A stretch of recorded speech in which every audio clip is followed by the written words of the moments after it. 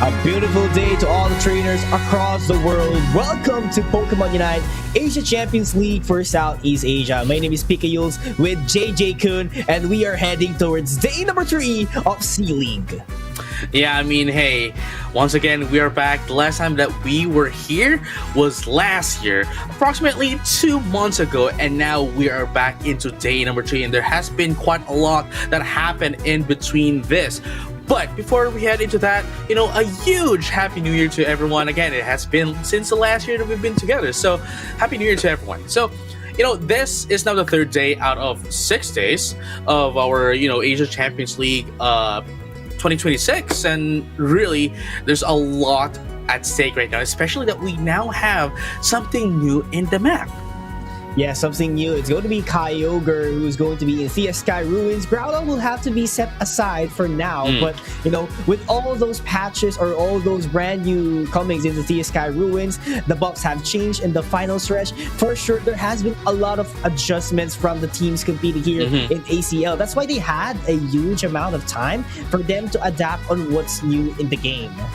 No, yeah, and I mean, hey, we might not be able to see a lot of flips anymore because flipping may not be the best option nowadays. With Kyogre coming in, with the drizzle coming in, it's no longer about the attack buffs, it's no longer about the long, fast goals. It's already about having a bit more HP recovery and at the same time having less time to put down those points. So really, I personally, I can't wait to see how everyone's going to be adjusting to this. And as you have mentioned, they have had about a month to adjust before heading into this game, and really it's just amazing to finally know about this. And at the same time, we are also going to have a new Pokemon, and it's Meowth. It's not allowed yet, by the way. Meowth is not allowed yet.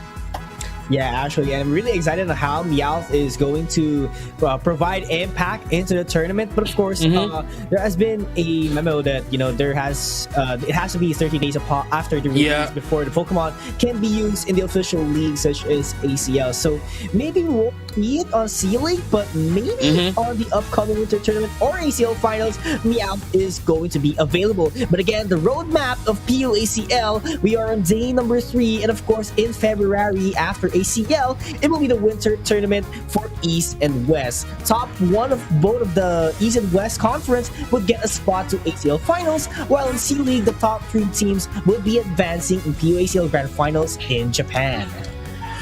Exactly, and man, again, for those who are not going to be able to get into the finals with this tournament, would still be able to catch up through the Winter Tournament. And speaking of that, participating teams right now, you can now get into it. So if you want to, if you're not part of the ACL, you could still be able to register now for the Winter Tournament. So as you can see here, participating teams now recruiting, and champions advancing from the ACL Finals going into Yokohama, Japan as well. And for APAC East, at least for where we're at the moment, is going to be on February 1st and February 7th for the playoffs. Yeah, that's going to be a Sunday and a Saturday, so make sure to book that dates immediately into your calendar. But for APAC West, it will be February 1, which is Sunday, and February 8, which is a Sunday as well. So it's not like last year wherein there's a week separation between West and East, but right now it would happen a day after. So this is going to be exciting, trainers. So make sure to shoot your shot because again, you have your chance to represent your region into the grand finals of PUACL in Yokohama, which is on March 2026, and that includes flight tickets and hotel accommodation. And man, hey, I am really excited. I mean, if I were that, and if I'm not playing the ACL, I would want to play in the winter tournament. But speaking of which, this is going to be where the Asia Champions League finals is going to be handled and going to be hosted. It's going to be at Yokohama Buntai on March 28th and 29th, and 16 champion teams from around the world, including not only from Asia, but around the world, will compete in the Asia Champions League 2026 finals. Yeah, that is going to be a total of 3 teams outside Asia. So pretty exciting. But of course, before talking to that, moreover, the draft rules is pretty much the same as well for today. It's the three Pokemon bans per team, and then the pick phase, and of course, the preparation in order to switch out or swap your Pokemons into your teammates, and eventually, you know, tweak those held items that you do have before you go into the game. Oh yeah, I mean, it's not really going to be any different. The only thing that's different is now that it's Kyogre. But speaking of which, here you go.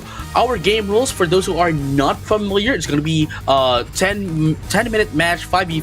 Taya Sky Route is going to be the map. No use limit for our held items, and no level limit either. But for our banned Pokemon as of the moment are going to be Mega Charizard Y and Meowth, because it's new Pokemon that's released, and Umbreon and Darkrai due to some technical difficulties is how I would say it. And of course, for our boost emblems, it is not allowed. So as Yules have mentioned here earlier, we now have a new rule in the league. We are not entirely sure if this is going to be for every league for Pokemon Unite, but at least for Asia Champions League, new Pokemon that are released cannot be used for 30 days, no longer 2 weeks of bans, but 30 days. Yeah, and you've talked about Darkrai, but I think for Darkrai, it's just Dark Pulse not being able to use for today. Yep. But yeah, the group stage, it's going to be a 5-day circuit point system. It's going to be the 3rd day from now, and they have a point structure for their placements being 20, 15, 12, 10, 8, 6, 4, and 3. Because all teams qualify to playoffs, but that points would determine their seeding, because the playoff is a whole different story here, JJ. No, yeah, I am excited for that as well. I mean, again, their seeding is going to be determined whether or not they'll be playing more in our playoffs, which is, by the way, a King of the Hill. Again, 7th and 8th place from the regular seeding starts in the first match, and whoever's at the lowest will have to climb up, hence the term King of the Hill. Absolutely, and not just that, the points would also determine if you are already qualified for ACL finals, because automatically the first and second seeded team has a sure shot for them to go to ACL finals, while the third and below, they have to climb up into the hill and get that ticket to ACL finals. And speaking of which, of course, if you win, you will, of course, be getting 8,000 USD. If you're second, it's 6,500 USD. Third place at 5,500. Fourth place at 3,500. Fifth and sixth is going to be getting in 2,000 USD. Seventh at 1,500, and eighth at 1,000. A total of 30,000 US dollars. Yeah, that's a huge cash that the teams will be getting when they win this whole thing in the tournament. But that doesn't mean it will be the end of their road, because they still have ACL finals. But of course, a quick update as well into our leaderboards. We have Rival Esports at 1, Onyx is at 2 by just a single point difference. T1 is 3rd, Full Sense at 4th, Made in Thailand at 20, Team Nemesis at 19, and 7-8 we do have Evo FXL and FN Esports having 9 points. yeah, they're going to have quite a difficult time here going into this tournament, especially if you're only having 9 and there's only 4 more days, including this one. Then that means you need to get in a lot of points. But here you have it, our schedule for the day. First one's going to be Rival Esports, Onyx Rise. Second one's going to be Full Sense and Made in Thailand. Match 3 is T1 and FN Esports. Match 4 is going to be Evil's FXL and Team Nemesis. And of course, moving to our round 2 and our final matches, we'll have to determine that, yet still based on the results that will happen on round number 1. Yes, and a reminder to everyone. Oh no! Oh no! Oh no! All right, so single elimination, by the way. That is what I would like to remind everyone. Yep. But different sets of prediction has happened here, JJ. Majority has Onyx, some has Rivals, some has T1, some has Made in Thailand. This is interesting. Yeah, I mean, like, look at those 2 Filipinos. You know, it's not even like Filipino teams that they're predicting for. You know, like I don't know about them, but I think their Filipino card has been revoked. You know what I mean? Like, you know what I mean? Yeah, you know, but you know, it's really hard to predict who's going to win because we're only allowed to predict one team. That's true. That's true. And by to tell you guys, we are just predicting on their performance last year, but it's a different story right now because of Kyogre, and at the same time, these teams had a huge amount of time for them to prepare and have a break right after that 2 days. No, yeah, for sure. And at the same time, you know, like, as we have mentioned, Kyogre is going to be the name of the game now, and flipping, as I mentioned earlier, may not be the best way to win a game nowadays. Absolutely. So some teams might have difficulties adapting, or some of these strategies we'll use way back November might not be effective anymore from now on if we have Kyogre on the Sky Ruins. But we'll have to look forward what they have to bring into the table because they have prepared for this for almost 2 months. Yeah, I mean, hey, practicing for 2 months is quite a long time, especially with this kind of league. You know, you'd think, and I would think as well, that maybe there might be a break, maybe a week of a break, but a month and a half almost of a break is too much of a long stretch. So definitely they have to be coming ready here. The only difference is that their points has been stuck since day number 2, but anything other than that, we might as well treat this as a reset. Absolutely, but this will be a whirlwind for them. This could turn the tides, change the air or the flow of the tournament because, you know, yeah, some teams might have an awesome chemistry, some teams might be good at flipping, but it could change a lot right from now on since maybe a lot of things had happened. They had their holidays, maybe, you know, there was some time wherein they were not playing, they were not practicing that a lot. So we're not sure what happened behind the scenes for these teams, so just have to look forward to it, JJ. But for game number 1, really exciting to see because somewhat this is 3/4 of the casters' prediction, right? Sports and Onyx, man. So this would determine the fate of the caster prediction, 3/4 of it, because I believe there's one T1 and 2 Made in Thailand prediction. Yep. I mean, everyone else, including me, we were going in for Onyx, and then there's you, Rival Esports. So it's definitely one caster out of like 4. Yeah. So you know, it's 5. So it's really going to determine whether Yules is right or wrong all along. You know what I mean? Yeah, we'll see. But, you know, part of our featured player here, we have HD, the guy who has been using all-rounder for the team, Mimikyu, Scizor, and Urshifu. We've seen how efficient that Water Bear and Scizor way back then, but together with the Mimikyu, with the Trick Room. But mind to tell you, Mimikyu was tweaked down a bit, so we'll see if HD goes for it later on. I mean, there has been quite a lot that has been tweaked out as well, and especially we haven't seen this Pokemon. Vaporeon is now available for play, but before we even see it at the Asian Champions League, it has been watered down a lot across the board. Across the board, man. But hey, it's Vaporeon. Mind to tell you, we're not sure how these teams would perform with it. That's true.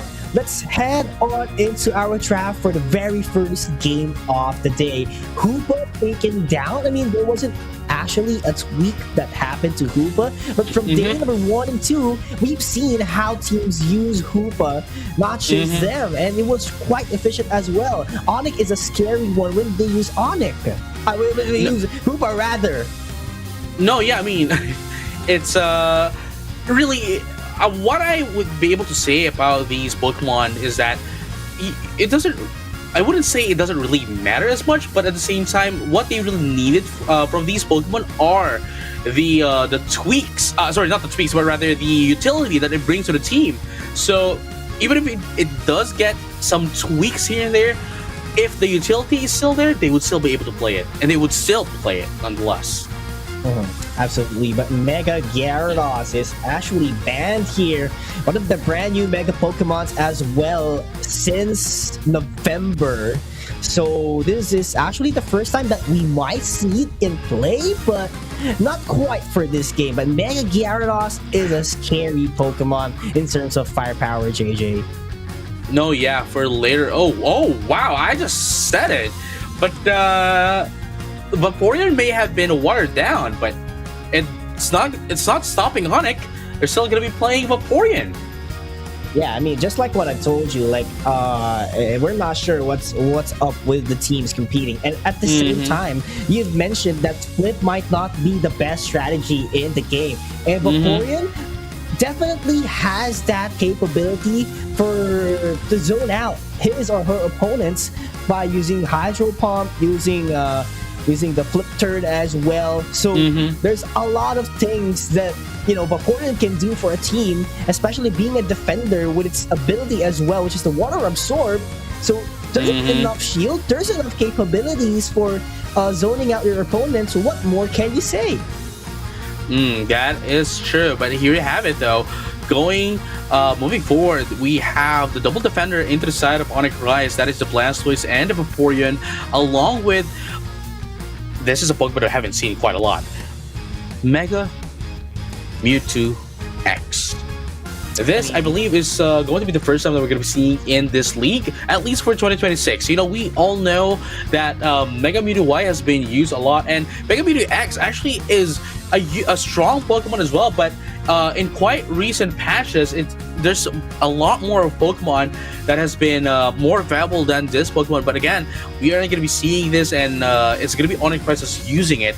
Going down into Rival Esports, we have the Venusaur, the Lucario, the Blissey, the Mew, mostly of the balanced out composition, mostly normal composition. Again, a comfort picks, if you would say that, going into the side of Rival Esports, especially with Yang, of course, with the Venusaur rather, and the Blissey, but into Onyx Rise.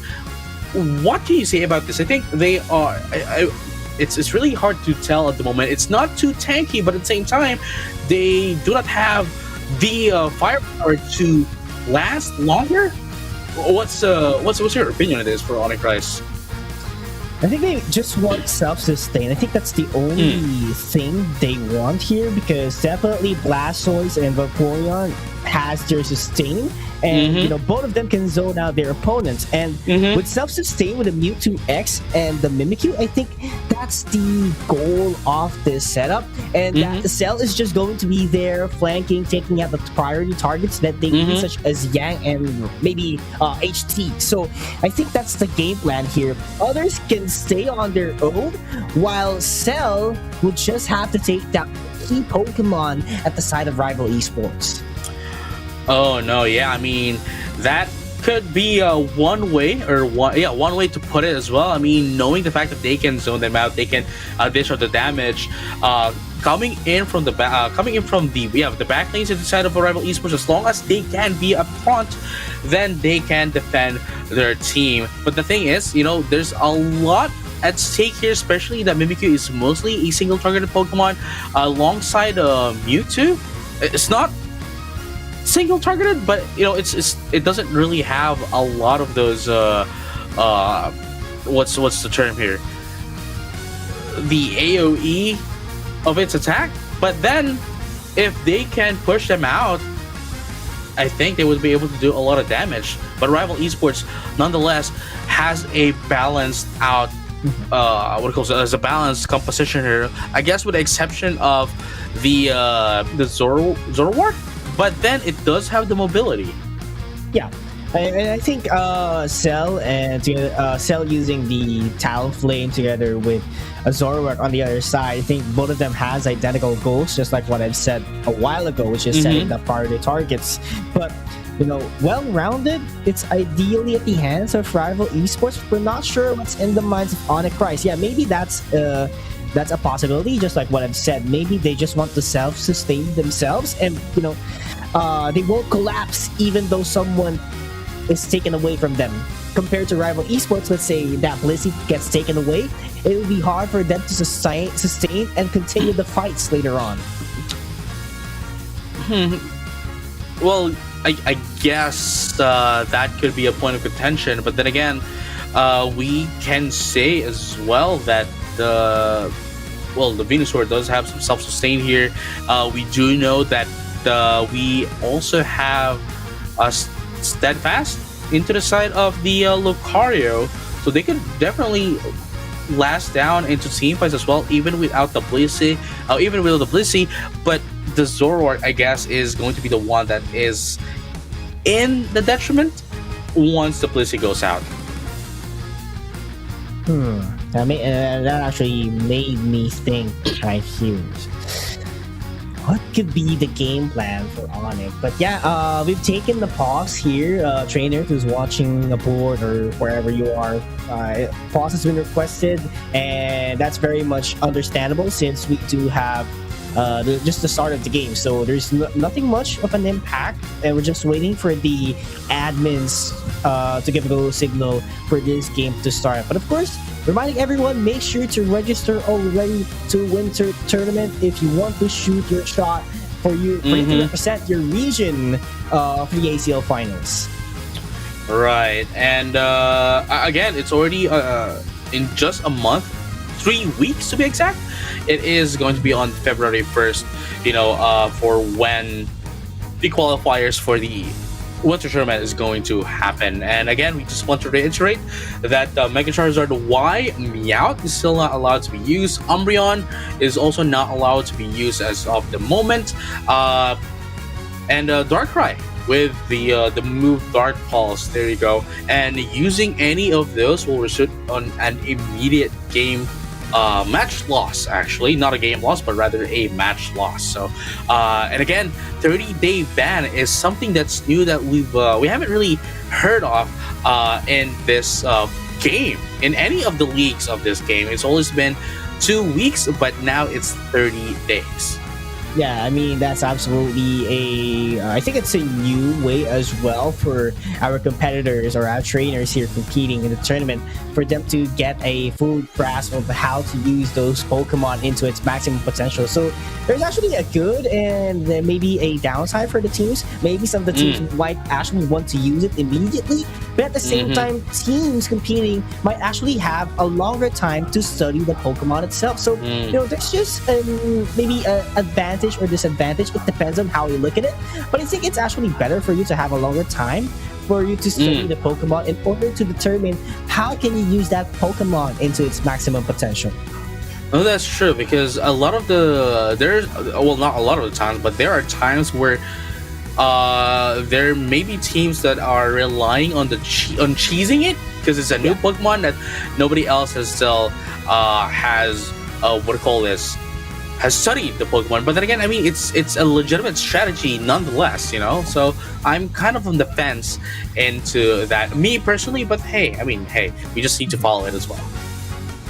Yeah, absolutely. Just have to follow the rules nonetheless. Or at least you want to forfeit the match. That's how I see it. But given enough the time we have, so let's just analyze it. I'm not quite sure, but I think Mega Charizard Y has been released last year, and I forgot the exact date, but as far as I know, it can be used. If not next week, it definitely on the playoffs. Correct me if I'm wrong, if that's 30 days from now. So Meowth definitely cannot be used, but yeah, eventually it's just going to be Meowth and Mega Charizard Y will be available anytime soon. If not in ACL, maybe in the winter tournament. So make sure to look forward to it. But yeah, hey, I just realized no Meowth as well for winter tournament. No. I was about to say that as well.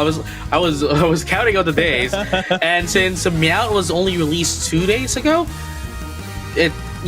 even if we do add up to 30 days, it's going to be beyond February 7th. So we're definitely not going to be able to see that, not even in a winter tournament. If, and this is assuming, if we are still going to uphold the 30-day limit rule for winter tournament, because for all we know, it might just be for the Asia Champions League.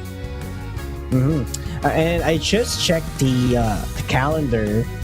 So December 19th was the release of Mega Charizard Y. So I think because it will be January 18 on day number 5. So Mega Charizard Y is not yet available by that time, I think. Or wait, my math is not mathing. Wait, let me compute it. All right. So there's December 31. So does that count? I'm not sure. 30 days? Yeah, it's only it's 30 days after December 19 is December is January 18, but that's the 30th day. Yeah. So we're still not going to be able to see Mega Charizard on the next week for the finals. So yeah, at least we get it for playoffs. That's the interesting thing, and it might be actually a shocker as well for the teams competing here, because it will be a surprise. Yeah, maybe they've used it on their practices, they've used it in the ranked games, but what if they see it in the actual tournament? It could be a culture shock for the teams, but at the same time, again, give them enough time for them to prepare on how to use and go up against the Mega Charizard Y. No, yeah, that's the first time we're going to be seeing the Mega Charizard Y is going to be on the winter tournament, at least for the for the qualifiers. Not even the playoffs, but just the qualifiers. We're going to be able to see that immediately, if they are going to be using it, of course, if the teams are going to be using it, and then the playoffs as well. But as of the moment, we're still waiting for our some of the updates as to what happened into the team for the pause and all that. The last time that we went into the game was that everyone from the side of rivals are staying at the base. But other than that, it seems as if they are having some technical difficulties. But we have still yet to know. Rather, we're still waiting for an update as to what has happened. Yeah, and it's just a matter of waiting. We'll make sure to keep you posted on the official statement or announcement that has been forwarded to us. So for the meantime, JJ, I want to take a look back on the draft that happened as well. If you realize, way back November, Dhelmise was actually banned as well. But right now it's available for use, but it's not banned as far as I can remember. But at the same time, it's not going to be used for at least game number 1 if the same set of Pokemon would be picked in game 1. So no Dhelmise, no Mega Gyarados actually banned. But what do you think of Dhelmise not being used immediately, at least for a game at least? I mean, I think, because I'm looking at the draft right now, right? I think our teams right now are still trying to experiment, especially as I mentioned, Vaporeon is this is the first time that we're seeing Vaporeon, and at the same time Mewtwo X, Mega Mewtwo X. So I think they're still in the phase where they want to try out some of these Pokemon against if it would work in a competitive set. Obviously they've already practiced this, but of course in a high stakes tournament is a totally different matter. So I think they want to do that first. And even if Dhelmise, even when Dhelmise got watered down just a little bit, again, as I mentioned earlier, what you really need from it is its utility, and we cannot deny the fact that its utility is just so great. If not, it's just as the same as a Hoopa as well in terms of utility. Although they they both do different things, but nonetheless their utility is still quite great. But then again, with Vaporeon and Mega Mewtwo Y now, I think they wanted to be more of a rush down, especially with the change into our map as well. It's going to be Kyogre, which would definitely put us more into a team fight. Again, flipping may not be as viable as an option. Maybe it could be the last moment, but then again, it's not really the flip that you'd want in this map. Not with Kyogre. What you want is to be the one who wipes out the other team for you to get the Kyogre, in comparison to Groudon, Rayquaza, and the first one, the OG Zapdos. Yeah, and I think the best would be, or the ideal setup would be, just trying to zone out your enemies as much as possible, prolong the team fights, because just imagine that your goal zone would be defenseless for 45 seconds, which is actually almost a minute. That's actually long. And if your team was completely wiped out and the opposing team takes the Kyogre, then that would be really difficult for you to, defend things out, because that's a whole 45 seconds. Maybe you would respond with the last 5 to 10 seconds, I guess, of the Kyogre buff, but what's next? Can you come back into it? That's going to be very difficult now. Right. Going back into the game, though, it seems as if we just got our update as well as we transition into the draft. It seems as if we are going to be having a remake of the game, except this time we are only going to have the same Pokemon bands. So that means we might be able to see some changes into the draft. It might not be the actual draft that they wanted to perform or pick rather, but it's they mentioned that it's only going to be the same bands. Oh, there we go. Mewtwo Y. Now Rebel Esports, they have had the opportunity to seal that away. I think what happened a while ago, I'm not quite sure if that's what really happened, but if you get disconnected into the game, I think it's just random Pokemon or your best Pokemon in rank that's going to pop in and be locked in. But it's a different story right now. Blastoise taken away. Same thing with Mewtwo X. But Empoleon, one of my favorite Pokemons, is in Onyx Rise. Mind to tell you, it's one of my favorite Pokemons. I've tested it in the game. I played with it. And this is an awesome Pokemon as well, especially when it has a Metal Claw. Sure hit, has a barrier. Man, this is a good Pokemon, and I'm excited to see it in the competitive scene. No, yeah, I mean, what do you call this? It's also going to be the first one, right? It's also going to be the first one. The first time that we're going to be seeing Empoleon. I have to agree with you. The first time I played Pokemon Diamond Pearl, it's a no-brainer, You see Piplup, and you immediately go for the Piplup. You know what I mean? But hey, all the starter Pokemon in Diamond and Pearl are awesome, man. Okay. You might not agree with me, but yeah, definitely one of the best starter lines I've seen in the history of Pokemon, man. Come on. Okay, maybe not for one, but sure. Okay, let's go for it. You know what I mean? Like Infernape, Empoleon, all good. And then you have a walking earth. You know what I mean? You have a walking tree. I'll take it. Valid. All right, but 4 water type Pokemons for Onyx Rise. Interesting. Same concept. They have self-sustain here, but I love that switch up with the Gyarados from their team. An aggressive all-rounder. This is just a regular Gyarados, right?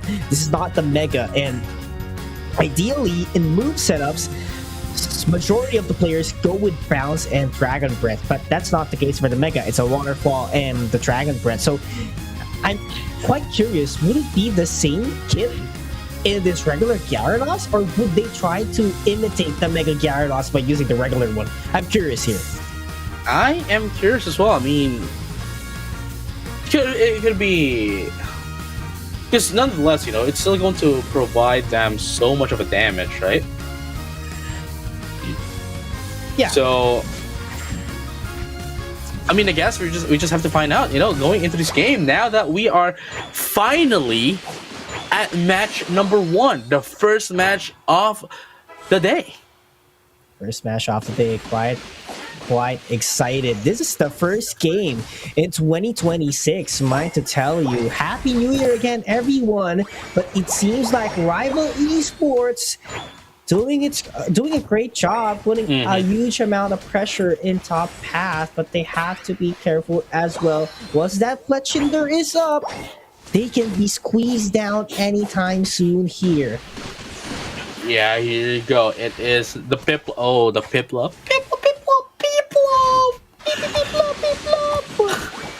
Whoa. 2 points on the bank. There goes the acrobatics. Not going to be quite enough for them to get the KO. And Fletchinder, the bird, is running away here. But Rival Esports, after defending the goal at top, scoring at the bottom would be their name.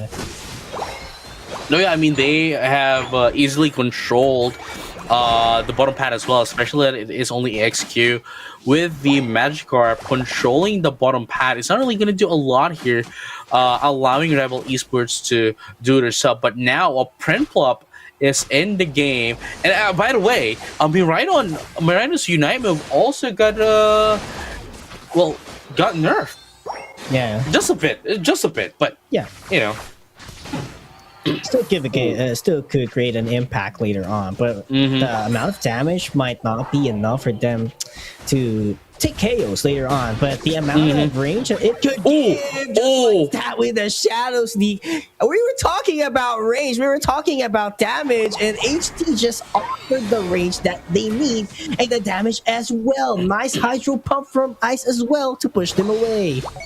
And here you go. As you can see, with the change of the Kyogre, we are also seeing a bit of a difference in the river park of Taya Sky Ruins. Now with water, because hey, you know, wherever Kyogre is, there is a thunderstorm. But as I say that, it is going to be the Blastoise taking down the Reggie Draco. And that is going to be a boost in terms of the scoring department. But can they maximize this one out? Not quite sure yet what's happening, but Onyx Price is trying to go for the aggression towards top path. Multiple scores are falling in. There goes the fly, drop down, takes the KO, and this is just a phenomenal offense from Onyx Price after the first failed ambush at top. Oh yeah, and here you go, Onyx Rise, XQ, now a Gyarados, still defending the bottom path alone. Normally we do see a solo Pokemon defending the top path, but for this time it's going to be Onyx Rise doing the opposite at the bottom path. Now XQ putting down 5 points, maybe doing a little bit of a stacking still at 6-minute mark here. Otherwise, why would they put in 5 points? But as I say that, still defending the bottom path, and now with Illuna with the Vaporeon, but all they do is disengage. And that's a beautiful Muddy Water, mind to tell you. In order to stop the goal, interrupt it, just look at the range of the Muddy Water. That's a huge radius for you to take, or for you to zone out your opponents. Oh, here comes the Surf. Surf and Muddy Water is going to be the play of the game here. Eeyore now taking in the middle birds. That's a huge ton of points. And what I've been telling a while ago, I think that was the Aqua Jet. I'm not quite sure. But Aqua Jet provides a little bit of a dash as well. Alright. So it's just... Here you go, here it comes. Oh, the Lapras Express. Oh, knock up as well. Bright Future Meteor Storm, not going to be quite effective, but it would need them to secure the points. But there goes Mewtwo. Not going to be hitting as well. But Onyx Price, phenomenal job. Just goes for the aggression, just goes for the setup. Despite Bright Future Meteor Storm, score was converted. Yeah, I mean, with the help of the Mewtwo, unfortunately, despite having the Unite move up, only going to be able to take down the Gyarados. Yeah, not the ideal type of setup that you would want after investing all of those Unite moves. So Rival Esports, a bit behind here, I would say that, but takes a KO, but not going to be quite big because that's just a defender. That was knockout. Not much of a next speed, but at the same time, it could give them space if they want to take the objective here at bottom. Right, so here you go, Zoe. Trying to put in. Oh, here comes a follow me coming from Yang. Oh my goodness, they're getting in one. It's just 1v5 right now into that the bottom path and pushing them up. Now it's 278 to 194. Rival Esports still at the detriment, but Onyx Rise is still trying to make sure that they can control the map. Look at that, Reggie Lecky going into the side of Onyx Rise, giving them a bit of a breathing room right now. The Muddy Water as well is doing a lot inside of Onyx Rise. And by the way, unfortunately, sorry, it was not the surf, but rather the flip turn that the Vaporeon is actually using. Now, in 2 seconds, we're going to see some mid of the boss here, the Ragey Draco, down the mid. Okay, another scoring boost here for Onyx Rise. Follow Me was there. It was enough for them to take Illuna, but not the KO. Hydro Pump to provide an interruption. Not going to be quite enough as well for them to go for the chase down KO. That was close. Barely missed the Shadow Sneak, yeah. Yeah. That's what I said as well.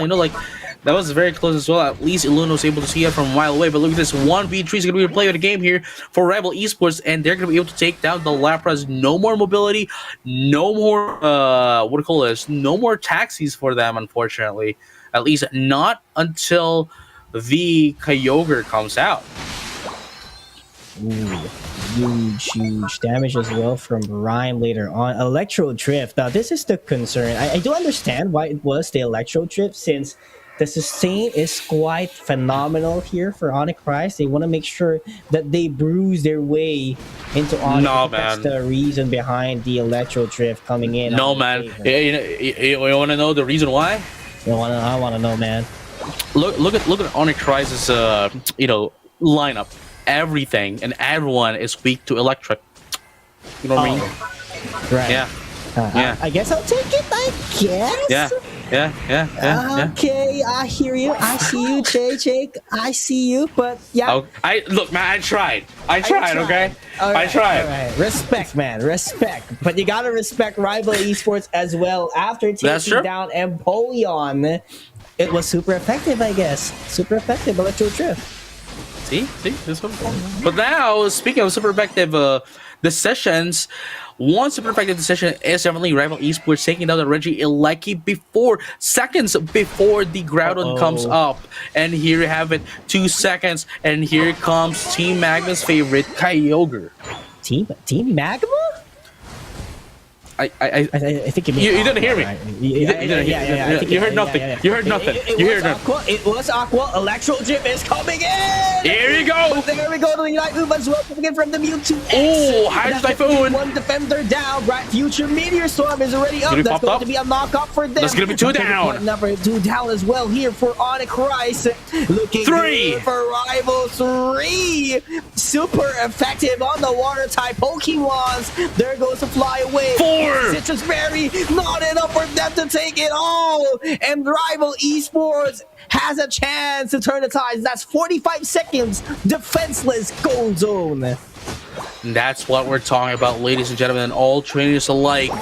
It's no longer about flipping. It's about being confident and securing that wipeout for yourselves. And we saw how Rival Esports was fighting off Onyx Rise to flip them, to wipe them, and take the Kyogre for themselves. And here's the result of that. But yeah, they still have at least 30 seconds. If they can wipe out Rival Esports as fast as they can, maybe they still have a chance, but I do not see it quite yet. It's very slim. Empoleon goes in. There goes the Fly, trying to drop down, but not going to be quite enough in terms of the damage department because of the Kyogre buff, giving them huge amount of regen in HP.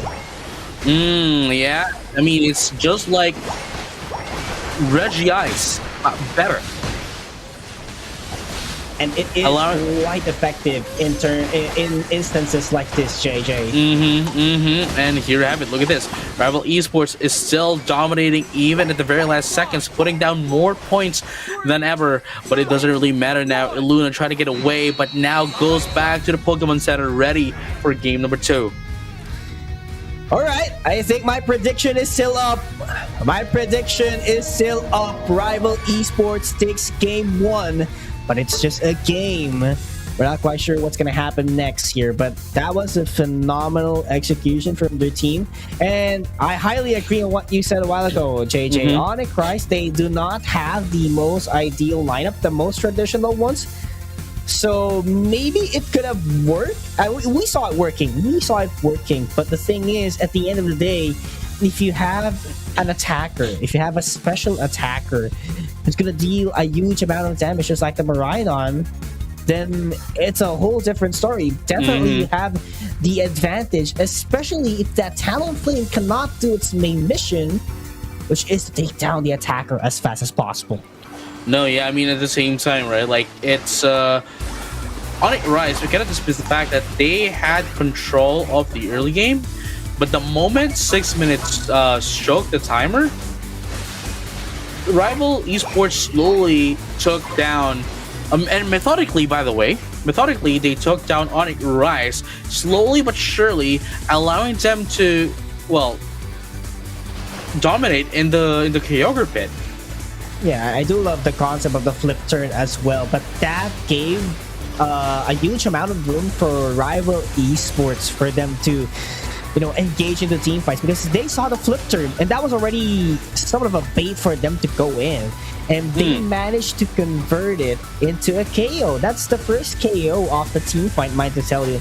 And it was just overflowing confidence that gave them, because they knew that the Talonflame flew out already, and it was just a Lapras that was pretty much would take the last hit, which is really hard if you're a Lapras. No, yeah, I mean, at the same time, as a Lapras yourself, if you don't have any passengers, what's going to happen? What's going to be the follow-up? You know what I mean? Yeah. But speaking of which, though, again, really glad to see Rival Esports winning the first match. Again, it's going to give them a huge boost right now, getting in that first win of the game as well, getting ready for game number 2. Yeah, mind to tell you, this is the top 2 teams in terms of leaderboards currently from day number 2. So pretty much exciting. There has to be a huge amount of points dropped right after this matchup, because just imagine, like, the points that you would be getting is just a minimum of 8 as far as I can remember. Yeah, 8, 6, 4, and 2. So that's a huge amount of minus into your point department, and if you're sitting at a comfortable spot just like rank 1, then maybe you would drop around, let's say, rank 6 maybe, since rank 5th and 6th is around 19 points already. That's a huge amount of points that you will be losing, unless the 5th and 6th would retain in 20-ish points, wherein they will drop the first round. No, yeah, I mean, again, it's that's what I mentioned as well. Like, it's game number 1, it's match number 1, and they being second, well, they are currently on tie at top 2 in terms of the points as of the moment. So definitely that is something that you want to hold as much as possible, because if they're going to be taken down immediately day number 1, there's only like 3 more days. Well, no, actually 2 more days. Yeah, 2 more days to get back up. But even then, there's another team that has the same points as you at the highest points into that of the ranking. So really, it is going to be a detrimental if they do lose this. And at the same time, there's 5 people rooting for Onyx to win today. So it's only Yules, that's going for Rivals as well. Excuse me, Rival Esports, I knew from the start that they would do an awesome job today, but let's see if that extent of awesome job would convert them into a win up against Onyx Christ, because Onyx Christ has been one of the most consistent teams all throughout day number 1 and 2. Just imagine, day number 1, they were able to reach it in the final, the same team with day number 2, man. So what more can you say? Well, I mean, it's still game number 2, and again, it's just day number 1, and immediately, game number 1, and immediately we had to remake the lobby as well. So, hey, we're still waiting for the 1 to happen. We're still waiting for the next one to happen, and knowing these teams as well, they are not going to let this slide. They're going to make sure they do some flip turns for game number 2. It's Onyx by the way, is Onyx nonetheless. So they are one of the biggest, if not one of the strongest bruisers of a team in terms of this league. Absolutely. It's just when you hear Onyx, oh, they won like a top podium before in Worlds. They were one of the best in Asia. They are probably the best in their region as well by being, top contenders every time there's an international stage or even regional stage. It's just Onyx over and over again, and they've retained their roster. That's the scariest part of this team. So, man, it's just actually not Onyx ever since they were Rise. So there's a huge amount of chemistry that they have invested already all throughout their career playing. So better watch out for Onyx. No, yeah, I mean that's one of the scariest thing about them is it's a great thing that you mentioned it once again. Now at day number 3 is that they are one of the only teams that has not changed anyone from the roster. I mean, they have had a bit of a changes, but they still went back again and again to the OG. And as of the others, we've seen quite a lot of changes. And by the way, we are also going to be seeing a change in the roster for one of the teams mid-tournament, mid-Asia Champions League, which we will be focusing on later as we get into their match. But for now, we are going to be focusing into this game. Game number 2 is Onyx Rise and Rival Esports still at the same side. Yeah, and I think that having that first pick gives you an advantage as well. Really understandable why Onyx decides to stick with it, because they have their priorities set already. Vaporeon was their priority pick a while ago, and I do not see it, or I do not see any reason for them to giving up on Vaporeon. Yes, it did a great job out there, but it has to be, let's say it has to do a great job in zoning out your opponents. It has to be better. I mean, yeah, it was great in game 1, but it has to be one step better if you're up against a team like Rivals. I mean, I'd have to say that the Vaporeon actually did a lot on game number 1, but unfortunately the what do you call this? The opportunities, right? The opportunities for it to actually zone out for its teammates were not a lot in game number 1 in comparison to Iluna just trying to get out of a situation, especially with the use of the muddy water. That is when it did a lot of zoning out. Yeah, that is what I was talking about in terms of getting a better utilization. But we're seeing an identical lineup here, at least for I mean both teams actually so far, by far. So it's only what is missing in Rival Esports. Let me refresh my mind. It's the Mimikyu. Yeah, they essentially just exchanged the Mimikyu and the Blastoise. But it seems as if Rival Esports still wants something different. Might be heading into the Blaziken, might be not, but that might be that actually would do a lot of sense as well, making their composition quite balanced out in comparison to Onyx Rise. Still the same kind of composition. They would want to put in some early points, get into early objectives, get into early play, but the detriment here is that Rival Esports at the late game would have a better power capacity than that of Onyx Rise. Yeah, absolutely agree. But what do you think of this switch up from Mimikyu to Blaziken? Because I personally think that Mimikyu could have been a better pick, simply because that it does not evolve, and at the same time it gets the power spike once you have that Shadow Claw available already. So what do you think of JJ? Like, for me, it's Mimikyu Mimikyu is a better overall, but what do you think of Blaziken for you? I think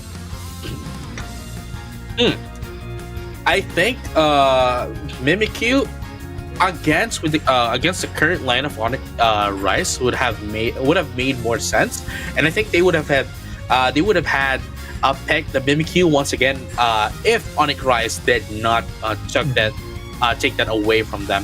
And I mean, especially that it might be a single target, especially with the Shadow Sneak, right? Single targeted, but that mobility alone is going to do a lot for Rival Esports, especially that a lot into this composition of Onyx Rise have that very minimal HP that can easily be taken out once you are out there in the middle of the fight. But of course, with the pick of the Blaziken as well, at least they might not have the mobility as earlier, but at least there's still the hook coming in from the Psyshock of the Mewtwo, and at the same time, it would still be able to allow itself to survive longer into team fights, especially going to use Overheat. That's going to deal a lot of AoE damage against Onyx Rise. Oh, does make sense. I do agree on your points, but game 2 on its way here, JJ. Definitely looking forward on that Blaziken with its capacity to use the AoE off the Overheat, but it's the same as game number 1 here. Level 5 Ambers from Cell is not successful and was successfully defended by rival esports right after converting the points at the bottom. Nothing much is happening as of the moment, and just like game number 1, there's only really one Pokemon into that of the bottom path that's defending the bottom path, allowing the Magikarp to allowing the Magikarp to gain its level as early as possible to get its Gyarados form evolution. But at the same time, Onyx Rise up top right now having a little bit of difficulties here as rival esports has been able to successfully push them away. But here comes Zoe with the Muddy Water now has access to the Muddy Water, going to be able to seal away some resources against that of rival esports. But then again, in terms of us putting in some points here, rival esports still at the lead, though it's still not a lot yet. Yeah, not a lot, and it's just 2 minutes, so it's pretty early to tell who's been in the upper hand. But Regidraco has appeared in the middle of the map, but rival esports wants to bruise their way in the top path. There goes the fly, it will drop down, the HT taken down, and Yang has been doing a lot of healings, but Yimu was left alone. They had to sacrifice 2 KOs for Yang to stay up. And just like that, Onyx Rise has now been able to get a bit of a control up top, and is going to be able to destroy the first Squirgle up top as well with 3 points. 3 points overcap. Yeah, and gotta give credit as well to Cell with the beautiful timing and the surprise attack on top. Once the fly was already up, he just appeared out of nowhere, and rival esports cannot do a single thing out of it because they were too busy putting a amount of huge pressure in top goal zone. Oh yeah, and speaking of which though, we're going to be able to see the Regieleki go down into the hands of rival esports, while Onyx Rise ear here is now taking in that Regice. As we mentioned earlier as well, Regice is basically Kyogre light. Ooh, first Squirgle down bottom. That's quick, for less than 6 minutes remaining. That is actually quick for a team like that. Rival esports, on the other hand, gotta put amount of pressure better here, because Onyx always has an answer. No one's really controlling the game, but Onyx keeps on regaining the momentum. And here you go. Here comes Overheat. That's what I was talking about. It could do a lot of damage, but unfortunately, with access to fly, burst damage coming in from that of the Talonflame is generally going to put down a lot into that of Blaziken, especially that it also has a backup in the form of Gyarados. So 1v2 might not be the best play here against a Talonflame and a Kyogre against that of the Blaziken. But right now, at least Onyx Rise has slowly caught up right now at 11-13 for both the teams in terms of their scores. Ooh, and they are taking every resource because they know that it is a tie game, so they have to make sure that they get every resources as much as possible. But bottom path, in the huge amount of pressure at the side of rival esports, Bright Future Meteor Storm invested that early to push down the offense of Onyx. And now look at this. 1v3 is going to be played a game here. The Mimikyu is going to be taken out. Flames is going to be played out as well. Cell tries to get away, but unfortunately, it is going to be Zoe that's going to be caught up into the side of rival esports, and they're going to be able to take down 2 in the process.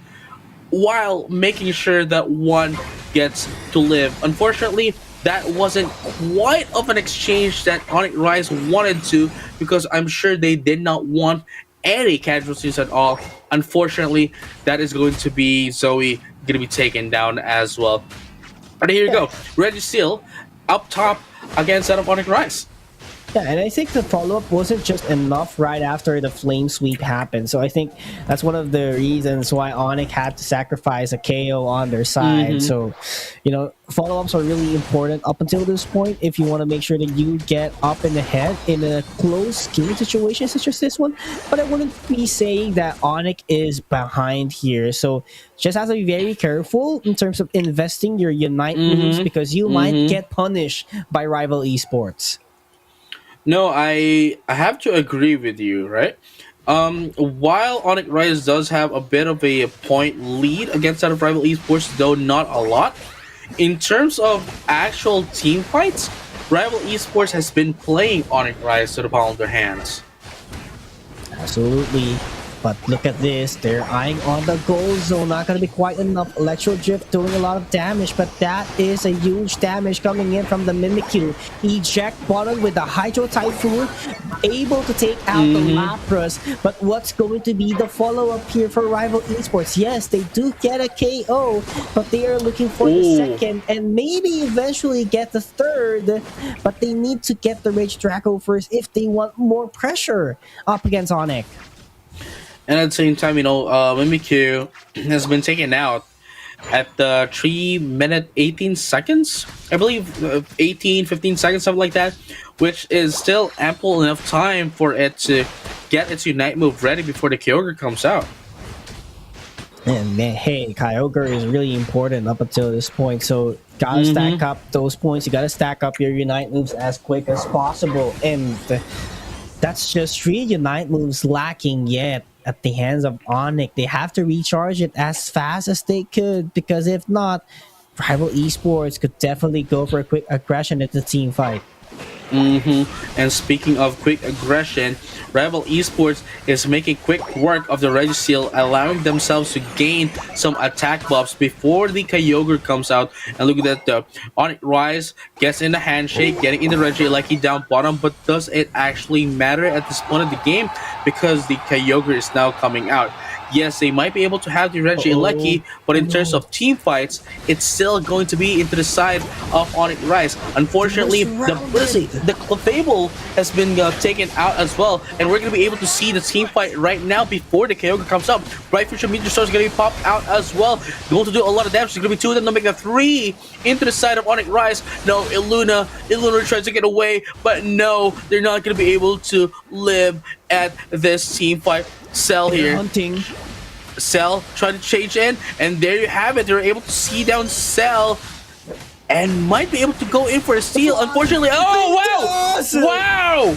I was about to say, unfortunately, a little bit too early, but rival esports put in the damage, allowing Cell to put down its fly and take down the Kyogre for itself. But here you have it, 425 to 227. But the thing is, rival esports still has a minute left. Yes, less than 30 seconds, the defenseless goal zone. But still a possible W for rival esports if they can wipe out the team of Onyx. There goes the pressure. Oh, nice pull down by Yemo. And this is Illuna running away. No one is jumping in the jump pad. But look at the diversion play coming in from the Gyarados. Yeah, Gyarados now putting in some scores. They were able to catch up into the score goal, putting down how much? 66 only. And look at this, rival esports still has 40 more seconds. They still need to put in points, but here comes another 28 times 2 for Onyx Rise. 547, 479. There's no AO's energy left as well for rival esports. So despite being near the goal zone, they cannot score. That's 50 that they need. There's no wild Pokemon. Oh, there you go. Onyx Rise might take this W and forces game 3. Oh, that's going to be 10 seconds left. I don't think there's going to be a lot of score here. That's 60. Oh, that's 60, but they still need a little bit more to put 66. down. Another 14 into that of the Gyarados and another 6 from that of the Miraidon. Let's find out who's going to be the winning team here. Possibly Onyx Rise. Yes, and it is they going do. to be Onyx Rise. That is like what? 60 points. Yeah, 60 points lead from that of Onyx Rise, and that was still that was very close, honestly. And this is also what we meant by flipping the what do you call this? By flipping the Kyogre, the boss.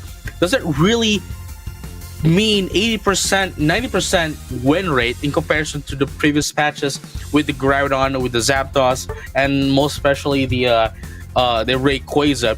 This could still be anyone's game even if you do take down the Kyogre. And fortunately for Onyx Rise, they were able to not only steal away the Kyogre, but also steal away the win from Rival Esports.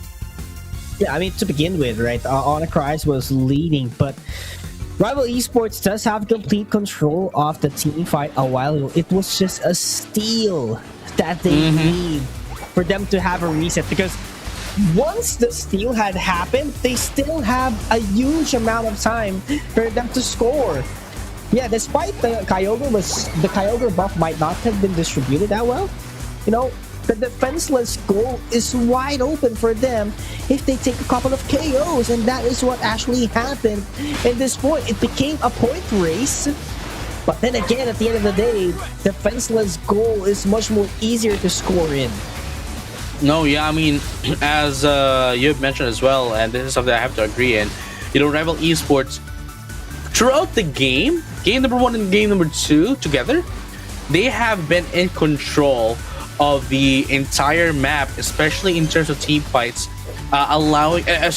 forcing Onyx to do this flip. I mean, that was quite a 50-50. That was a flip coming from Cell, and honestly, if the Talonflame wasn't able to get it, it would have been a 2-0 already. But then again, Luck's on their side, and they just have to make the most of it going into game number 3. Yeah, I think the Mimikyu did a lot as well for the side of Onyx. You know, those shadow sneaks were quite on time, taking down KOs as well for their team, putting the pressure. Gotta give credit to the team as well. Same thing with the Lapras. You know, it might not have been on the spotlight, but that tankiness of a Lapras, those bubble beams, definitely created a space as well. They were one of a team competing head-to-head with Rival Esports during Game 2. No, yeah, I mean, just going to game number 3, they cannot just, they shouldn't just wake up. They need to devise a plan to go up, toe-to-toe against that of Rival Esports, because again, Rival Esports has been in control of the entire map, game number 1 and game number 2, and I don't think it's going to be any different for game number 3 as well. So with the kind of composition that Onyx Rise is doing as of the moment, as they're playing as of the moment, they're playing more of the scores, but Rival Esports is playing a bit more Western, where they are forcing down the issue against their opponents, and they have been winning with it. They have been winning for it, but you know, they need to win this game in order for them to win the whole thing and advance to the much more difficult stage of the tournament. Because mind to tell you, this is just a single elimination, and if you drop your first set of match, definitely you would be sitting in 5th to 8th place at least for the day. Oh yeah, I mean, again, this is just game number 1 of this is just game number 1 of day number 3 of the Pokemon Unite Asia Champions League 2026, and this has already been happening. There's a lot of stake here. Again, it will determine your placements for the playoffs next week. Not yet. Next week. Not yet. I'm getting ahead of myself. I'm sorry. End of January is how I would say it. You know what I'm saying? Because next week there would be two days of our format. You know, not eliminations, because no one would be eliminated. I have to say group stage. There we go. Group stage. So Saturday and Sunday, that's going to be next week. that stay numbers 4 and 5 of the tournament, and probably the last set of games that you would see, at least in the group stage. And definitely, it's really hard to determine yet on who's going to be sitting at the first seed, because the points are pretty stacked. It's really, even though you came up short on the first 2 days, definitely could still take the top spot, at least for today. I mean, again, if you are on the top ranking at the group stages, you're already guaranteed to go to the finals, mainly because only the top 2 teams from this tournament will be proceeding to the finals, right? And if you are the top seeded team for the playoffs and playing in the King of the Hill, right? That means you're only going to be able to get the first place if you do win your one and only game for the day, or if you do lose, you go second, and you still secure that Japan final slot. Yeah, and everyone wants to definitely to be in Japan, the home ground of Pokemon. That's how I'd say it. And some of the teams here are not quite new already. We do have the guys from Nemesis, the guys from Rival Esports, the guys from Onyx, and was it Made in Thailand? Yeah, and Made in Thailand, the guys from Made in Thailand who actually made it into the finals last year. Did I miss someone? Some of the guys from Korea.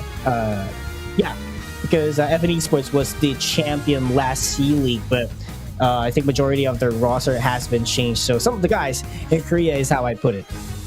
I mean, right now we are currently at the same time just waiting for game number 3 to be ready up, so we can finally find out who's going to be proceeding to round number 2 of our eliminations for day number 3. Again, still it is Onyx Rise going up against Rival Esports.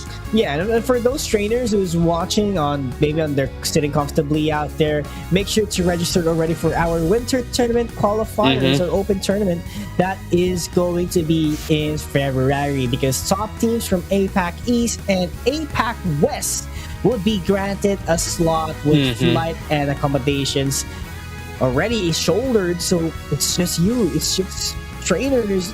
Pokemon is waiting for you, so make sure to shoot your shot, and not just to everyone who's watching, but of course the teams who might not be able to qualify from this stage, they would have to be there as well and shoot their shot, because just imagine, JJ, 5 teams from Asia Champions League Southeast Asia would go head-to-head with everyone outside their region, or outside this league rather. So that's a huge amount of teams, I'd say, that would be competing, and definitely a much more difficult stage for them, because they do not know, or maybe some of the teams they are not familiar with, and they might be taken out with surprise.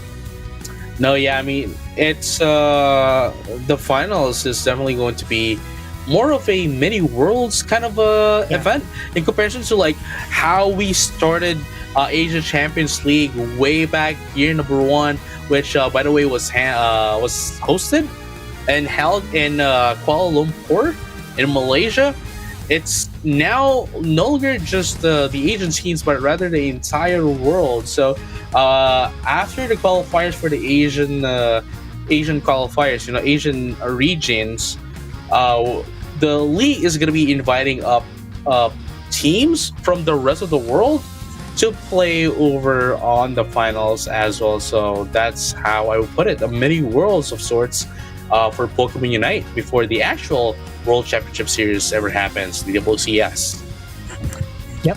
And we're hopping into game number 3 of our match number 1. So Mewtwo X is actually banned here for the side of Rival Esports. By the way, Rival Esports took the purple side, or the first pick. So there has been a switch up. Both Mewtwo's are banned. But at least Mew is open, I guess. What if Mew is banned? Then all the Mews are banned. All the Mews are banned. There's no Mewtwo Z. Even in other games, there's no Mewtwo Z. But what if there were? You know what I'm saying? What ifs? Yeah, I mean, like, there's Lucario Z. Yeah, right. There's Lucario Z. You know what I mean? So could be a possibility in the future. Mewtwo fanboys, fan club out there. You know what I'm saying? You want that? But yeah, Blastoise banned as well for rival esports. So these are key Pokemons that was actually used at least during game number 1 and 2. So taking out those options is probably one of the best that you could do. Especially Rival Esports was one of the teams who used this Pokemon, so taking it away would give them a benefit. But a new Mega Pokemon comes in, which is going to be Mega Gyarados. We are finally going to be able to see the Mega Gyarados, which we did not see earlier because of it being banned, but now it has been freed from its shackles, and we're going to be able to see that in the first time actually in this league. But Onyx Rise still going to go in for the Vaporeon. Illuna is now changing up into the is going to be picking up that Snorlax. And here's one more. Suicune has been buffed across the board. It's one of those only Pokemon that has been buffed across the board as well, and it's going to provide a lot of damage into the side of Onyx Rise. And Onyx Rise doesn't seem to be changing up the strategy and or lineup. It's still going to be the same mostly. Rival Esports though is still gunning in for that forcing the issue. They still want to force the issue. They still want the team fights, and it has been showing up a lot of results as well.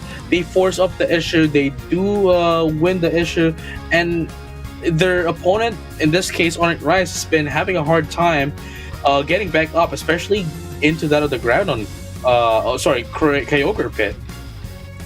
Rival Esports is looking scary here. Just imagine if this Mega Gyarados hops into you with the waterfall. The passive ability Intimidate ticks in, and might to tell you, Intimidate, once you get damaged by Mega Gyarados, your attack or the opposing Pokemon's attack would be reduced by around 30% for 3 seconds, and that's going to be huge because just imagine if Mega Gyarados touches you, then there's going to be a freeze coming in from the Suicune. It's going to be hard for you to counterattack later on. That's what I'm talking about, right? Like, Rival Esports is going all in right now in terms of the damage prowess against that of Onyx Rise.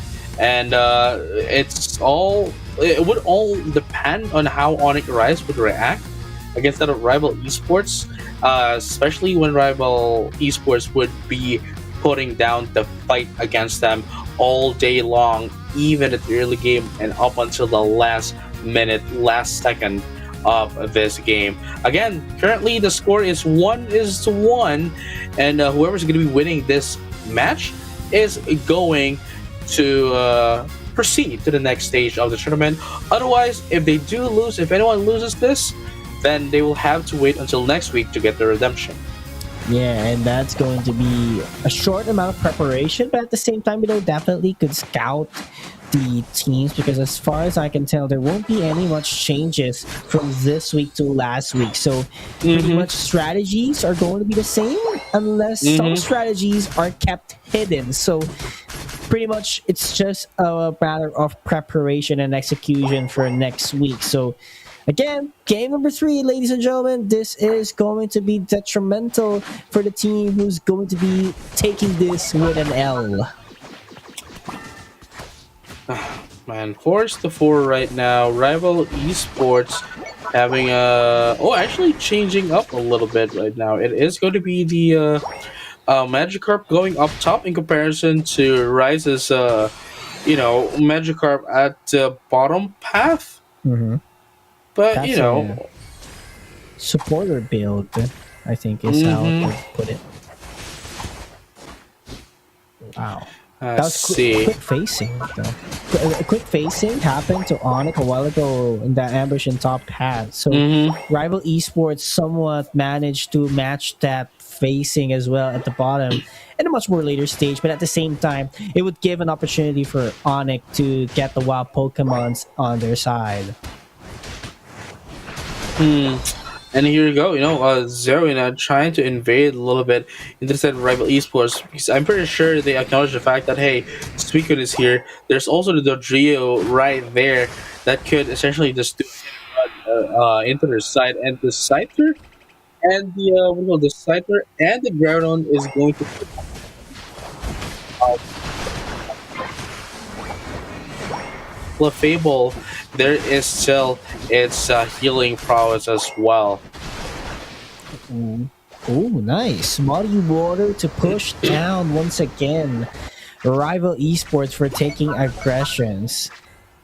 But on the other hand, Onyx wants to prioritize on the safe plays and sure Mm-hmm. scores, I think. I think that's how they would put the game plan right now because they know Rival Esports would take some time for them to scale down. And here you have it. In just a few seconds as well, we're going to be seeing the first set of objectives into our map. Here comes Fly, putting out the burst damage, but unfortunately not going to do a lot of damage. And Yang was able to evade that one up. And Paul is going to be taken out as well. And here you go. Cell tries to get away, but unfortunately Yang was going to be able to punch them, steal their buffs as well along with it. Now does have access to 30 points. They need to put in a little bit more points here. Oh, here we go. They need to push away this Vaporeon if they do want to put down this 30 points. But as I say that, it is going to be the Dodrio that is pushing away the Onyx Rise, allowing them to secure the objective up top. And now it is going to be the Empoleon securing the Regieleki down bottom. Ooh, Empoleon trying to push the score, not going to be quite enough. But here goes the engage again from Onyx Rise. But successful defense from Rival Esports, is that how they would put it? Wow. Even when Onyx Rise was able to secure the Regieleki, they're still not going to allow them to push down. Especially that they've already destroyed the first Skogul up top as well, being the first one to destroy one in this match. 146 to 79 is going to be the play of the game here. That is the score right now in favor of Onyx Rise. That is like almost half, almost 50%, even less. For Rival Esports, but this is the only time that they have been able to put down the points again. 112 to 147 is going to be the play of the game. Ooh, Hydro Cannon hit it. A nice freeze. That was a combination that I was looking forward to. Look at that. That's going to deal a lot of damage later on at the side of Onyx because once that freeze comes up and Polio with the Hydro Cannon with a mini stun definitely could set up the play for Onyx. Oh, Iluna running what do you call this? Flail. Running flail. It's not really the usual block and heavy slam. But then again, it still provides a lot of CCs as well if they're running in the yawn as well, And the damage that the flail gives is just so much. There we go. Second set of objective. Registeel. This is a much needed objective for both teams. Follow Me by Ice has been useful for them to zone out the enemies. And this is just damage. Keeps on falling at the side of Rival Esports. Can they take the hit? Yes, they do. And HD is looking for Pokemons to hunt down. Show the damage of the Registeel. But Onyx has an answer when it comes to offense. Regieleki, pressure to bottom. There you go. At the very least, for game number 3, it isn't the Rival Esports that does have the control over the map. I'd say they have a bit of a equal footing as of the moment in this 4-minute mark into the game, though considerably Onyx Rise still has the lead in terms of points. Ooh, there we go. Flame sweep on the back. But then again, KO taken down. There's no more damage dealer at the side of Rival Esports. There goes the fly that would drop down. Not going to be quite enough to take down KO up against Yemu. And the block would set up the play, but not enough yet. Onyx has needing a damage department, but there goes Axq finally able to respond and take a KO for the team. Not the facing that you would expect, but a safe play coming in from Onyx. No, I totally agree. Regidrago now up into that of the central area, but then they're still not satisfied. They want to get in some information. They're not going to engage, but just go through the tall grass to get some information against that of Rival Esports, preparing for that upcoming Kyogre fight. You have to prepare. Unite moves are not available for Gyarados and Talonflame. So Gyarados, as much as possible, needs it for him to Mega Evolve later. Dragon's Current is an important toolkit, but there we go. They want to set up the freeze as fast as possible. Water type, Yang. He needs the space, but he is creating it a lot with the Whirlpool. It's just Onyx cannot attack immediately because of the Suicune. Oh yeah, I mean, again, it's just going to put down a lot of damage, and it's going to put you down, stuck to the ground as well. If you get a little bit of Emerald 2 steps getting popped up, we're gonna be seeing the team fight here, and not at the Kyogre pit. There goes one. As you have mentioned, they are going to have a hard time with that Suicune, but now that it is out, Rival Esports still answering back. 2-1 is going to be the casualties into this fight as of the moment. They are rushing Kyogre immediately, but here comes Onyx Rise being able to respond at a quick phase, and they're all up immediately, and they're just getting there you go. Everything they got. Onyx Rise takes the last hit, everyone running away, but defenseless Gold Zone is what Rival Esports has. They want to score, but there goes the counter score. Defense coming in, so we can move time all the way into the jump pad. And there you have it. Rival Esports wants to catch up in terms of points. Would they be able to do so? They still have a minute left, while Suicune is going to be the only one left to defend the score goals. And now at 505, that is still 150 points, at least 153 rather, to catch up against that of Onyx Rise. Oh, Dodrio doing its job with the ability to score 3 times in a row.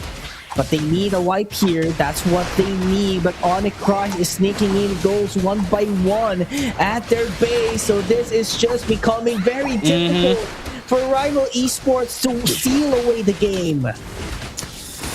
Ooh, at least we were able to see Onyx Rise able to adapt against that of Rival Esports, especially in this map. In this first game of the tournament, they were able to wake up and show us what they are capable of. Now at 655 to 552, you might be able to see this gap still get even bigger, but Rival Esports doesn't have a lot of points as of the moment, unfortunately, and they are not going to be able to catch up in terms of points, getting the win into Onyx Rise, and they are going to be the ones proceeding to round number 2. As we have mentioned, they are going to be on a huge deficit if they do lose this, and they are now just showing us that they are going to be retaining their points that they have since day number 2. The score is 767 to 572 in favor of Onyx Rise. And that is Onyx Rise still dominating ACL Southeast Asia department after taking that win.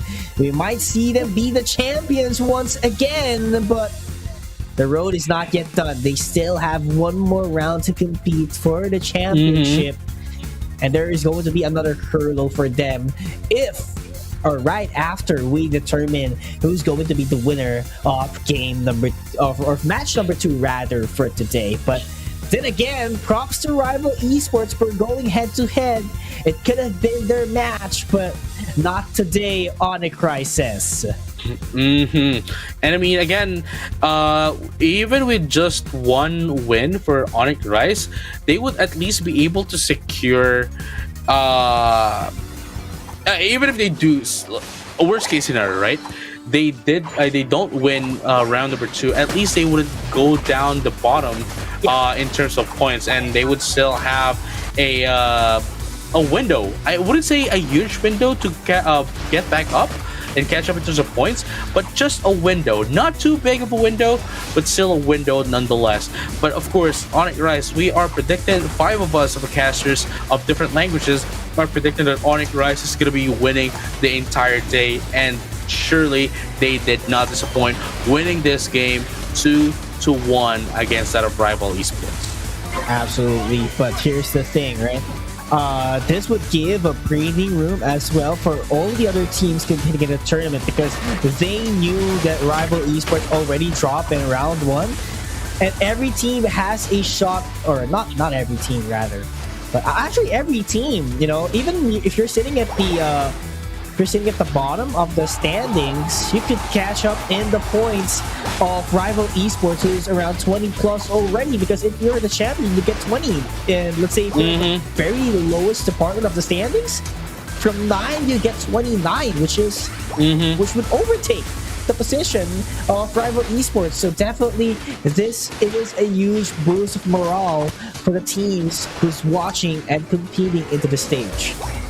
No, yeah, and you know, Onyx Rise is well, they still have some more matches to go through before they can definitely say that they're going to be at the lead in terms of the leader points. But here we have it. You know, that has been game number 1. It is the first game of the day, and immediately we went to game number 3. Yes, and definitely I'm looking forward and excited for our match number 2 for today. That is going to be Made in Thailand versus Full Sense. That's going to be coming up later on. But of course, before that, and we're going to be taking a short break. So trainers watching, please don't go away. We'll be right back right after this.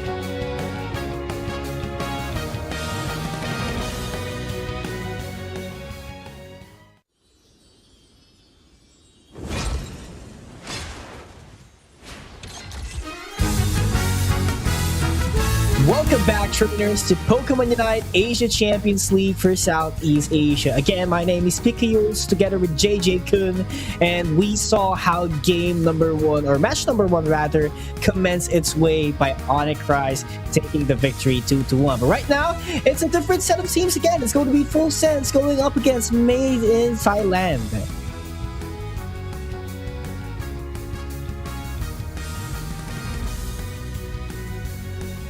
Yeah.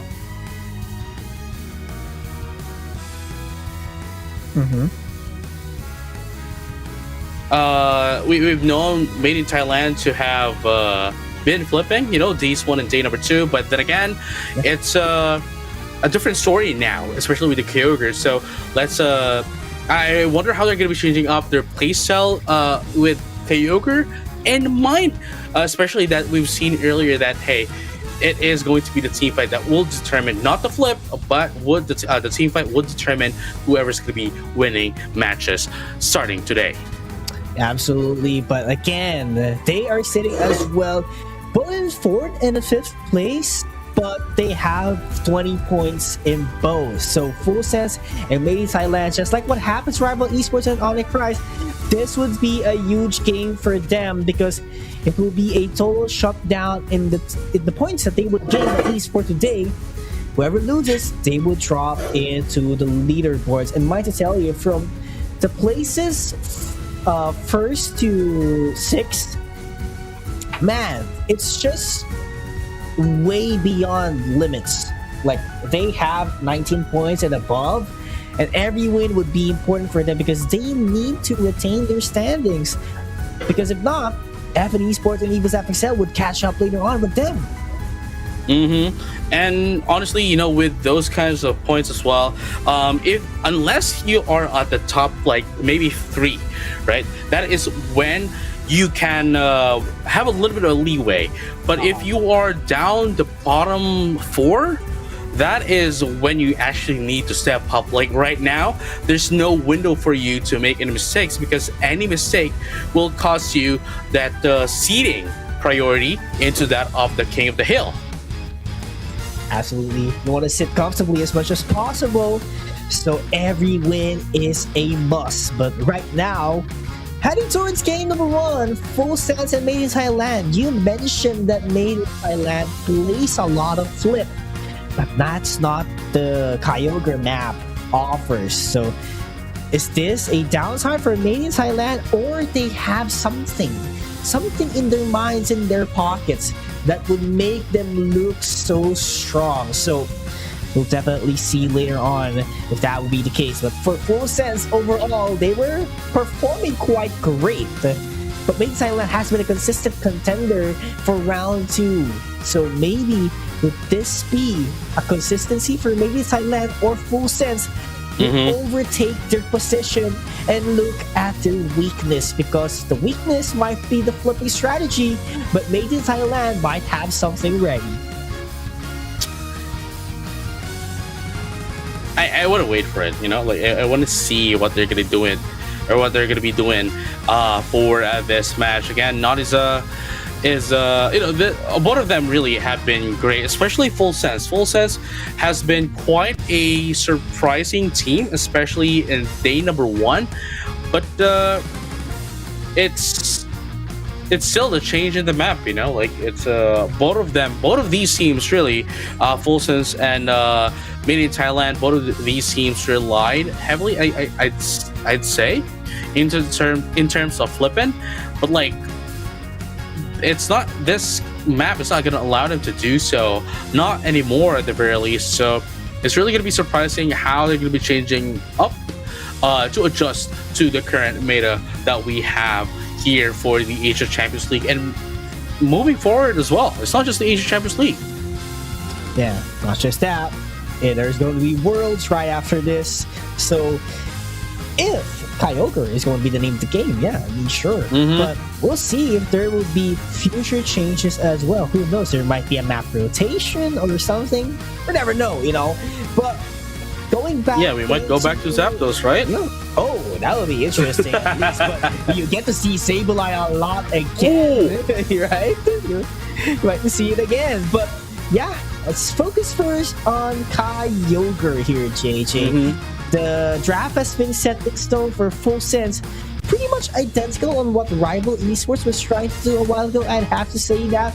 But Sunzage with Maridon, maybe this would be an Electro Trip if they want to imitate the strategies they've seen a while ago.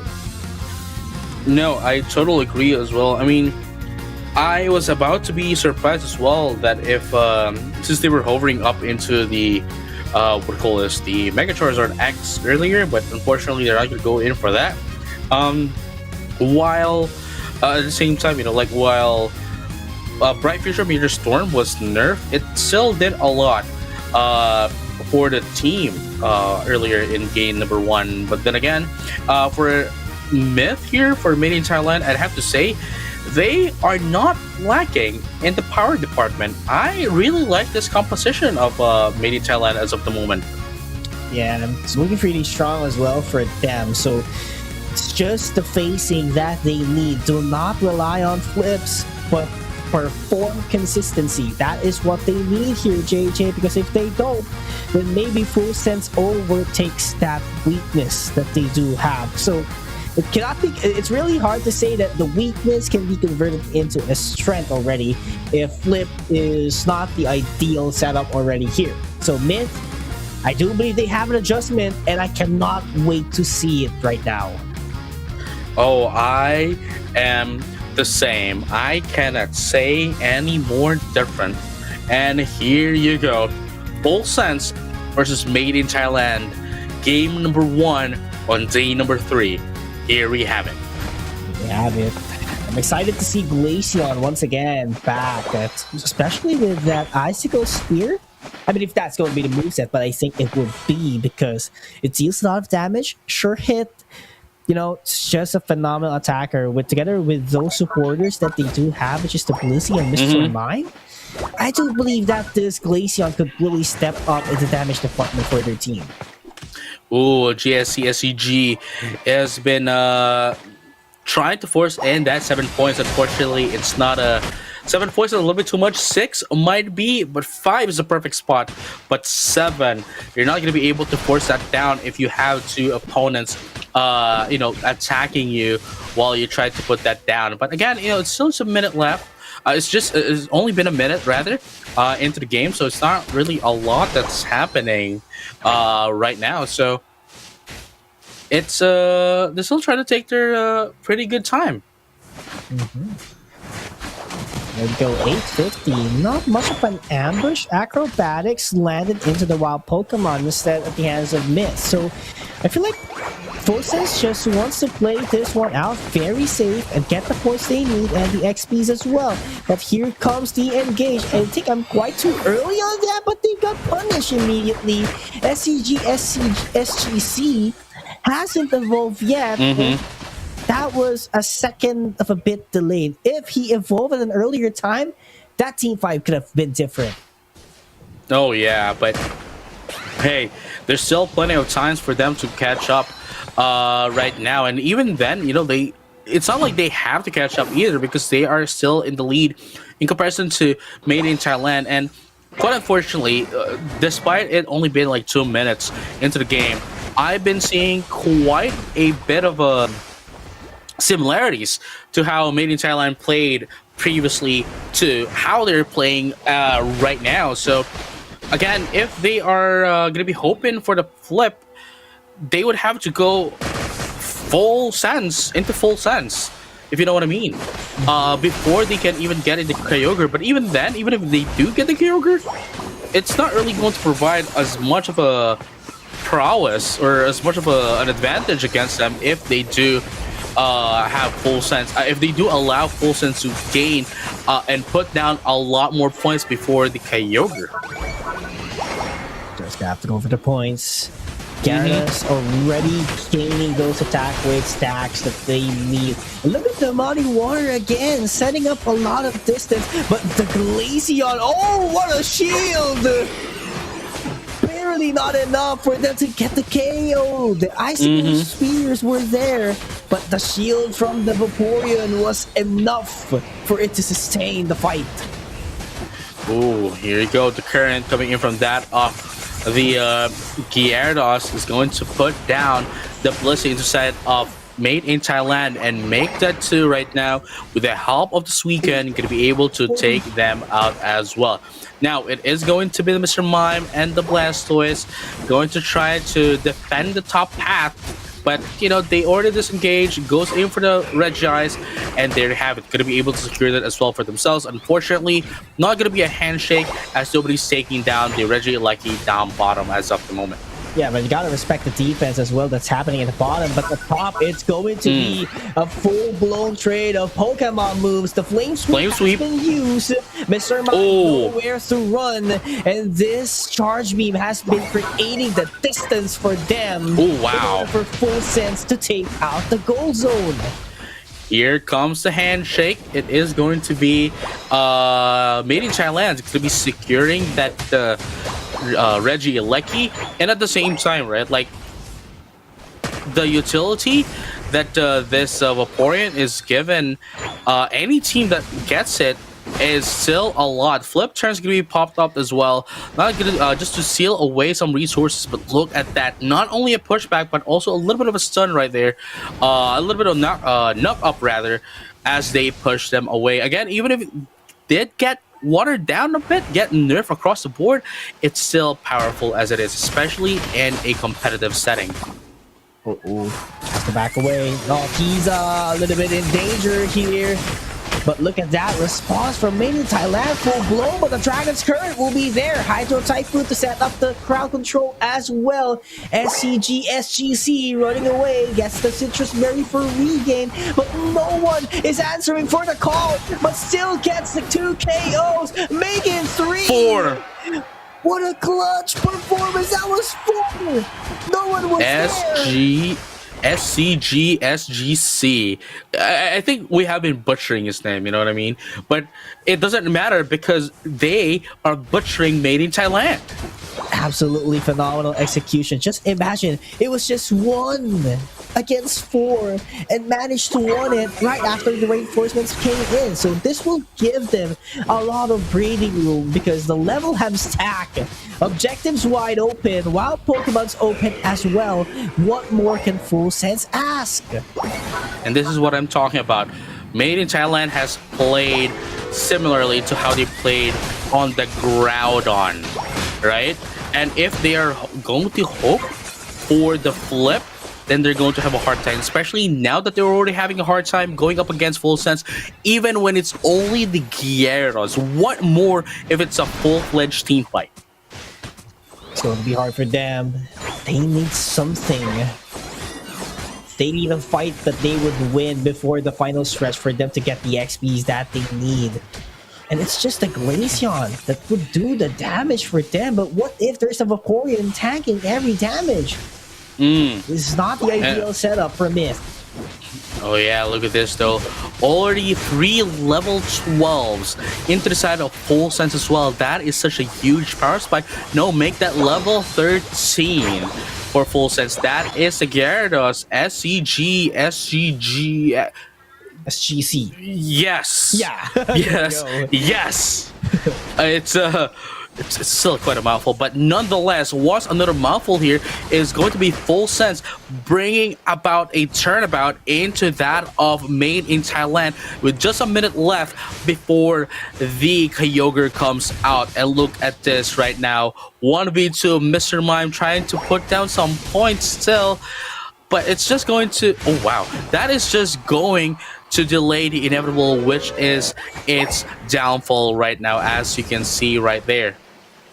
And this is quite scary for Made in Thailand. Yes, they do have a level 13, but it is an attacker. What if the attacker gets taken out? Who would be the next power spiker for their team? That's the biggest question. That is the Blaziken, you know? Yeah, that is the Blaziken, but even then, Full Sense does have a lot of crowd control as of the moment that can essentially withstand the attacks of both of these Glaceon and the Blaziken. Level 14 right now. Oh, it's going to be hard. Oh, there goes the Bliss Assistance. Bliss Assistance. Stage. The barriers have been used already in Charge Beam. Oh, Hydro Typhoon. Oh, Hydro Typhoon? No follow-up, though. They get Talonflame out of the picture. Money. Oh, Vaporeon's down. Distance. Bright Future Meteor Star on the other side as well. Made in Thailand. Oh, but they are low. They are low. Gyarados still up. SGC. They are low. Oh, that was too strong. The last hit goes to Made in Thailand still, but Notice is still up for him to defend. And the others as well. They still have an ample time. Defenseless goal zone would mean nothing. Made in Thailand. Time is running out. 30 seconds left for the defenseless goal zone. Man, I have been proving wrong here by Made in Thailand that they might not be able to go in for the flip, but they did not go for the flip. I will not say that, but instead they were ready up into that team fight, and they were able to take down a lot into the side of Full Sense. Quite unfortunately, they also lost a lot, and SGC was able to deal out a lot, bringing down along with them. And just like this, 181 to 160, this is still going to be quite very close of a match. But here comes Budok at 68. There you go, 68 points. 48. There's a 90 up top. There's a 90 up top, but it's not gonna be enough. Not gonna be enough though, but it is going to be the Talonflame. It's going to be quick enough to put down another points here. Oh, but never mind, they actually went down. But the Gyarados down bottom. Gyarados, 3 seconds. 1. There's no 18. There's the 18. Is that enough? And another 2. There's another 2. I think that's enough. Was it enough? I think it was. It was. There you go. It was. Wow. Full Sense. SG. Okay, I think, and I think you'll agree as well. SCG is the MVP of the game. Absolutely, man. Absolute beast. He was doing everything. Damage, objective. I mean, look at that. So, scoring. 80k damage, 58k damage taken, and 40k recovery. As you have mentioned, they have been doing everything, dude. They're doing the defense. They're doing the healing. They're doing the damage. It's a one-man team. You know what I mean? It's a one-man team. Man, this guy is too good. He deserves the crown for game 1. And this is actually scary if he gets the Mega Gyarados in his hand. That's true. Man, the impact would have been so great if that was a Mega. But here's the thing. It was a jump scare as well for Full Sense. The Suicune. Not to advance too much in the bottom path that gave Myth a vision on what to execute. They could have just gone for a defense out there. Just wait it out and, defend everything. And here's the thing as well.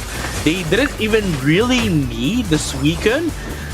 Just the, the Miraidon alone is so much and enough of a backup against that of, with that of the Gyarados, that it's just providing them so much support.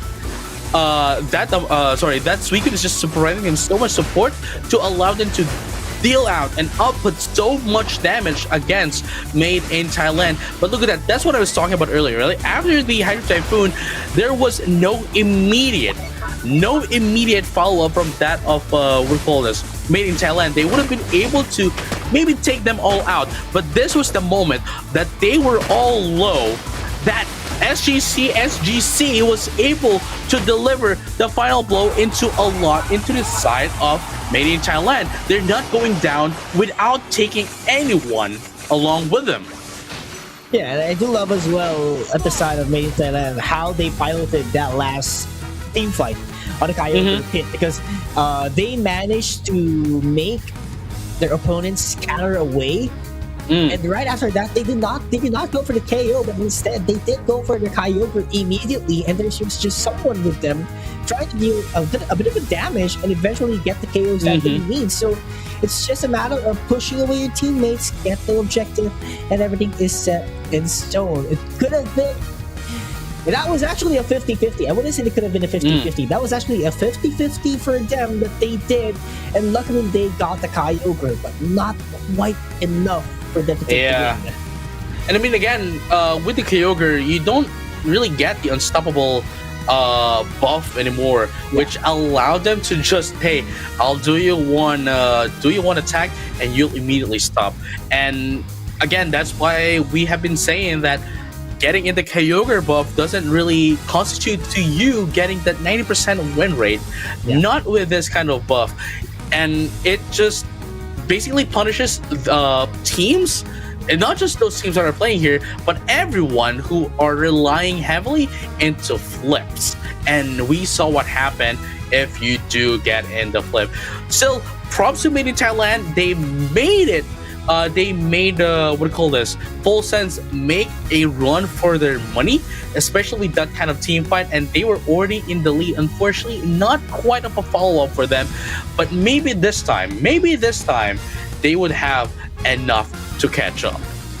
Almost, but not quite enough. But can they make the perfect flip run going to game number 2? But for sure, they wouldn't want to go for the flip again because they already saw the results of doing flips.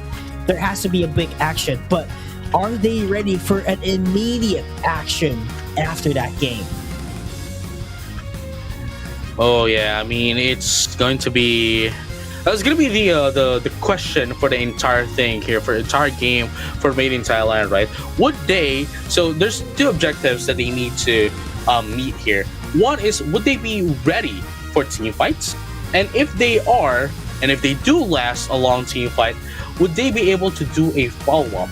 Because the thing is, if they don't have the follow-up as well, or we saw what happened last game, they might have been ready for team fights, but if there was just a little bit of prolonged team fights, they are already in the low, right? That Full Sense just punishes them for it. So the question is, would they be able to finally go in for the team fight? Okay, go in for the team fight and last enough that they would be able to take down the damage of Full Sense. Though I have to say, though, this is a very good target pick here, a target ban here from Made in Thailand, target banning the Vaporeon and of course the the Gyarados. But into the side of Full Sense, they're going to be banning the Mega Gyarados as well. Yeah, I think if you don't want your opponent to use it and you can't use it, just take it away, So that made the room for Mewtwo X to be open.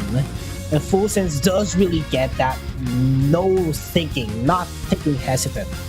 And I do love the confidence as well. They do have a Snorlax as well available. Probably would go for the Heavy Slam ideally, but could go for the Flip, I guess. But ideally Heavy Slam for now is what they're showing. But Glaceon is back.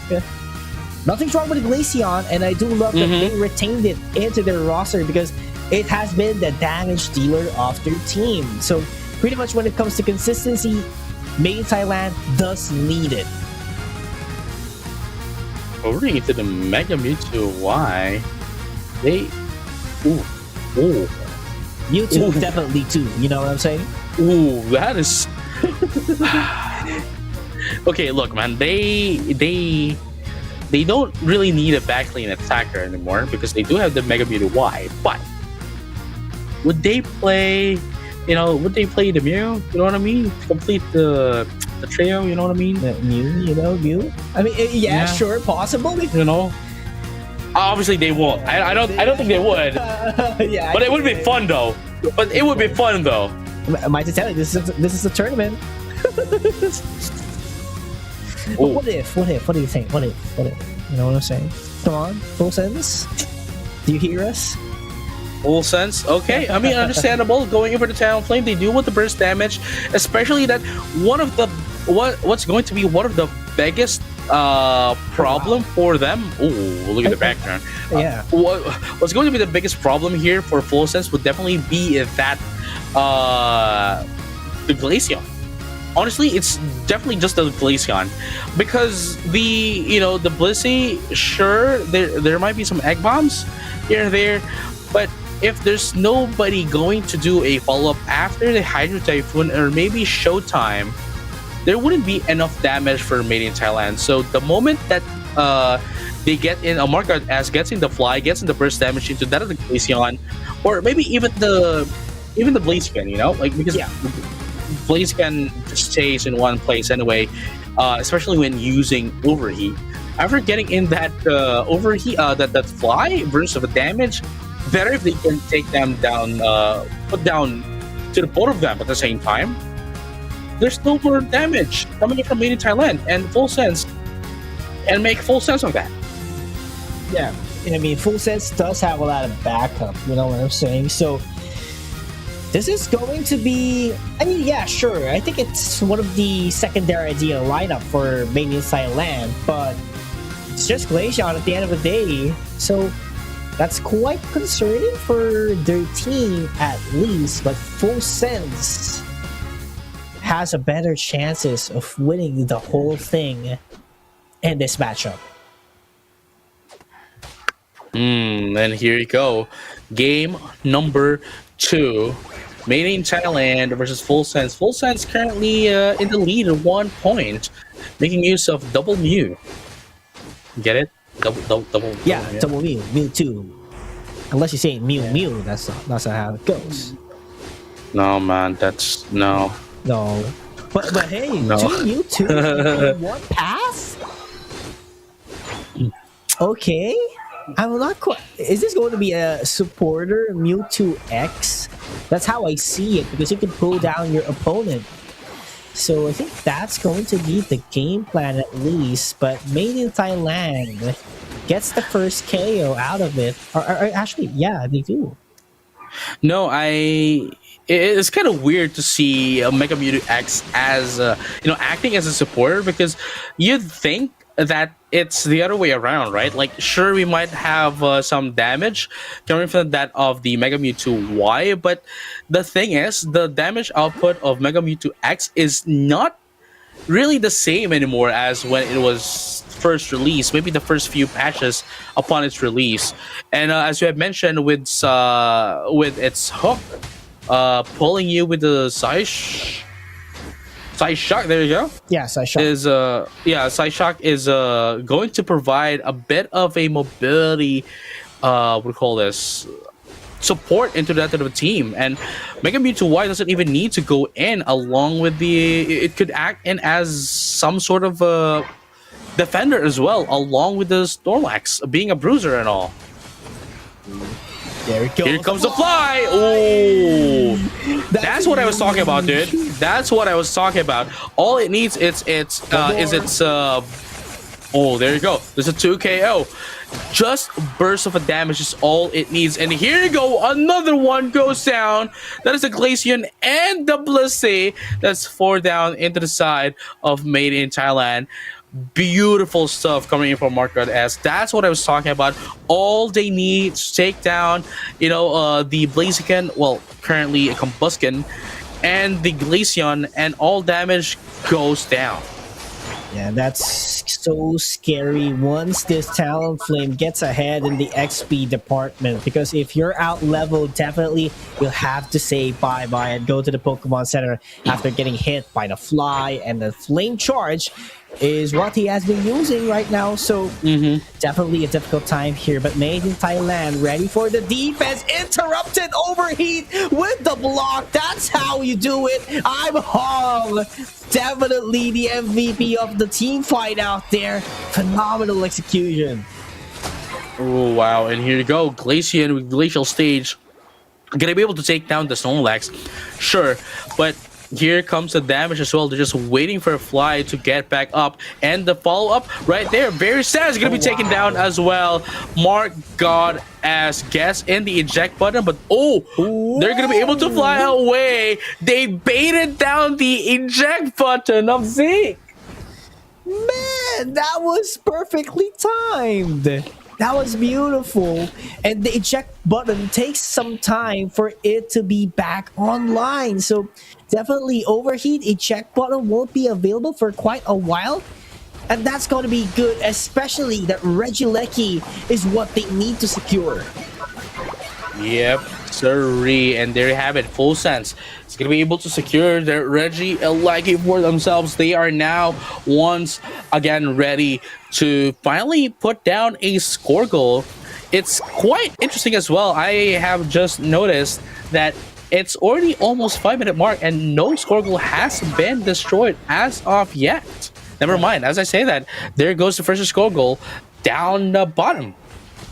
Yeah, Full Sense is just doing the works of wonders, providing a lot of pressure there's just no opportunity for the Blaziken to do the damage with the overheat because this man, Mark God S, has been doing the knockouts bit by bit and so quick. Oh, here comes Hong. Gets in the fly. Mark God S, Glacial Sage into the Power Nap is going to be the combo here. Mark God S still alive for the day. Noriza is going to be able to get away, but here comes the Lapras. Lapras just buying in a little bit of a time here, making sure that Noriza is going to be able to survive. Yes, they did. And here comes the Express going back, one take to sandwich them. Here comes the knockup. Unfortunately, not going to be a lot here. Red Giants going to be up here, and here comes the damage. Here comes the Unite move as well. Going to be able to secure that Red Giants into the side of Made in Thailand. Going to be able to secure that Snorlax as well. Double KO Hydro Typhoon. Unfortunately, no more follow-up into the side of Full Sense, that they are just allowed to put down a lot of points into that top pad, but not enough to destroy that. Here comes a Flame Sweep as well, going to be able to secure it. Finally, Mark God going to be able to take down that Blissey, but here comes the Blaziken. Blaziken having a little bit of a hard time here to get away from Hong, and there you have it. Lapras securing the KO into that of the Blaziken, and sorry, the Blastoise rather, and there you have it. Zeke going to be able to take down the Snorlax, and SGC is currently down low. Down low, have to back away as much as possible. But the birds are available for free. You have to take it as quick as possible. Do not let Myth get ahead of it. And I feel like the reason why Full Sense is pretty much ahead in this matchup is because when Myth takes a knockout, it is always the defender, always the supporter of the team. And there Dropped down with a fly, takes the last hit on the Regieleki. Pressure continues, takes out the Blastoise, and Myth is forced to go back to the base. You know, I think at this point, I do hope as well that Made in Thailand has already seen one of their winning plays, their win cons here for against that of Full Sense, and that is to basically just break them down.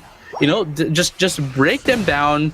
What do you call this? One by one, make themselves scatter themselves, take them down one by one, and from there they are going to be able to win, because you saw what happened in the last team fight. They were able to take them out one by one, but never together. So if they can do that on the boss fight later at the Groudon pit, sorry, not the Groudon, but rather the Kyogre pit, then I think they would have a very high chance of taking down the Kyogre for themselves and essentially wiping out Full Sense as well. But obviously, I'm pretty sure that Full Sense is not going to let that happen. Not this time, not a 2-minute mark. That is what you expect. But again, clean up on the objective before Regis. It's actually great for Full Sense. I mean, it's not that big, right? It's not that big if that's a Regis, but in this kind of gameplay, this kind of patch, Kyogre, I think a Regis would be beneficial for you in order for your team to prolong the team fight as much as possible. But Myth survive longer. They are aggressing.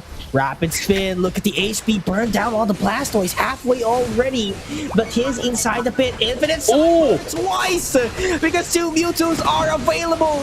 Hydro Pump all the way. There goes the damages. 1:1 is going to be the name of the game. Rapid spin once again. The fly gonna drop. Gets the KO once again. 3 members left for Made in Thailand. There goes the tanking that's gonna happen. Another fly.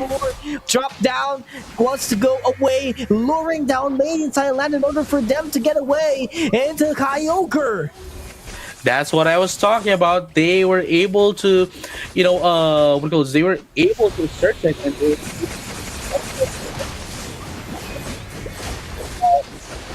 much as possible to make sure that they are scattered away. But here it comes Made in Thailand securing the Kyogre for the second time in this game, in this match rather, and they're going to be able to secure themselves some points, but unfortunately it's still not going to be enough of points. Sunsage is buying so much time that Made in Thailand, after taking in the Kyogre, was not able to put down the points. The vision, the goal was nowhere in sight for them. They focus on the wrong thing.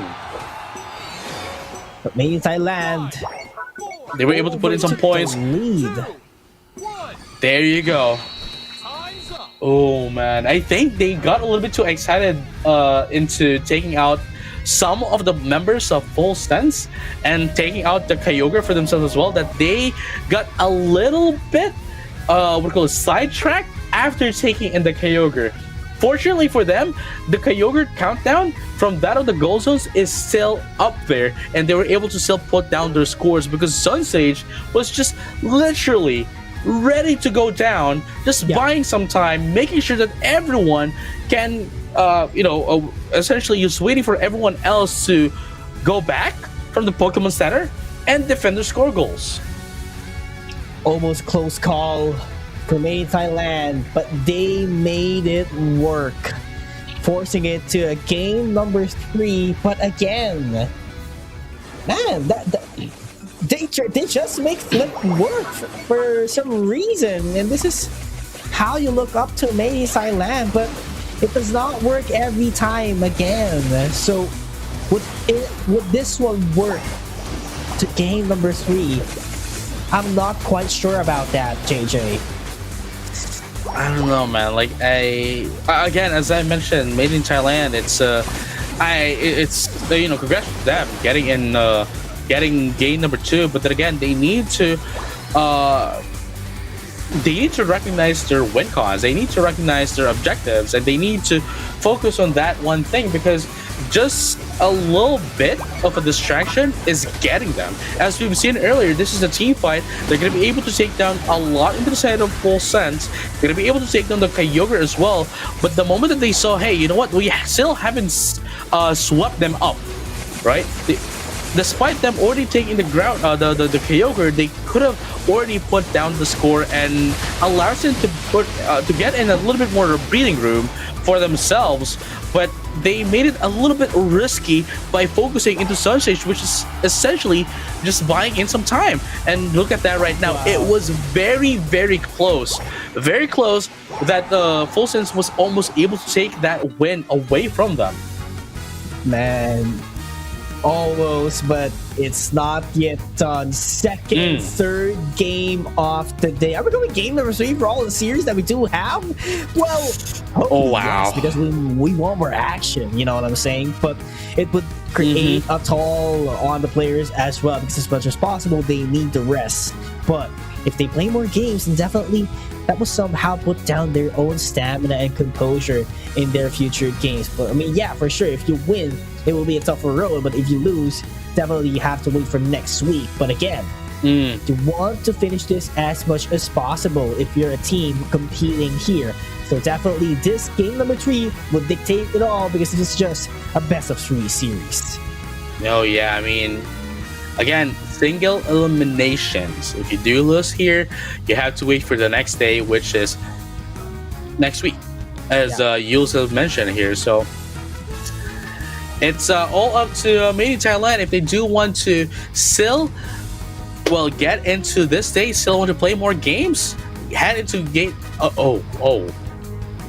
I just realized as well, whoever's going to be winning this match is going up against Onyx.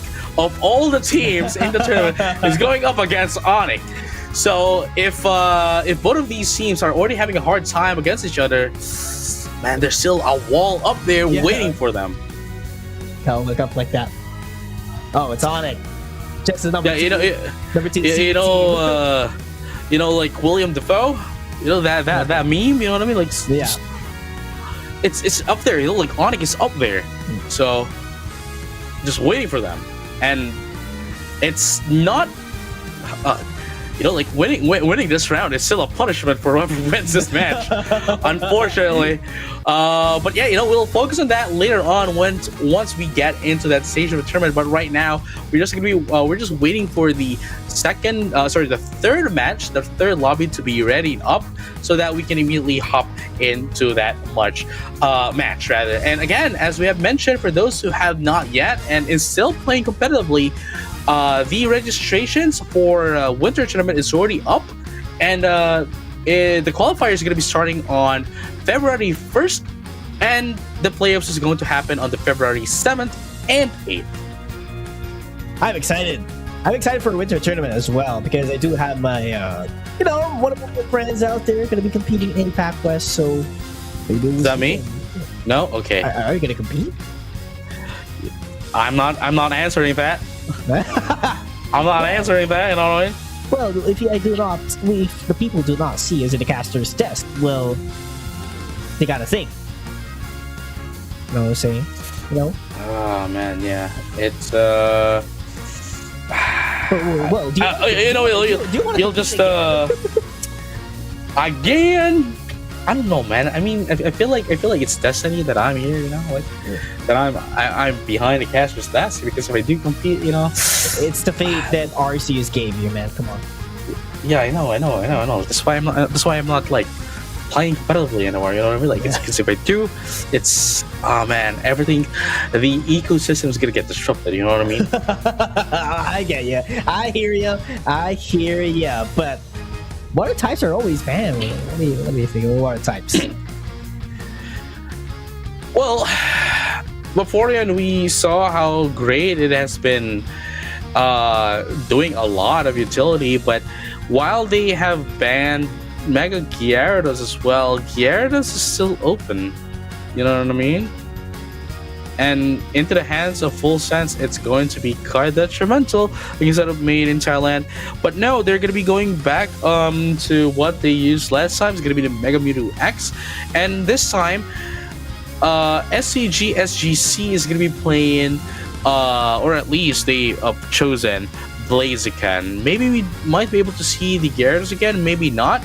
But with this kind of composition as of the moment, they are already bulky enough. They just need some sort of a backlane attacker, I'd say. It might be coming in the form of the Glaceon. I'm not sure. Crustle? In this economy? Come on, lock it in, Hong. This is going to be the first time we're going to be seeing the Crustle in this tournament series thus far. Ooh, the Gengar. Oh, there we go. Man. Hey man, we're going back to year 1. Yeah, right. We're going back to year 1, maybe year 2, but year 1 with Full Sense. They, oh man. This is nostalgic, dude. This is nostalgic. Yeah, right. I know what you mean. I was about to say, remember the times, at least for Philippine region, Crustle with Shell Smash and X Scissor is being piloted a lot, not just by all Filipinos, but I think the most iconic one was LeBron. You know LeBron, right? Yeah. Yeah, right. Man. Oh, sorry. I was I kept on saying Gyarados is still open for inside of Full Sense, but no, they. That's a magic card. It's the sorry, the background is just. I was full with the background. I was thinking, hey, Gyarados is still not up there, but there is the background for the Gyarados going to the side of Made in Thailand, as it wasn't into the side of Full Sense. But again, with this kind of composition into the side of Full Sense, they are ready for some action. But for Made in Thailand, they still need to get their power spikes in comparison to Full Sense, where they just need to control the game. And once they do, they just have to maintain it until the end of the game. I'm quite curious. What would be the moveset for the Gengar? I'm thinking. But traditionally would be the Sludge Bomb. Bomb and Hex, right? But I think Hex would be the name of the game. If they want to prioritize taking down Rainy, because Rainy would be the heavy hitter of Made in Thailand. So yeah, I think Hex is the ideal up until this point.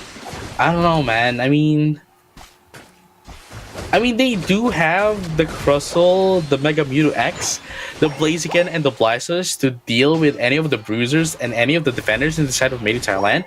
So I think just for me, I think it would make more sense for them to go in for the Sludge Bomb Dream Eater. in comparison to Hex. I mean, it can take out a lot into the side of Made in Thailand. It's because if we're gonna go in for Hex, right? It's and only going to be targeting the Scyther. I think it's leaving a lot of opportunities for them. You know what I mean? Yeah, I think it does make sense. And I think, as far as I know, in the overall damage department, I think Dream Eater deals more, unless you could do the unlimited Hex. So the safest way possible in terms of damage, yes, sure, go Dream Eater. So I'm just quite curious. We'll just have to see that one later on. But in the sidelines, the Snorlax was knocked out. That's to actually decide the full sense. It was a great start, but there has been a handshake here at top. And here we have it. You know, ladies and gentlemen, all trainers alike, Made in Thailand is making sure that they get their power spikes as early as possible, and at the same time, they are controlling the game, which is actually huge props to Made in Thailand, honestly. Because they need to maintain this up until the late game. Because once Full Sense gets their own power spikes, they're going to have a hard time. Yeah, it's all about being consistent. Consistency is what they need, and I'm actually loving Made in Thailand right now. Look at how they play. Quite different from games number 1 and 2. It seems like a switch of persona. That's how I would tell it, because like Full Sense was playing as Myth right now, and Myth is playing as Full Sense right now. That's how I see the game. There you go, Sludge Bomb. Yeah, Sludge Bomb's gonna be the play of the game here. It's not gonna be putting down the damage. I mean, we saw how much of a damage that was as well, which is going to be a lot as well. Into the rest of the into that of the rest of the team as well. So it's gonna be the Sludge Bomb hacks, and that puts down a bit of an AOE as well if they are within radius of its attack. Oh, there we go. It's going to be a Hex here, JJ. So yeah, pretty much efficient. As long as you poison in everyone with the Sludge Bomb, you can definitely use Hex Unlimited. So that's how I put it. And right now, Registeel will be in the hands of Made in Thailand. That's a great execution for them. And they could do a wipe here if they want to, pushing down the limits of Full Sense. There we go. There go the goals, man. This is a different Made in Thailand. They are scary in Game 3. No, man, I don't think they're called Made in Thailand anymore. I think they're made in Bangkok. You know what I mean? Wow. It's not much of a difference, but like, it's a different persona. You know what I mean? But it's still in Thailand. It's still Thailand, but a different persona. You know what I mean? Yeah, we're just being specific here, man. Come on. Oh, look at that. Look at that damage. Can they do it? Mega Mewtwo X. Claudia was pulled down, but nice block as well. They're not going to be chasing it. Oh, look at that. The Gluttony taking into effect. Gets a huge amount of HP after taking the Sister's Berry. And here you go. Full Sense gets in a little bit of a team, a handshake rather. Going to be able to secure the Reggie Lucky down bottom. And Mudok tries to get away. Dragon Current? No, not quite. Yeah. It was a small current indeed. But look at that. Ooh, not quite enough damage, but look at there you go. Doing the flail. That's Green Illusion Dive. One trade, Hydro Typhoon. Look at the Green Illusion Dive as well. Not enough. Falling in Full Sense. Made in Thailand, I think the Mewtwo being overconfident. And look at Sun Sage taking it one by one. Can he go for another? I think not quite. Man. SGC had a difference of objective. I mean, they would have been able to put in the score while double teaming the Lapras as well, taking out the Lapras and then getting in the score. I think they have ample enough time to do both, but they decided to just, hey, you know what? Take your time. I'm just going to get in the Lapras. You go in for the score. Maybe they still need an attack. I don't know. Maybe they do that. I mean, that's a possibility. Oh, Rock Tomb? Not gonna be quite of an impact out there. So Rock Tomb and X Scissor. So it's just jailing out your opponent. That's the name of the game for I'm Hong. But look at that. I cannot feel the damage for now of full sense because everyone is still thick. But there goes the Infinite Cyber doing some damage, but not the crowd control that they want to. They're gonna push them away. Overheat plus eject button. Hydro Typhoon invested already. But this is just made in Thailand. They know they have the base advantage, and they're trying to go for the KOs. But Nautiza takes them away from the goal with his Hydro Pump, but not enough yet. Oh man, here goes Green Illusion dive again into Sunshade. Sunshade's gonna be taken out. Here comes the double hit as well from Laney just to get away, and I think they're gonna be able to secure this Reggie Lucky as well. Yes, they did, and Noriza unfortunately going to stuck themselves down bottom, allowing Made in Thailand to make them to put them down rather. And look at this right now, Russell Rumble is gonna be popped up right now. Russell is gonna be popped up right now just to be able to survive, gonna be able to take down 2 in the process into the side of Made in Thailand. But is that enough right now for them? Because Made in Thailand definitely is on the lead right now, not only in terms of points but also on team fights. Yeah, I mean, I think in terms of everything is how I'd put it. But this 10 seconds left on the last objective would definitely help Full Sense if they take this, no matter what it is. I mean, so it's going to be a Reggie Rock. They need it. They need it. You know, if Made in Thailand secures this, they are going to be hard. They're going to be ready for the Kyogre. There it goes. Hex.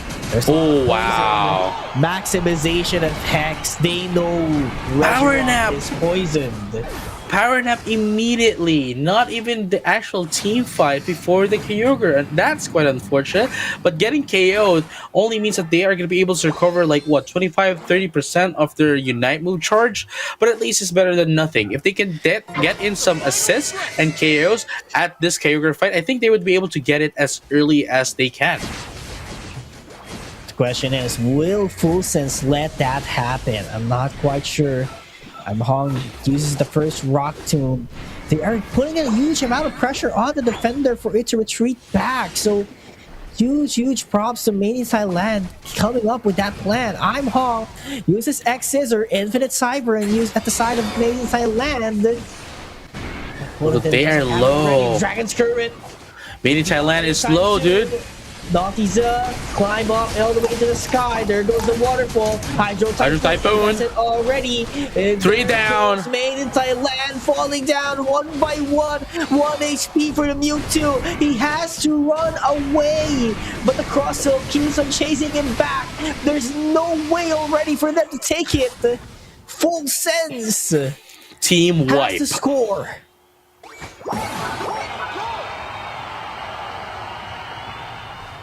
And they have to score. Yes, they do. Yes, they do have to score. And they did score, man.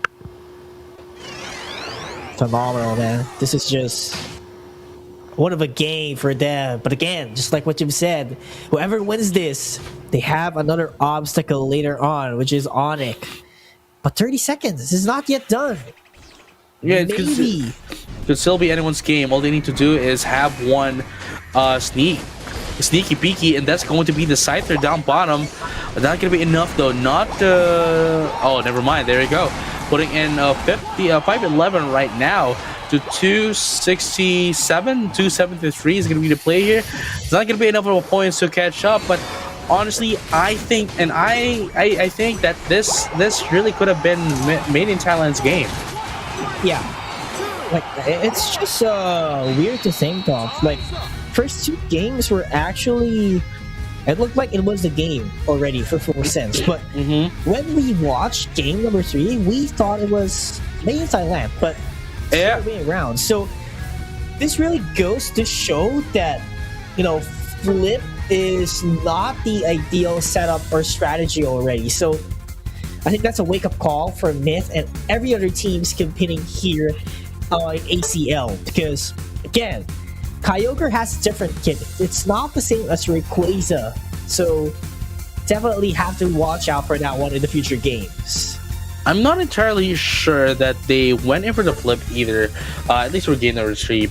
Okay. But like you saw how Made in Thailand was able to control the game, control the team fights as well, and everything else before the final team fight, it was all their game. I think you can agree with me on this. Yeah, I do. It really seemed as if it was already their game, but what happened was at the final, at the last team fight, they weren't sure who to target first, and that was that led to their demise into that last team fight. Could have been their game.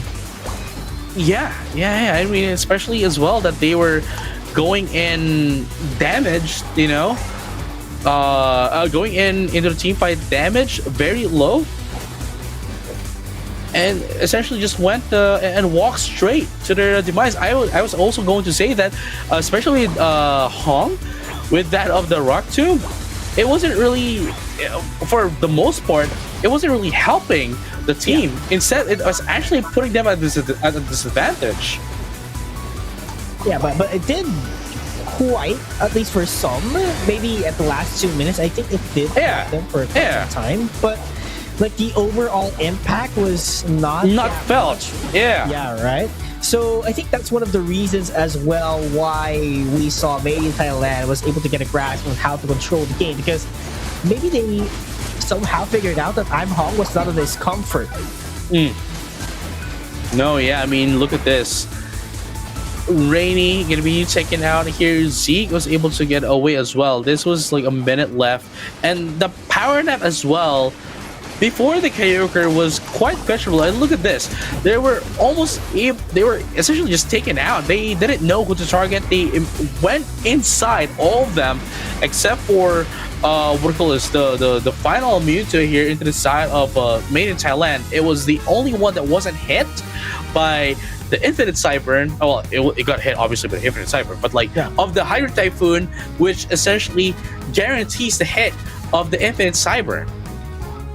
Yeah, and overall, it was a phenomenal matchup that we saw here for both of the teams, Made in Thailand, Full Sense. But at the end of the day, it's going to be Full Sense taking the victory, and the road doesn't end there because they have Onyx waiting for them later on. But of course, it would not happen immediately because we have a third matchup. It's going to be Korea, ladies and gentlemen. It's going to be T1 and FN Esports that's coming up next. Oh, that's gonna go hard, bro. That's going to be a hard match to watch out for. And immediately after that, obviously we still have Evos and of course Nemesis for our round number 1. But before we head into that, ladies and gentlemen, all trades alike, make sure you get your drinks, get your snacks, because we'll be right back in just a short bit after this one. See you in a bit.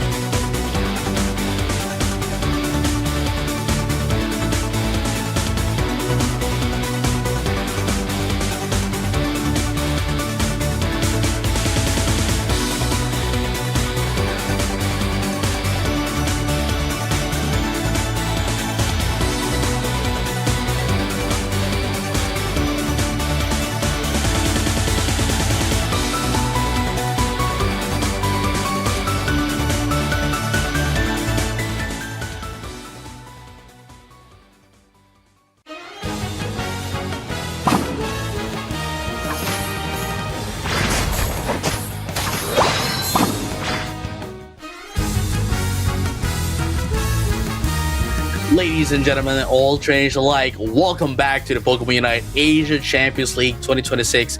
My name is JJ, and with me still is PUACL, and we're still going to be your casters going into game number 3. Again, still at round number 1 for our day number 3 of the single elimination matches.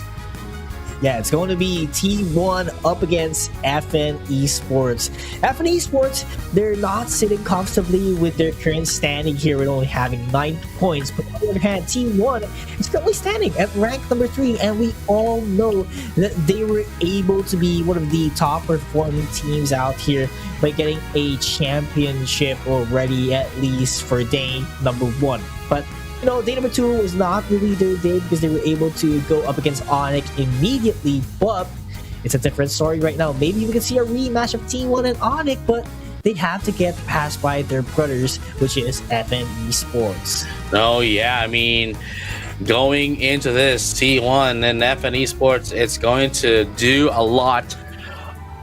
Oh, man, I don't know, man, like this is one of the matches of the day that is going to give us so much of a heavy hitting match. I don't think we're gonna head into game number 3 this turn. I think we're only gonna be seeing game number 2, but whoever gets in game number 1, I have to say, is going to bring that momentum, that morale until game number 2. Absolutely, and hey, man, I believe that all of us, or a majority of the fans out there, the casters, all have the same mindset that T1 is going to be winning this because of their win rate, and it's going to be Komi with the top 3 Pokemon spec that he used. That, well, for sure you would believe it's going to be T1, but never take a joke for FN Esports, because last year those folks came in from 8th place to being the champion of Southeast Asia. So never take a joke for FN Esports. Right now we do have Subak here, probably one of their best players as well. Has been using a lot of Mega Charizard X during day number 2 and 1. But they haven't seen Mega Charizard X yet, at least for today. Simply because of the adjustments, I think. But there's just a lot of options when it comes to all-rounder and similar tactics or similar archetypes, just like Charizard. Yeah, I mean, actually, I don't know what I mean, you know? I don't know what I mean.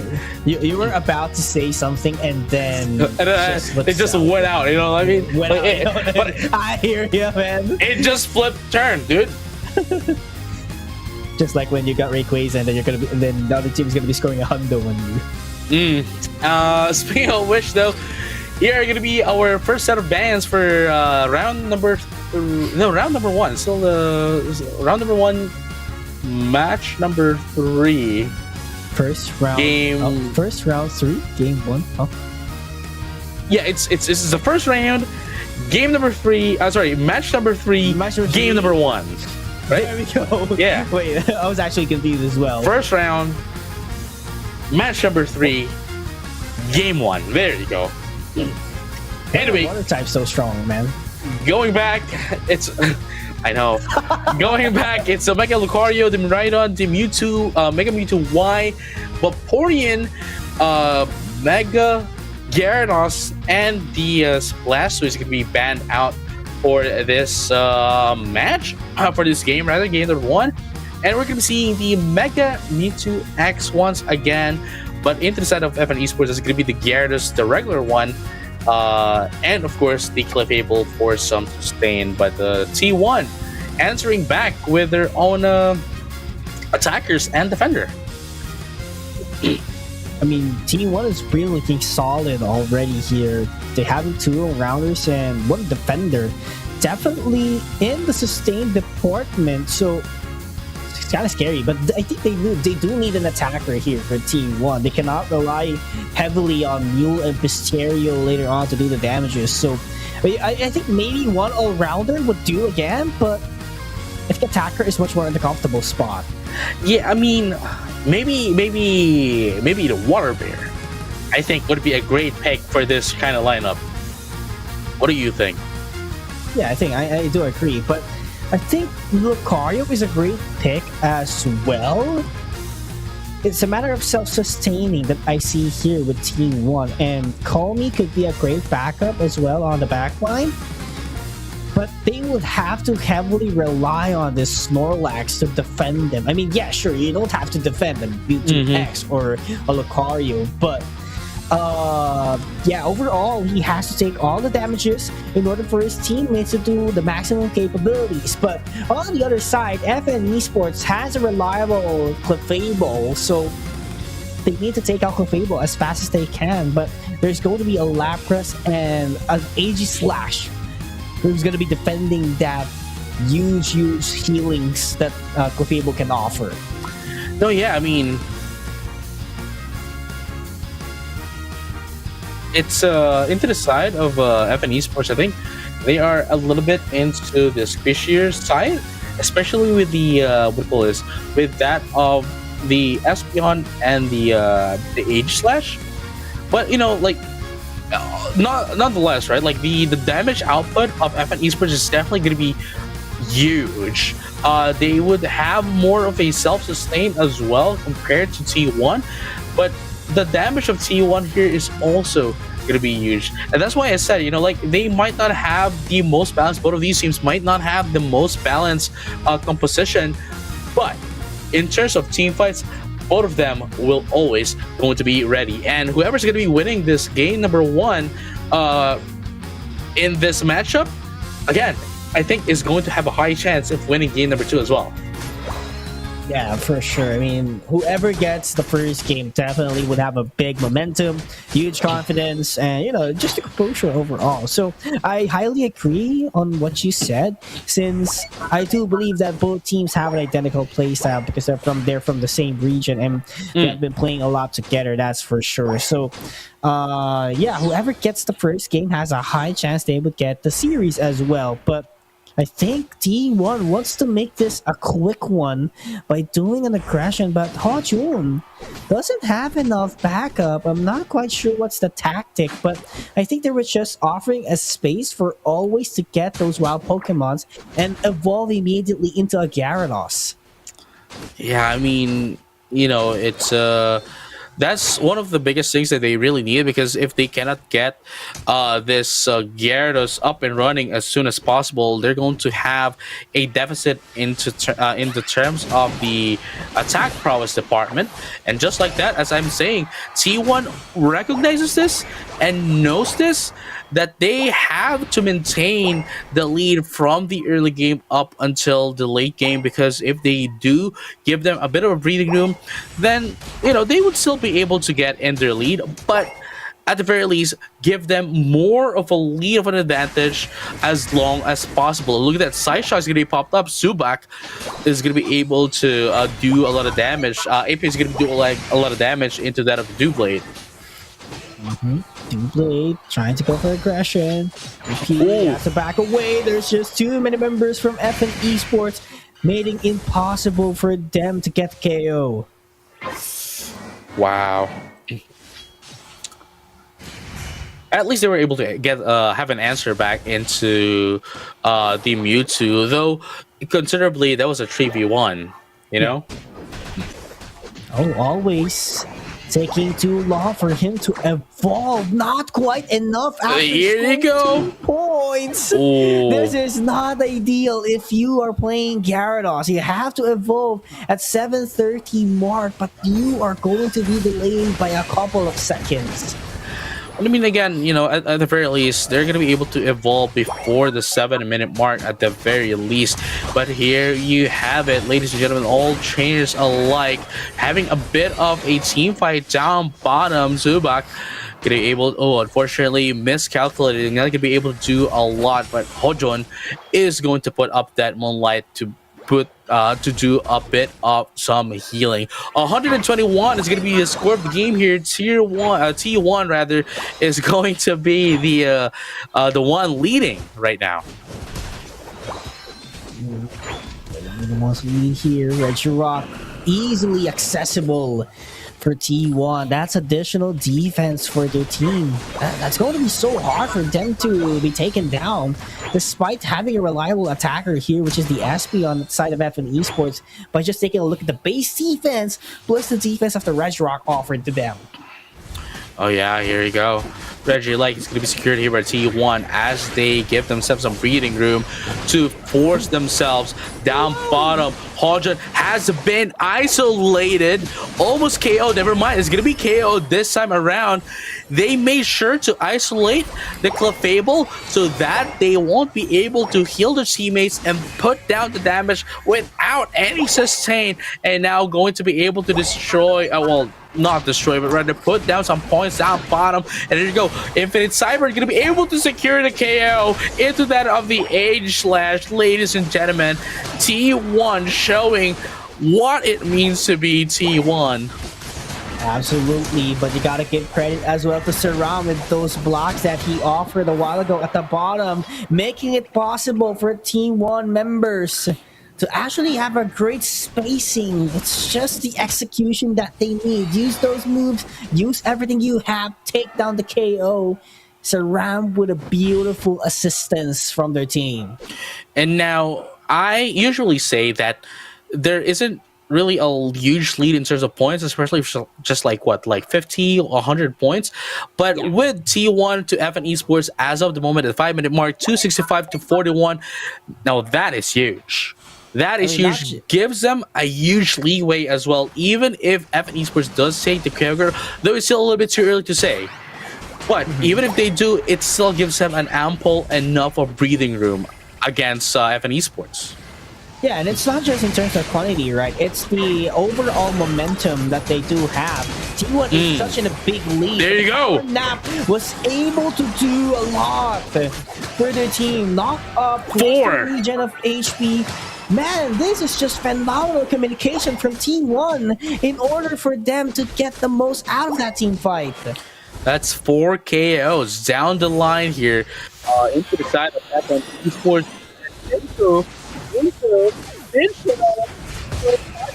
Setter goes and ask Nurse Joy to heal them up. Looking scary, T1. What a momentum. And this is not a crowd on, so definitely if T1 still has the momentum, if they can secure a 200-point lead before the final stretch, the game is looking great on their side. This is just a statement that T1 is making right now. We are T1 for a reason, and that reason is this. 282 to 103 is going to be the play of the game right now. 3 minutes and 30 seconds left into that of the game. And look at this, EP just buying in some time. 1v3 right now, unfortunately, not going to be able to help you survive, but never mind, gets a teleport. Wow, that was close. That was close. I thought for sure they were able to get away. Not quite enough, but here comes 100. This is 100, right? Almost 100. Oh, that's 100, right? 100 plus. More than 100, yeah.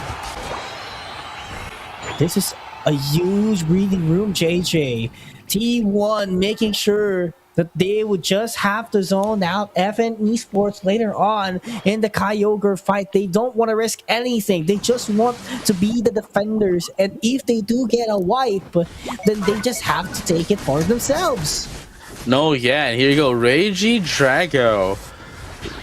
Quick work with only 2 Pokemon instead of T1. Now here's the thing, at 2 minutes 40 seconds, they can still have a bit of a detriment for themselves. They can still take some casualties, because even then, they would just respawn, recover back before the before the Kyogre comes out. And this is not the time for you to put down your Unite moves. Not quite yet. There we go. 2 for 3. 2 for 3. 4. 2 for 4. And of an investment on the Mystical Mirage, might to tell you. Yeah. And here you have it. It seems as if T1 does not have any intention of taking the Kyogre, but instead just going to defend it away. And here comes the Here comes the Scyther putting down a hundo up top, and they don't really need the help of the Scyther either. And look at this right now, Kyogre. Oh wow, it is going to be it's not going to be the Aura Cannon coming in from that of the Lucario, but instead it is going to be the Snorlax that's going to be able to secure the Kyogre. And just like that, as I mentioned, they don't really need the help of the Scyther, because they know for a fact that they can take down FN Esports just like that. And here you have it, putting down the fast score goals right now. T1 at 120 right now to 103. Ah, man, even at the minute left, they're not going to be able to. It's almost impossible for them to catch up. Man, that was huge lead the T1 has. They were controlling the game, that's for sure, and they have a lot of toolkit that could go for the last hit in the Kyogre, just so that FN Esports would not secure it. They had an Aura Cannon, they had the Snorlax has been just lurking all around circles, and they also have the Mew that could go for a Solar Beam, so there's just no way for them to lose the objective. Oh man, I think they still want to get the 4-digit mark for this game, and I think, realistically speaking, they can do that as well. Here you go. Oh my goodness, gets in the 4 more Espeon and the Lapras going down. That's it. There you go. That is it. 4-digit mark here into the side of T1. 4 more. Wow. Oh, was wow. that a 1,000-point lead? That was a 1,000-point lead, I think. Yeah, it is. There we go. Last minute score. That's a +10. Complete domination is what we saw in game number 1. And we do believe that is a 1,000-point lead. That's a more than 1,000. That's like 1,035-point lead. Quick maths, ladies and gentlemen, all trainers alike, of a lead against that of FN Esports. And as I've mentioned, whoever's going to be winning game number 1 is definitely going to be winning game number 2 as well. I already saw the future. I've already been to the Asia Champions League finals, dude. Like, I know who's going to win. So I'm just saying, I'm just not spoiling it, you know what I mean? But I already saw the future, and T1 is going to be winning this match and going to be winning the second match as well. FN Esports needs to do something here. They need to adjust heavily. I wouldn't say just adjust, because adjustment only means you have to make some changes to what you have done. But for them to, for you to be able to go up against T1, you need to shut them down. You need to be able to get your spikes immediately. You need to be able to maintain that up until the late game. Because T1, they didn't really need the power spikes. They were already into control since minute 0. Yeah, I think I'm not quite sure as well with the Lapras pick that was actually gotten by FN Esports, because I do not see quite the value yet of the Lapras. I mean, yeah, the others were pretty neat, right? You have the Reliable Clefable, you have maybe the Aegis Slash needs some work to do as well, because I think it was just Clefable and Espeon at the end of the day. Like Chobo, look at that. Chobo was just behind, and he is a Lapras, so you need to get those bubble beams as much as possible to reach your opponent. But if you're at the back, then definitely everyone has to tank the damage. Your teammates have to tank it. And yeah, for sure, you have Clefable, but that's not the ideal setup, at least. Man, it's quite. See, here's the thing, right? Like even if FN Esports was able to take down the Kyogre, as I mentioned, T1 didn't really need it. You know, they didn't really need it. They didn't even really need the help of the Scyther. We saw that they didn't really need those help, but they still were. They still got it nonetheless, which just allowed them to stampede over FN Esports, and they need to change. They need to have a different approach than that of what they did in game number one, because C1 is just going to walk right through them. Yeah, absolutely. I think that will be the same case again in game number two if the same performance continues for FN Esports. So a huge action has to be taken here into consideration, JJ. It's not about the trap. I mean, yeah, for sure, the trap can be changed into something better, but I think what matters the most is the Pokemon that fits into their playstyle, because I think the playstyle was kind of off a while ago. I mean, I've been talking about the Lapras, who was actually just behind, you know what I'm saying? I mean, yeah, sure, you do the bubble beams, but right after that, you're just running around in circles. I think that has to be changed. And, you know, attackers, I think it's really common for it to stay at the back, but Aegislash, I think it needs more. It needs more aggression and confidence for them to take KOs. No, yeah, I mean, that's why I said earlier, like, I really, and I genuinely believe that more than an Aegislash, I think the Water Bear could have been a better pick in that kind of composition, because that way at least they do have a secured way of going in on team fights while making sure that they sustain themselves, making sure that they last longer into that of the team fights, allowing their other teammates to follow through. But unfortunately, you know, that wasn't what happened. And now that we saw what happened in game number one, I think it wouldn't really matter even if they do take down the Water Bear. So definitely, again, what we've mentioned time and time again, the draft is just 50% of the entire game, and it all boils down to the execution. So let's find out what's going to happen here. T1 still at the left side, the violet side of the game here. FN Esports still on the same side as well. And thus far, we are seeing the same sets of bans for both of the teams. The Mega Lucario and, of course, the Miraidon and the Mega Mewtwo Y as well. Along with FN Esports, they have the same bans all throughout since game number one. And I think it will be the same draft, actually. It's looking kind of neat that will be the case as well. So Mewtwo X already locked in. I mean, the scissor, or actually it's a Scyther that will be used here. I think it would be a great for them to steal it away for T1, but they need to pilot this Pokemon as good as T1, and there we have it. They took two Pokemons from T1 that was using game number one, being Lucario and Scissor. So the trap is going to get mixed up here for T1. Would they go for the same concept of lineup that they do have a while ago, or would they go for the concept that FN Esports has a while ago?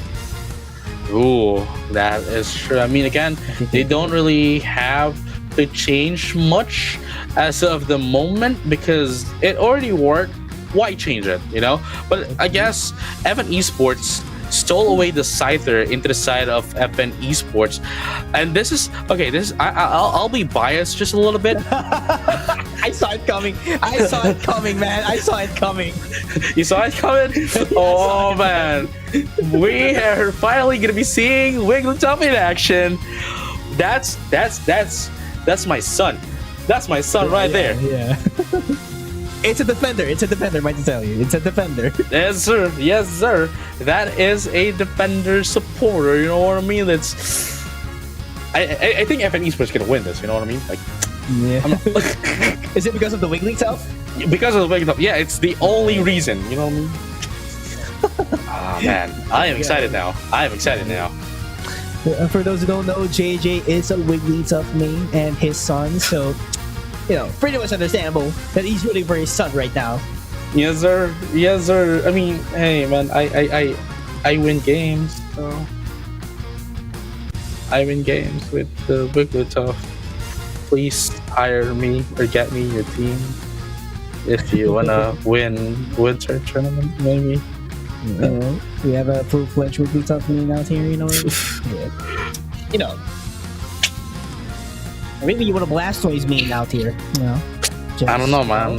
It's not DM if you want a Blastoise main. I mean, it's not Wigglytuff, you know. Yeah. It's not Wigglytuff. Big boy Blastoise, triple B, you know.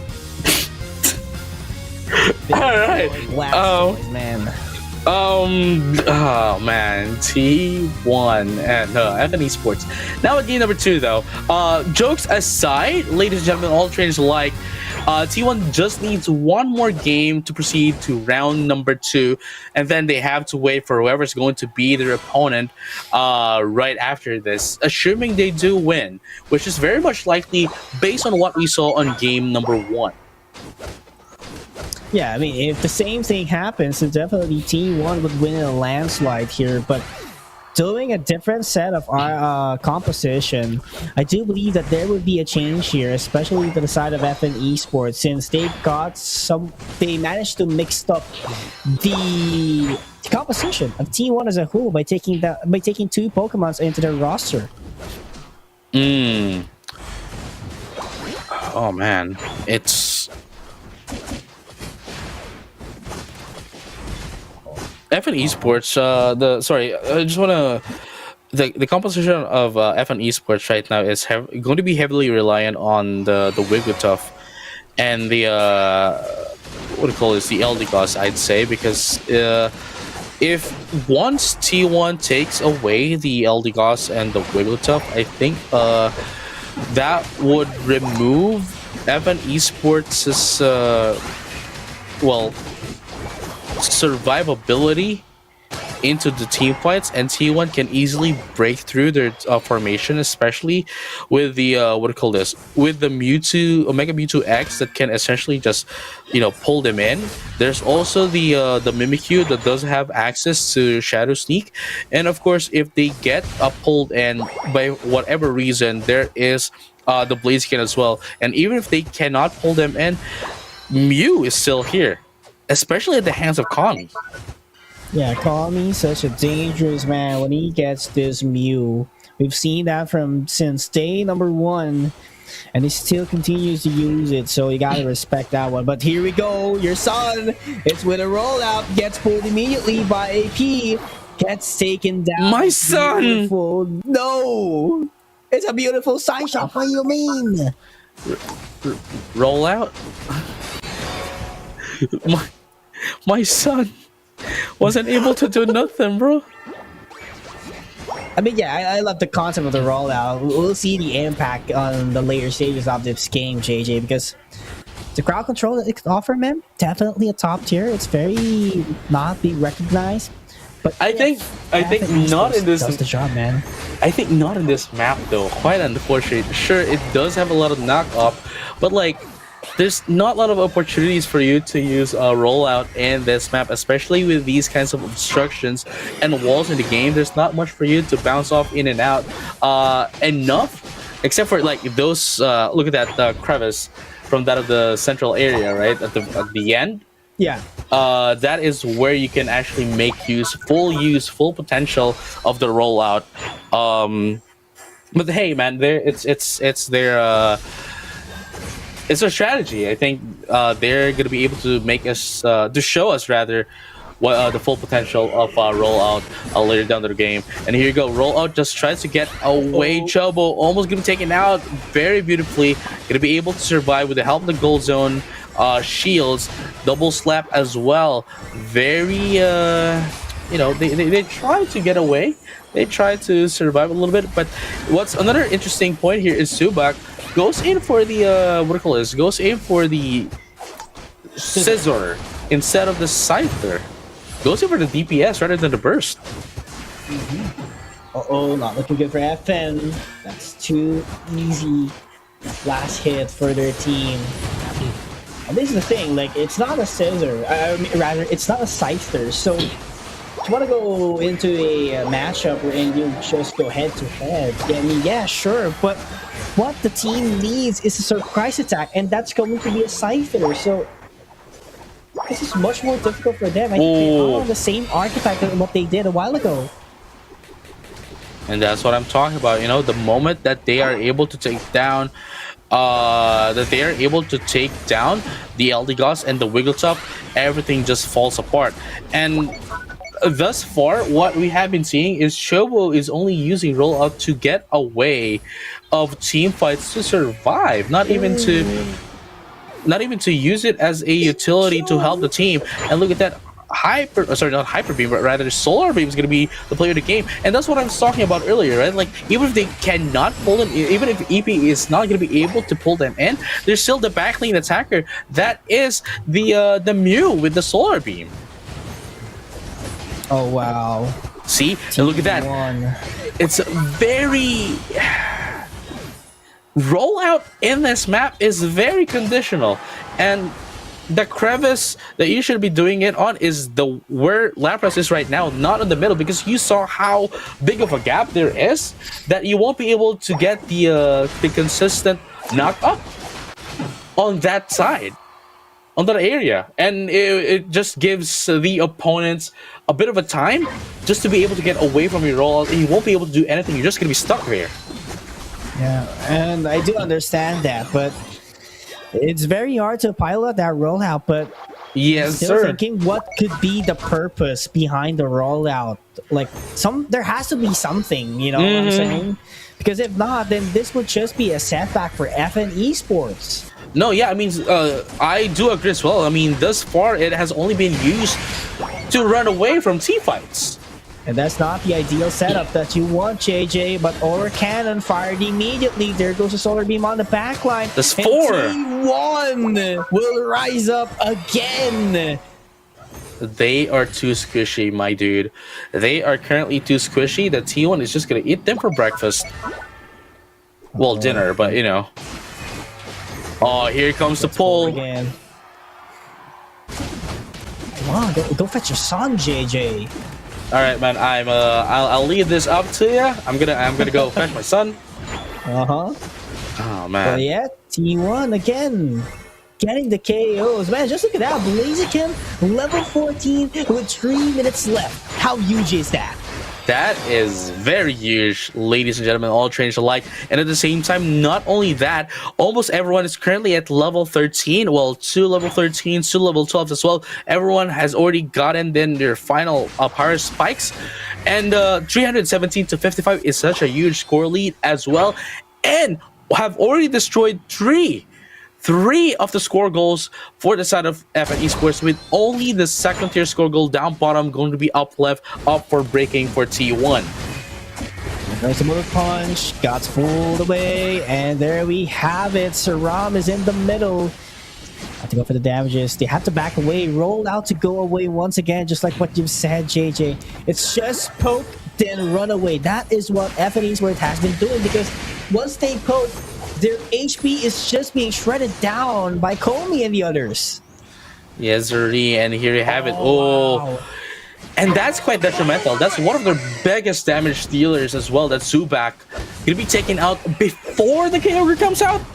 They have lost so much of attack prowess into this match, and just like that, always is going to be taken down up as well. Chobo tries to get away. Here comes the Electro Ball from that of the Mew. Comey putting down some damage, putting down some scores as well. Oh my goodness, there's going to be another one here. Even if you do use the Red Illusion Dive, it's not going to help them out because you're going to get KO'd anyway. And here comes the scores here from T1. Are we going to be able to see another 4-digit lead? It's very much likely because there's still more than a minute left in this match. Cooldown of the Kyogre will actually be helpful for FN Esports if they want to catch up. But here's the thing. Can they get enough Eos energies and at the same time go deep into the base of T1 and score down those goals? Because it's a 900-point-plus lead. You mean if you just, yeah, for sure. If you wipe them out, you destroy 4 goal zones. That's only 400. Not gonna be quite enough to catch up in less than a minute. No, it's not. It's not that it's there's nothing they can do about this. There's literally nothing. And even if they do get in all of the, even if they do get in all of the wild Pokemon, right? They would still need for it. They would still need to wait for it to respawn before they can get in more points to get back up again. And in just a minute, it's not gonna be possible. Man, 1,000-point lead. 1,100. Oh man, I think 1,200 point lead. Man. Oh. T1. This is scary, JJ. They have been so consistent from day 1 to day 3.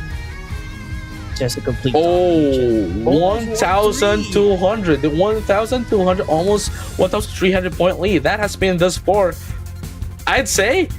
And if I'm not mistaken, the biggest lead in any tournament since day 1. Yeah. I mean, we've seen year 1. I believe that was Nemesis. Before Nemesis, there were Reach Pokemon. Was that was when they won Aeos Cup, when they had a game where their opponent had 0 points. But even then, the lead wasn't as much as this. Man, this is a huge statement. It's such a huge statement, dude. This is history in the making. This has been the most lead in points in a Pokemon game, in a Pokemon Unite match, rather, in a competitive setting across the world. This will go trending as soon as this gets posted, man. Who would have thought that a 1,300 score would be possible in this kind of stage, man? And might to tell you, these teams for sure have been competing multiple times against each other because both came from the same region. Oh, for sure. It's just that we cannot dismiss the fact that T1 went up on top. I mean, we know for a fact that there are some regional differences. There are competitiveness of regions. Obviously, if we do match other regions to another region as well, they would be better. But with the same kind of region playing together, we can just see how much of a gap they actually do have against each other in their own region.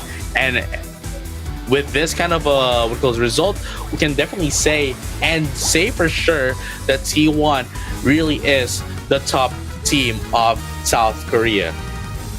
Definitely, and they're gonna be scarier even more as soon as they get stronger and they get more exposure in the world stage. But again, congratulations to T1, and FN Esports once again would have to sit at the very bottom. And not just that here, JJ, because on the stats, you would have to compete for your point differential as well. So being done or being down by 1,200 points will definitely pull down your statistics in the future.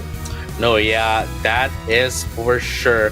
But speaking of which, before we head into round number 2, we still have one more match for round number 1, and that is going to be Evo's FXL and, of course, Team Nemesis. I'm pretty sure a lot of people have been waiting for these teams to finally go in and have a match. But before we head into that, we're going to have a short break, so don't go anywhere. We'll be right back. See you in a bit.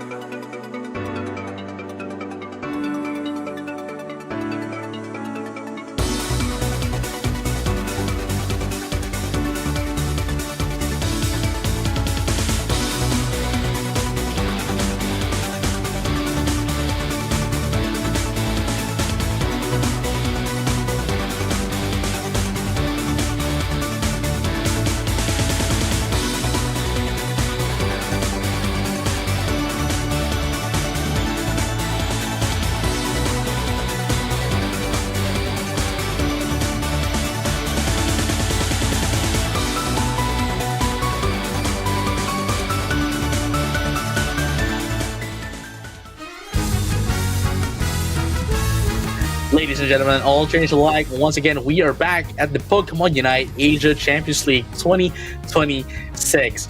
This time around, we're going to be heading towards the last match of round number 1. And whoever's going to be winning here will be going up against, man, I'm sorry to say this, going up against T1. Yeah, it's the same wall, man. It's the same wall. Like, I mean, that's the wall that we're looking at Onyx, but T1 as well. You know what I'm saying? But yeah, EVOSMXL do have our guys here: 94 Z-Ray, of course, Slash, Xingdi, and 77 Shin. Probably they didn't have a great start last year. They're at the bottom of the standings with 9 points, but for sure, a lot has changed. But again, for Team Nemesis, we do have Senkwan, Tramp, Dylan, Kai, and Rubix. For those of you who are wondering, there has been a roster change in the side of Team Nemesis. So Lance will not be with the team for now due to personal reasons. So Dylan would step in once again for the team. Yeah, and now we have our key player here, which is actually quite interesting. Well, you know, historically speaking, Xingdi has always been the key player here for this team, but there has been, I'd say, a bit of an identity confusion, because it seems as if they were making what do you call this, Slash as the key player for this team currently. But right now, of course, for Team Nemesis, it is going to be Sync1 as their key player for this time around. And as you were saying something? I'll have to tell you this. I'll tell you this right now. In Tagalog, they say it, uunahan na kita. Ban the hoopa. Ban the hoopa. Yeah. No, ban the hoopa, man. If you want to win, ban the hoopa. You know what I'm saying? Oh man, yeah. I mean, what it translates to is this: I'm going to be ahead of you and tell you this, and there you go. The hoop has been banned, and they have to. They need to. Again, as I kept on saying this, it doesn't matter what patch it has been, but since day one of Hoopa, at the hands of Kai, ban it, please. You don't want to see it. Like giving Kai the Hoopa is like giving Nemesis like 80% chance of winning the entire thing. 85%, I'd say. Yeah. You know. And it's and People's FXL saw it through, right? The Vaporeon as well was banned. Yeah, I mean, it's not like they can see that in their actual own interface, right? But they essentially just recognizes that, hey, it's what do you call this? Vaporeon is and has been quite a menace throughout the entire tournament this far, especially starting game number 3.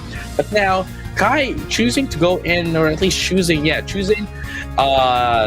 Mega Mewtwo X maybe for their priority picks is gonna be answered back here by Z-Ray with Mega Mewtwo Y.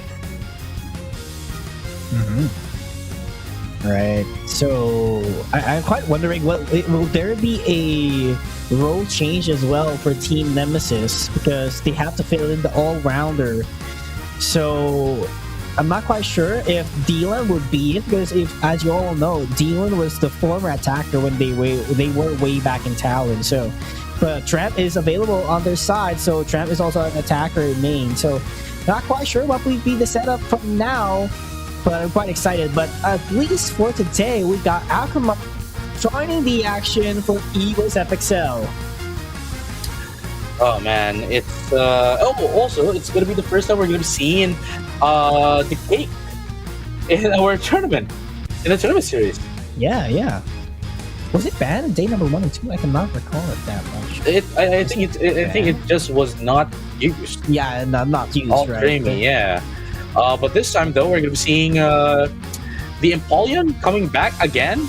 Yeah, I know you love your Piplup, and of course. Oh man, Lucario in this team is not going to be played the same anymore. Not without, before the roster change. But hey, speaking of which, EOS FXL is going to be going. Oh, wow. Oh, man. Both of them. You just noticed, right? You just noticed it. Yeah, both of them. They're like, it's. Man! PKC was the one using the what call this? The Blaziken and the Water Beer and the Dark Beer, you know what I mean? Like, both of them are giving me the nostalgia. You know what I mean? Like, yeah. Both teams have their own stories, but for sure, for the OG and the teams, definitely, what JJ means. Yeah, but we have to look at the present, man. My guy, we have to look at the present, and for sure, only one is the goal for today, and that is to take the victory up against them. Evos, for sure, there has been a change. Team Nemesis, they just need consistency and be better every day, because theoretically speaking, if the same case is still present right now, if they were from November to January they're still the same, theoretically it would be Nemesis taking the game. But Evos FXL, if they manage to get their rhythm, this would be hard for Nemesis. Yeah, hold up. Sorry, I'm still moving on to the present. You know what I mean? Like, it's just Yeah. But hey, anyway, going back into this game right now, we're still waiting for our game bounce to get picked up. But nonetheless, Team Nemesis and EVOS FXL right now, game number 1. That's it. It's still the early game. There's not really much to tell. Yeah.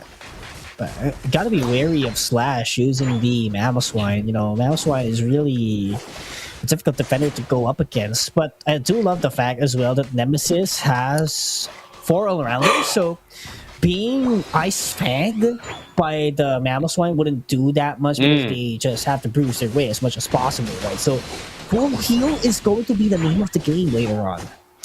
Yeah, I mean, I do recognize as well that it is going to be Shangdi here, actually being the going back into the core of the game of the team right now for EVOS FXL, which might bring them back to their former state. Obviously, not going to be quite the same exactly, but almost there. I'd say Shangdi right now going back as the core of the team, doing some damage against that of Team Nemesis. Yeah, I mean, you know, it's all about the comfort zone and where you're at best, right? And I think everyone would agree that Shingdi at core would be the best way in order for him to capitalize on his strengths. So definitely this might be the turning point of EVOS FXL, but we're not quite sure yet because Team Nemesis also has something. Yeah, I mean, honestly, this has to be the turning point for both of the teams. It cannot be not this time, because if this isn't their turning point, then they're going to have a hard time in the tournament. I don't. Well, quite fortunately for them, like everyone is still going to be part of the King of the Hill, but that only means that you're. Man, you will have a more difficult time going up against the King of the Hill because you'll be playing more games if you end up on the lower end of the rankings. But as I say that, Team Nemesis was able to do a lot of damage into the side of EVOS FXL, which is looking pretty great for them right now. Yeah, looking great. Just have to maintain this kind of gameplay, but the objective is already at down bottom. It's going to be a Regirock. Ideally speaking, it will be great for Nemesis because they have the sustain. But look at EVOS FXL. They are getting it for sure, but oh my goodness, and Nemesis, Dylan takes the last lap, gets the objective, but that will be a KO in return. That's 3 out of 2. Make it 4 out of 2. Beautiful trade-off from EVOS.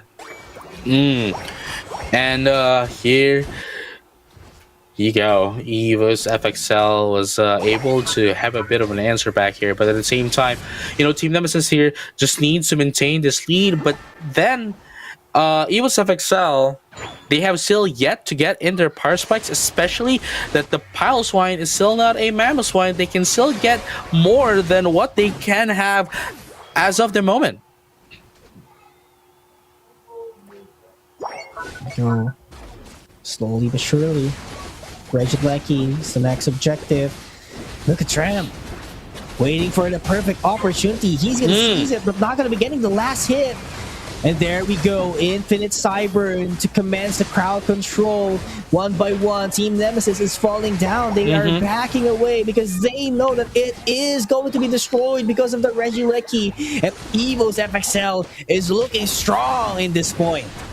Yes, sirree. And there you have it, ladies and gentlemen, all traders alike. EVOS FXL is trying to force in their way against that of Team Nemesis. Slash has been isolated right now by Sync 1, but Ice Fang's going to be the player of the game here, and Shadow Sneak just to put them down. And going down here, 94 is going to be able to get away. There's going to be 2 down to the side of Team Nemesis as well as EVOS.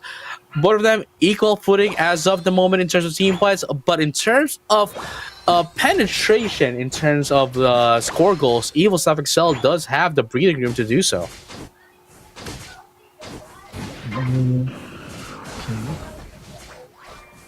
There goes. Timing. Timing is what they need. I feel like Slash just jump scare Nemesis out of nowhere with the Ice Fang, but look at that. In order to reveal the spot, definitely use your moves. Slash will be with a high horsepower, does not get the last hit. Another defense coming in from Nemesis after getting the Regirock and gets Slash taken away. That is for sure. And right now, 94. has been seen here by Tremp. It's going to be 3v1, but they're going to be able to get away quite quickly, which is actually quite great as well for them. You need to wait for their team fights, and look at this. What's happening right now for EVOS FXL is this is not how they usually play. If we're going to base it off historically, but it seems as if they are trying to adapt a little bit of the Western playstyle of forcing in the issue against the other team. But look at that though, Team Nemesis is going to be able to secure that Reggie Ilecki, and now they just need to put in the work. Unfortunately for them, they're going to be the one getting in some casualty. 2 for 1 is going to be the play of the game. They'll make that 3 down to that of Team Nemesis for the price of the Reggie Ilecki. Is that a great exchange? I don't think so. That's going to be 4 down right now for Team Nemesis in exchange for 2, the Mewtwo and the Reggie Ilecki, and that is going to cost them a lot.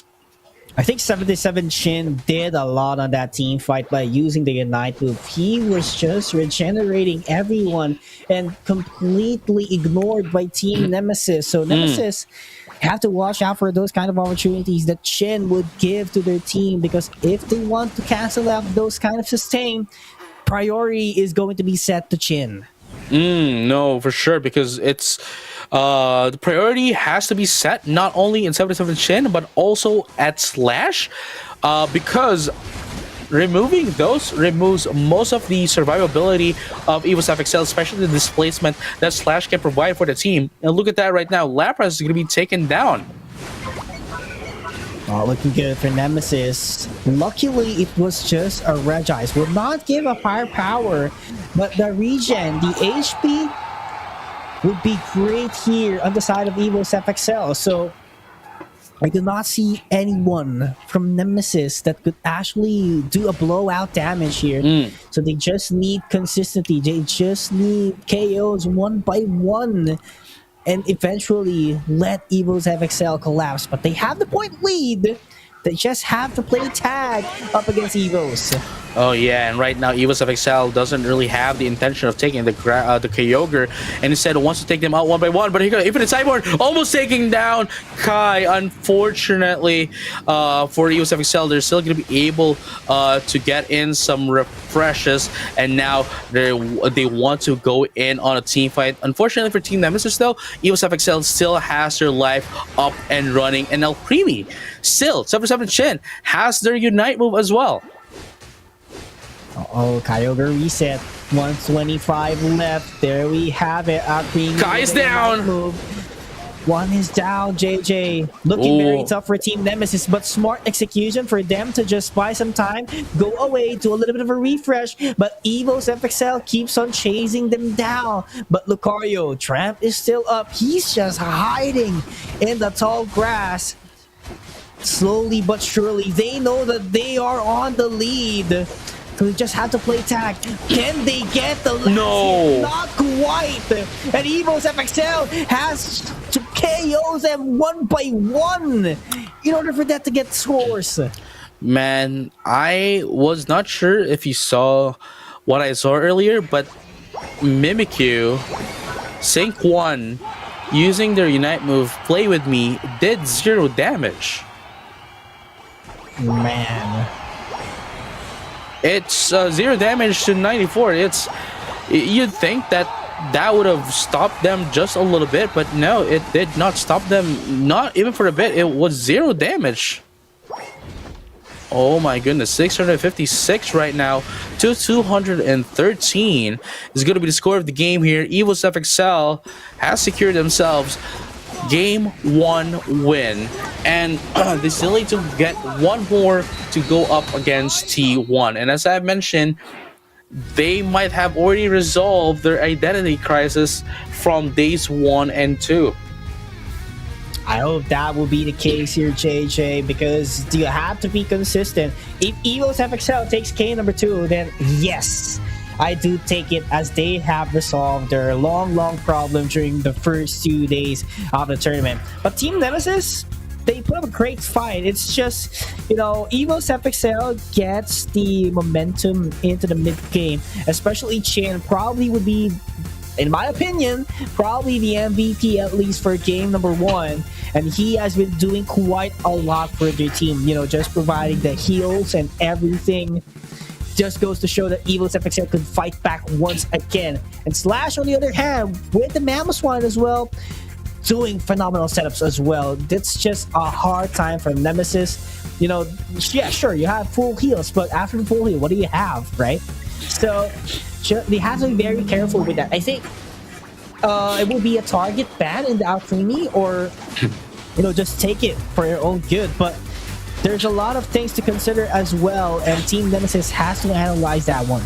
I don't think that Alchemy is a problem. I mean, obviously it is a problem, but even if they do take away the Alchemy, if not ban it, outright target ban the Alchemy, there's still other Pokemon that can do the same thing. We have the Eldegoss, we have the obviously the Hoopa as well is there, although of a different way. But all the Clefable and the Blissey can do that as well. All I'm saying is that Alchemy is not the main problem for for Team Nemesis. I think the main problem here is that they they allow themselves to be eaten up here by Evil's FXL from the early game, and they don't really have an answer back against them since the early game. Wow. Because they do have the ability, right? They did have the capabilities and the ability to go on toe-to-toe against them, especially the first 2 minutes of the game.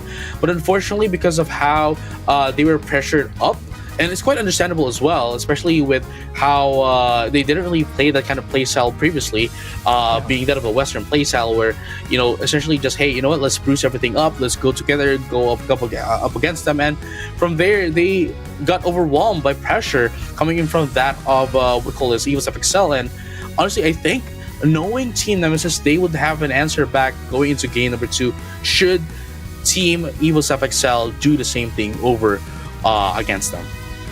I mean, yeah, theoretically, if it works, you don't have to change it. But for Team Nemesis, I think they would have to change their archetypes quite a bit, you know what I'm saying?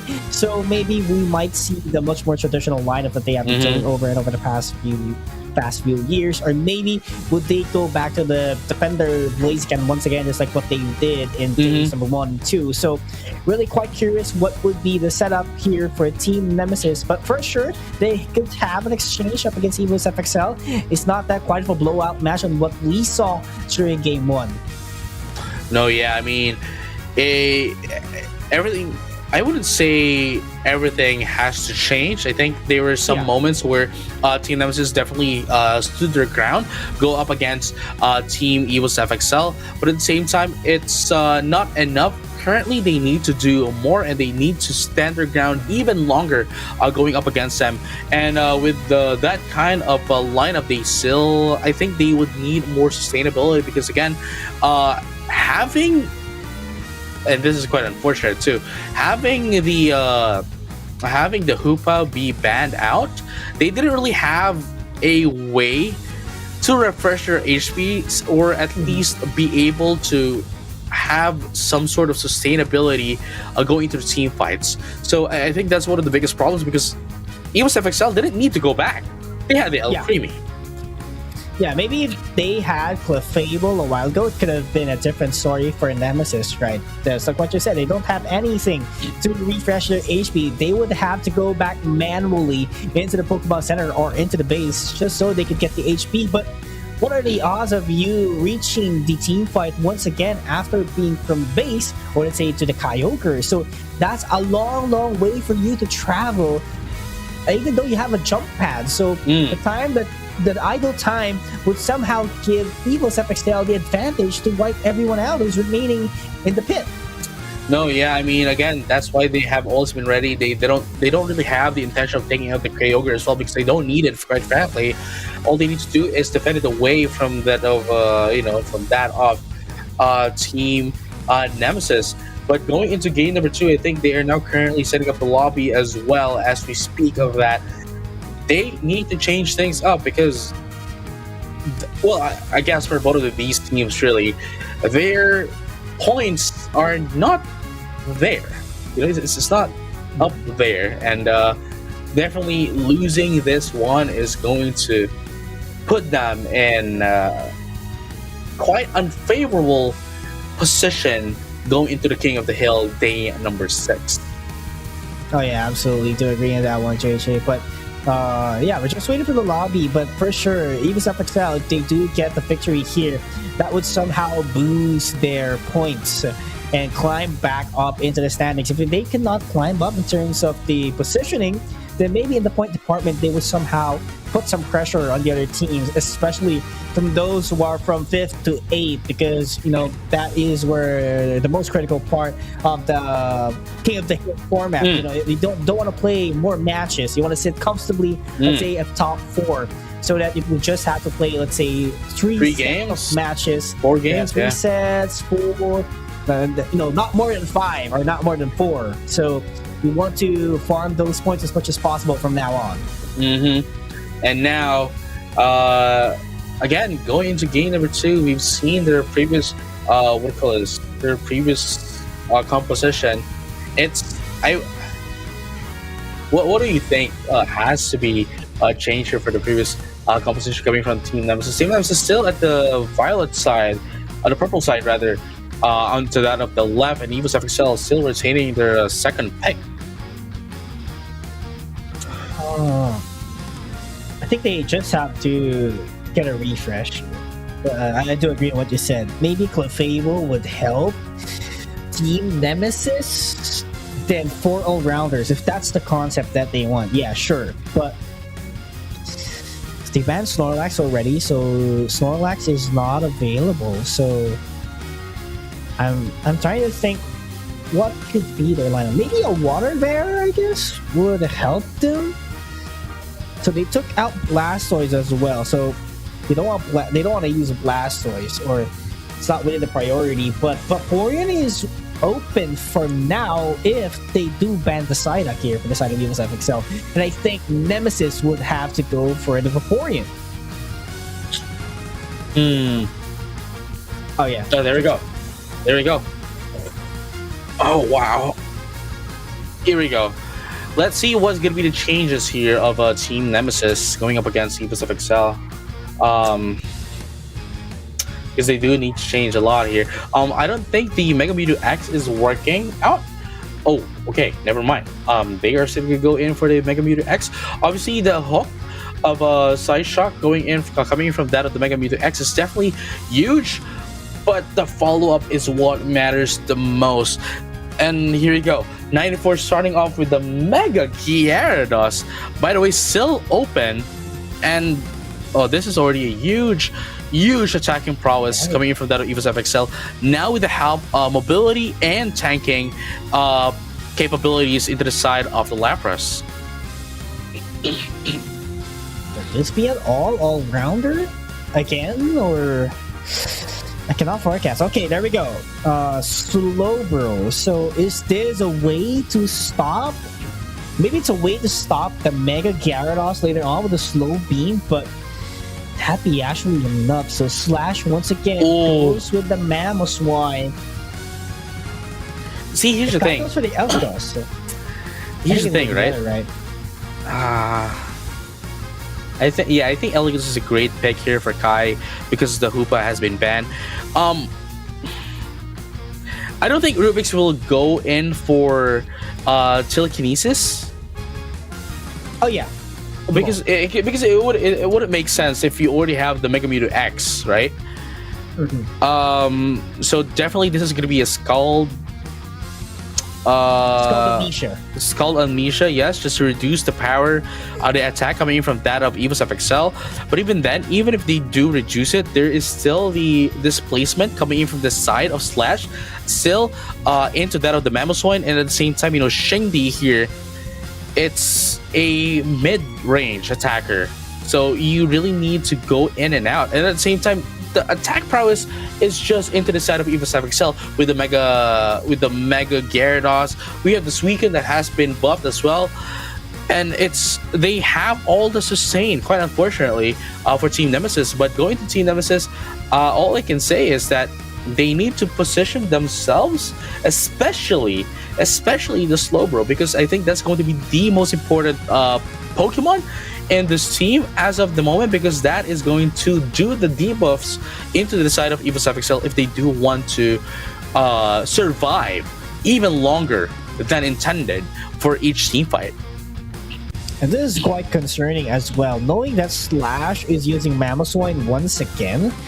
Team Nemesis doesn't have someone who has full heal, and there's no Blissey available for them to cancel out what the Mamoswine can do. So if you get caught up by the Ice Fang, there's no way for you to run away. So pretty quite concerning as well for Team Nemesis. So they have to be very careful as much as possible.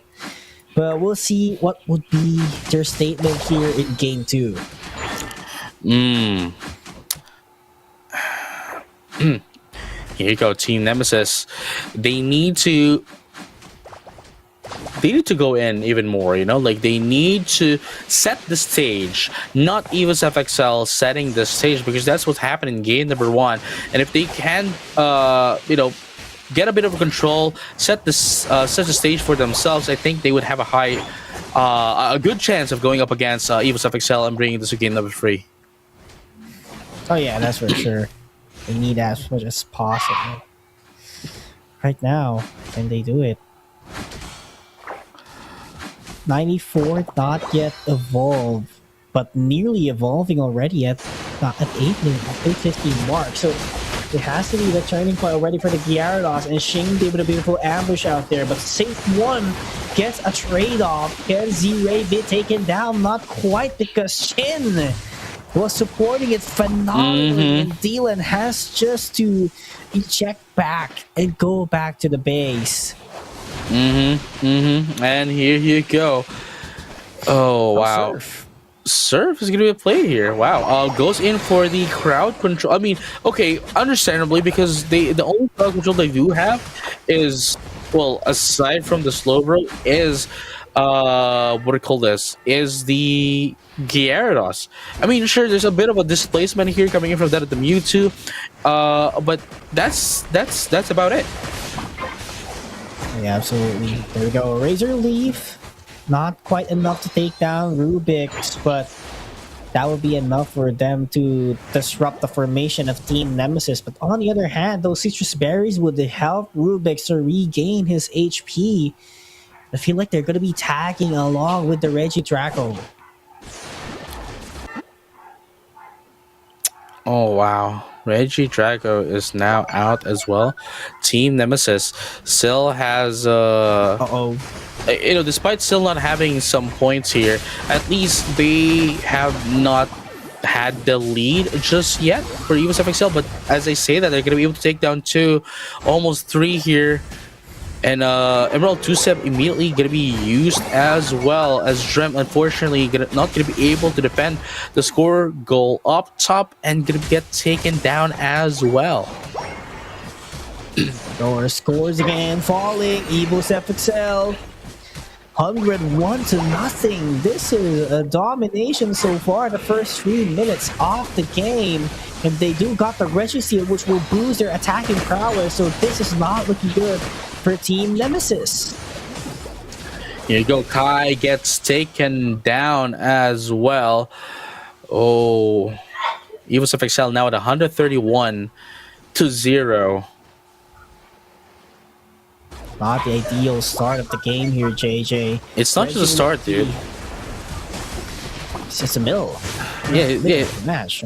Yeah, it's not just the early games. We're already in the mid game, and Reggie Lecky is already into the hands. Great positioning coming from that EvoSF XL.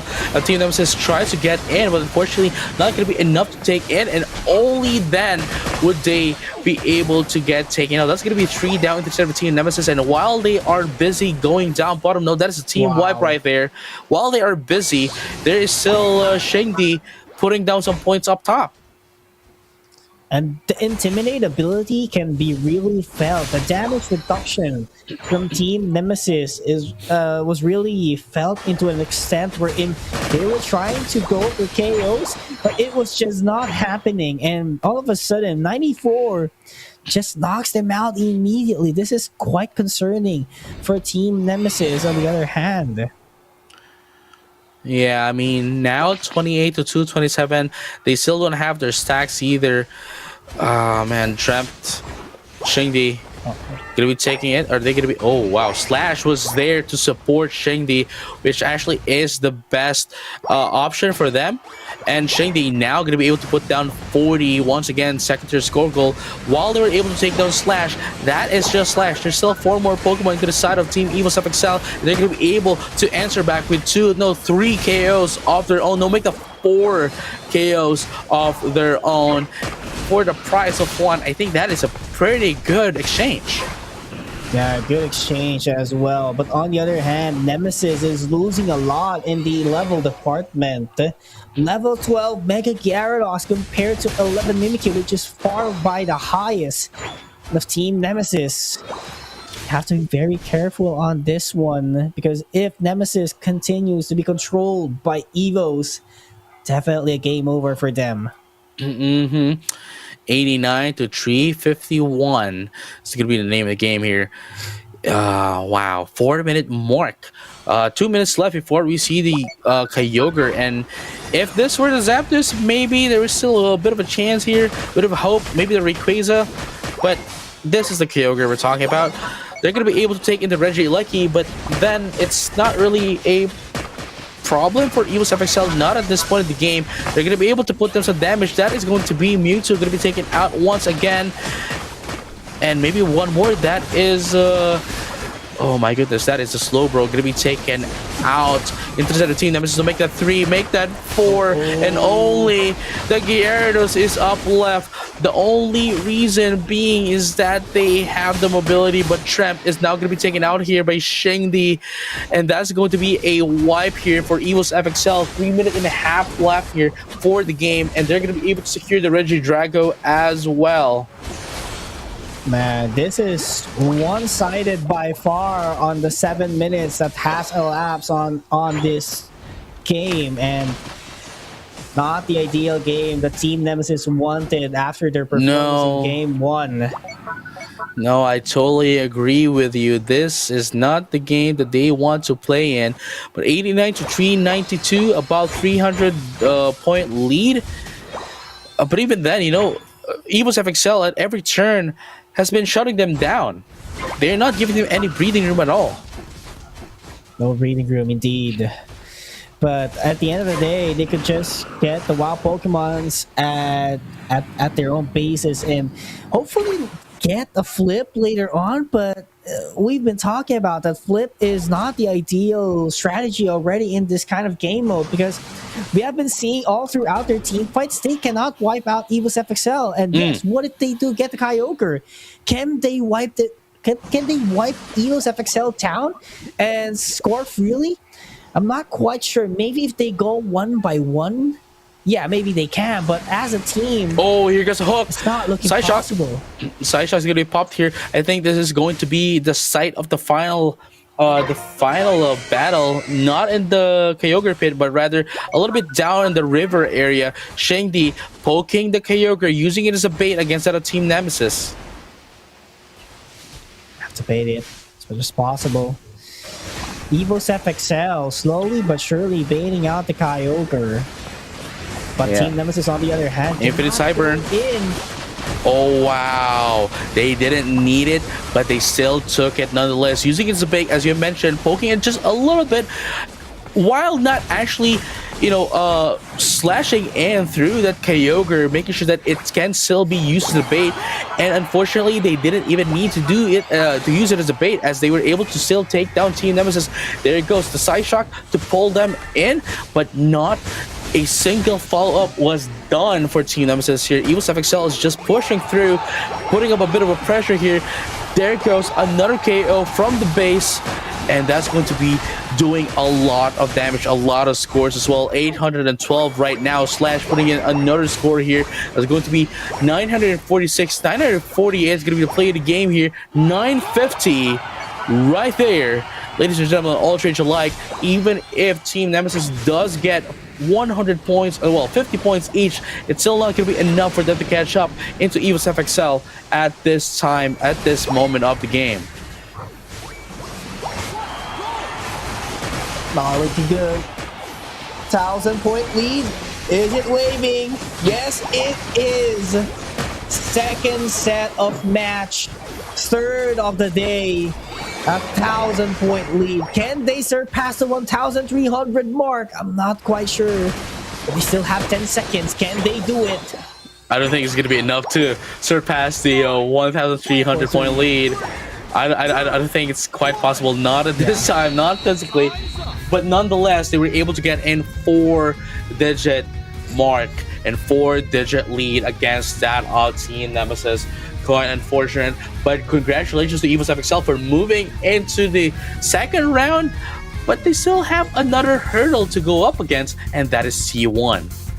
Absolutely, but if they do win against T1, I believe that they can win the whole thing here, JJ. From the bottom of the standings, they have evolved so much into the present day. Right after this, they showed that they can win here. And Slash, on the other hand, gotta give credit to him as well, man. He got his comfort zone already. They've been doing great as a team. Same thing with Shengdi going back to the core. And there you go, Shengdi back into the core. And as I mentioned, right, they have now fixed the identity crisis of the team. Shengdi is once again back as the core, and it has been showing. It is showing how it's telling how much this team can do going back to their roots. Quite unfortunately, obviously, it's not the original, it's not the OG roster, but nonetheless, how they played is quite similar to what they did on their roots. And just like that, EVOS FXL is now renewed for days 3 moving forward for the Asia Champions League. And they're going to be scary on the following week, man. If this kind of gameplay, they can maintain it, definitely they would climb up in the rankings no time from the bottom again. They might climb up even at the top 3 if they perform this one very well. Oh wow, here you have it. Oh man. Again, at least they were able to do what they've always been needing to do. And EVOS FXL is now going to be moving to the second round. Unfortunately for Team Nemesis, they would have to wait for another week. But again, hey, it's another opportunity for them to have some practices and a week of practice before day number 4 ever happens. Yeah, and I think Nemesis, on the other hand, they did well on the first game. But somewhat the evolution of your opponent it might shock you. I think that's what happened to them. Like they were amazed by how EVOS FXL adapt into the situation, and a lot has changed. A lot with this team. I would actually argue differently. I think they played better in game number 2. Though they got stompied here by Team EVOS FXL, I still think that they played better in game number 2 than game number 1, because in game number 1 they immediately got stomped at the early game. Going into the late game, they weren't able to answer back, but game number 2 they have been able to, at least some moments in the game where they were fighting them off at equal footing. But here we go, ladies and gentlemen, all change alike. For those who are who wants to join in the ACL Asia Champions League Finals, you now have the chance to join in the winter tournament, and the registration is now currently happening, and it's going to start on February 1st for our qualifiers and February 7th for the playoffs. And if you do win this, you get not only flight tickets, but also hotel accommodations to play for the Asia Champions League Finals in Yokohama, Japan. That goes for APAC East and APAC West for February 7th and 8th. 8th for the West, 7th for East. Yeah, make sure to mark your calendars, Pokemon trainers, and make sure to register if you want to shoot your shot and be the representatives of APAC East or APAC West. But again, because JJ, just like what the JJ said, free accommodation, free flight tickets, everything is on its back. You just need to step up and be the very best on the region. But of course, might to tell you, 5 teams from ACL Southeast Asia League would be competing here. That's for sure. And aside from that, there's a lot of teams outside ACL Southeast Asia who's really, really strong and well-known contenders from their own regional qualifiers for WCS. Man, it's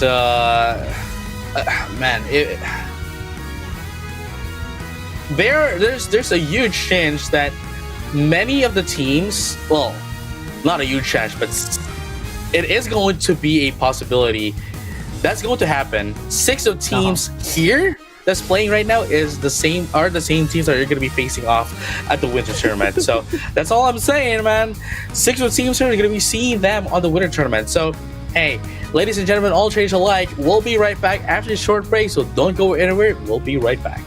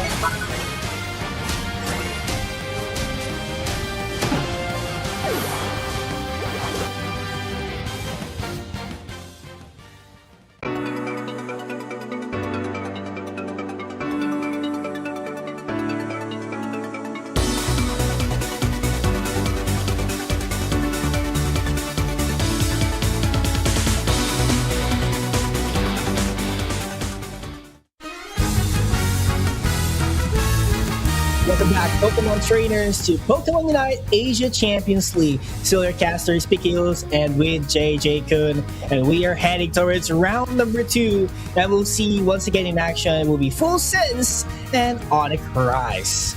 Yeah, I mean, that also means that we only have 3 more matches left for today, right? It's the semifinals, which is both of the round 2s, and then the grand finals, because we're not going to be watching, we're not going to be broadcasting the battle for third match. So this is going to be the second half of the day, last 3 matches, and hey man, we're going to have to wait for another week before we see the next sets of matches. Quite unfortunate for us viewers and casters and everyone else in broadcast, but hey, we do need some break. So ladies and gentlemen, all trainers alike, it is currently right now Evos. Sorry, not Evos, but rather Onyx Rise. Yeah. Onyx Rise versus Full Sense. Yeah, Full and Sense. from the looks of it, right, on the first impression, man, Onyx Rise is such a huge hurdle for Full Sense that they have to face on. And they did had a hard time as well a while ago up against Made in Thailand. So this one will be a tougher challenge for them. That's and knowing true. Onyx Rise, they don't back down whoever their opponent is. They just give them a hard time. Yeah, it's the challenge is not on the side of Onyx Rise. I have to agree with that, and I have to reiterate that as well. The challenge is not on the side of Onyx Rise, but rather on the side of Full Sense, because as you have mentioned, and I just want to reiterate this, if they had a hard time against Made in Thailand, man, Onyx Rise is I'd say levels different than that of Made in Thailand.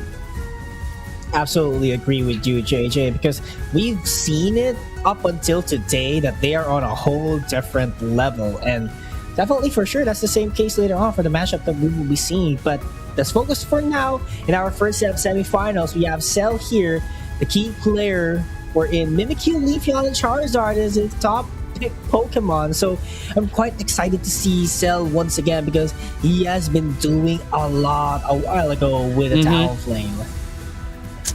And here comes key player for Full Sense. It's Markot S, as we've mentioned. The Talonflame has been a lot. It's been doing quite a lot for this player, and it's essentially one of the biggest key factor as to how they were able to play, how they did play earlier. So if I guess one of the biggest and one of the objectives here of Onyx Rise is to shut down Markot S. Oh yeah, absolutely. I mean, Mark Goddess, that's not a question. He's one of the strongest players out there. You know, it makes sense that he's the key player here in their team. But again, Onyx is, you know, how would I put it, in a different level when it comes to watching or observing what happened at least the first 3 days of ACL. But Full Sense, you know, for sure they have upskilled as well from today, from before up until today. So we just have to look forward to it. But the bans are looking quite similar for now. Leafeon taken away by Full Sense. Vaporeon as well. They do not want to give the Vaporeon to whoever is going first. Oh, there you go. The Vaporeon is not going to be played in this game. Blaster is not going to be played as well either. But Mega Gyarados. Mega Gyarados, and Mega Lucario, Talonflame is going to be up. And of course, as we have just mentioned, Mega Gyarados is open, so definitely is going to be picked. And the Mega Mewtwo X as well. That is already huge for Onyx Rise. Yeah, absolutely. And knowing that we do have Mega Pokemons, definitely the power spike would be different. But here we go, Suicune being hovered in, and Suicune has been actually a huge contributor into all of the teams competing here in ACL because they have been providing a lot of crowd control for the team, and it's very much a stable Pokemon for them. Yep, and here you go.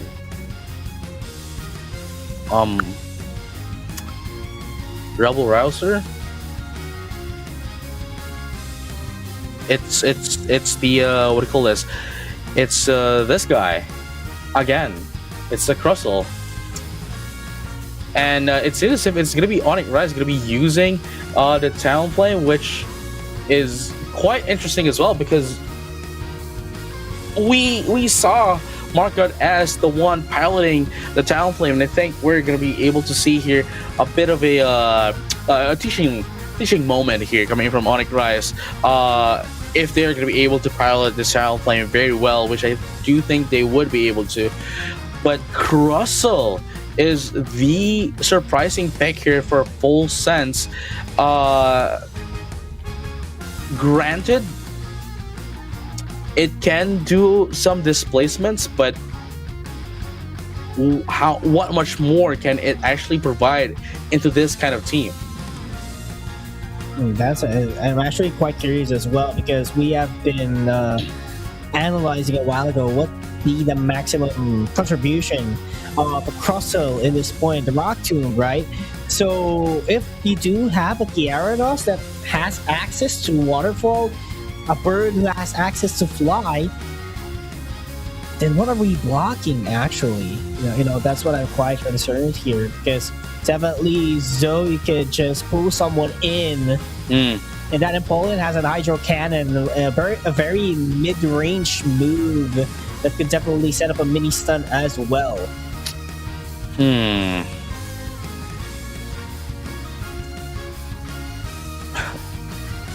It's it's gonna be quite a what do you call it? It's going to be quite a going to be a challenge for Full Sense here going up against Onyx Rise, especially with this kind of composition. Of course, we do have again the Mega Mewtwo X, the Empoleon, the Snorlax. We also do have the Talonflame, which is very mobile, as we all know, and ear into that of the Mega Gyarados. But on to the side of Full Sense, this is the Mega Lucario, the Clefable, obviously the sustain of the team. I do like your composition, but I'm quite on the fence here for the Crustle at the very least. I think they're, well, I mean, I guess they can't use the Umbreon either, you know, but it's Lapras might not be a good fit in this composition either. So I mean, I guess they're just going in for the best pick they could. That is currently possible. What do you think? Yeah, I think it makes sense on what you said a while ago because there's just a lot of defenders that they don't have access to. Unless you want to go for a pseudo defender by just going all-rounder, just like a Blaziken. I think that would work as well. But no, there has to be something in the minds of Full Sense why they're using this Crustle. And we gotta wait and see how they would convert that one later on. And here you go, 38-31. Full Sense does have a bit of an answer. AXQ almost gonna get taken out. Still a Piplup as of the moment. But here comes Sunsage. With that of the Mega Mewtwo Y, could be able to take down the Snorlax down bottom. Yeah, in 30 seconds, there will be a Ragey Draco. Ear hasn't evolved yet, which is quite fine. But at the same time, he is going to evolve at an earlier stage. So definitely could dominate this matchup already up against the Lucario. Waterfall would not connect that much. But definitely, Full Sense has to be very careful on that one later on. Here we go. They have yet to still get their power spikes. Full Sense, on the other hand, they still can get some power spikes, but at the very least, they do have. What's good about their composition is they have the early game advantage in comparison to Onyx Rise, which they need to get their levels up as well for them to be able to get their power spikes. But what I do like about what Fulton is doing here as well is that they're making the best of it and making sure that they can get it as early as possible, maintain it as well, to ensure that they get as much lead as possible against that of Onyx Rise before they can even get their power spikes. Speaking of power spikes, it is somewhat fell already at the hands of Onyx Rise. They're cleaning up KOs here all the way to the forest, and that's 2 KOs for their team. And not just that, they are taking the resources of Full Sense, which is not the ideal setup for Full Sense if they want to catch up. But Luna with a little detour. Ooh. That was a nice sidestep to get away. Flail and XP is going to be playing the game here for Illuna, currently having a score shield, or I believe that was a body barrier. Yeah, score shield rather, and it was Cookie. And at the same time, to ensure that they survive as long as possible, they also have actually no, it's not the scarf. It's the other scarf that can allow them to do the attack speed. Wait, I was thinking, it's a band or something, right? It's the rapid fire scarf. There you go. Oh, yeah, there we go. I thought you were referring to the band. Here you go. Gets the block. Yeah, I mean, it's definitely going to be helping out for the flail, to provide more damage and at the same time, more DPS and, the self-sustain coming in from that as well. Okay, there goes the waterfall. Gonna be engaging a little bit too deep. Infinite Cyber, not much of an effect on the Gyarados, and the Lucario was taken down. Same thing with the Water Bear. Full Sense. Oh, the damage! Good. Fly plus the Flame Charge almost took down Noctiza, but not gonna be quite enough. So here comes the reinforcements. They want to score as fast as they can. Water Bear comes in, Aura Cannon as well, but not enough. 13, 14, 15, 16, 18, 21, 23, 24 hits. From SCG. Gonna be able to take down the Mega Gyarados, ladies and gentlemen, all trainers alike. It is going to be Illuna trying to buy some time here, but it is going to be the Unseen Fist. It's gonna do some damage, but the power that allows him to survive even longer. Man, Illuna is on a different level of buying some time. Wow. Flail, where's the X speed? Is it over? Oh, never mind. Unfortunately, I'm gonna be able to get out, but the time they bought is so much, dude. Rebel Rouser? Not gonna be hitting someone. X-Scissor to pin down the Talonflame. Quite effective for them, and they want to secure this Registeel. But Zoe is somewhat eyeing on this one. Can he get the vision? And can they get the last hit? Not quite. The score was interrupted as well. A great way for Full Sense to set up their priorities. There we go. There you go. Eeyore. Dragon's Current immediately Mega Evolves. But can they take down the KO's Flame Seed as well? Not going to be quite effective that much. And Waterfall to go back. He is feeling the pressure. Mark got S. Ear 2v1. Is it actually 3v1? Those with the Rock Tomb doesn't need it anyway for them to get the KO. And there was an exchange with a Regieleki, so pretty much I think it's worth it in general. It's actually quite interesting where, what do you call this? They had to use their Unite moves to take down one Pokemon, that is Eeyore. That is quite a an expense. That's a huge expense for Full Sense, but I mean, I guess it's still not the 2-minute mark, and they would still be able to get in their Unite moves, but it's still an expense nonetheless. Yeah, and might to tell you, this is just going to the 3-minute mark, so pretty much I think it's fine. as long as you want a KO and it's not a bad trade, then maybe you could go for the Unite move. So, but right now, I think it's 4 members of Full Sense trying to charge it up against Eeyore. They haven't used any Unite move, which is great, and just outnumbered the Mega Gyarados. Oh wow, again, they at least know their priorities, but then even if they do take out the Mega Gyarados, there's still 4 more Pokemon that they need to handle. And as I say that, here comes the reposition displacement coming in from that of Illuna. Once again, still surviving. Flail gets in some healing as well. Oh, here we go. Regice. Mega Gyarados. There it goes. Dragon Turret. Not going to be quite enough. Actually, they got the last hit. They did. It has an additional buff in this setup. 2 members left from Full Sense, and they are just going in one by one. The Wonder Bird cannot do the combo hits, and Kyogre is wide open. Hall is down. This is it. This is the ideal setup when you want to get Kyogre. Yes, sirree. And look at that right now. Onyx Rise was able to deliver the final blow against that of Full Sense a few seconds before the Kyogre even comes out. I mean, honestly, when they popped in their Unite move, that was the start. That was the start of something new. Yeah, and that's actually a better way to get the Kyogre. Wipe out your opponent first before you take it, because there is an ample time for you to score the 50. But Onyx Rise doesn't need it to, actually. They just have to play defense, but for guarantees, you might be looking forward into 10 seconds left.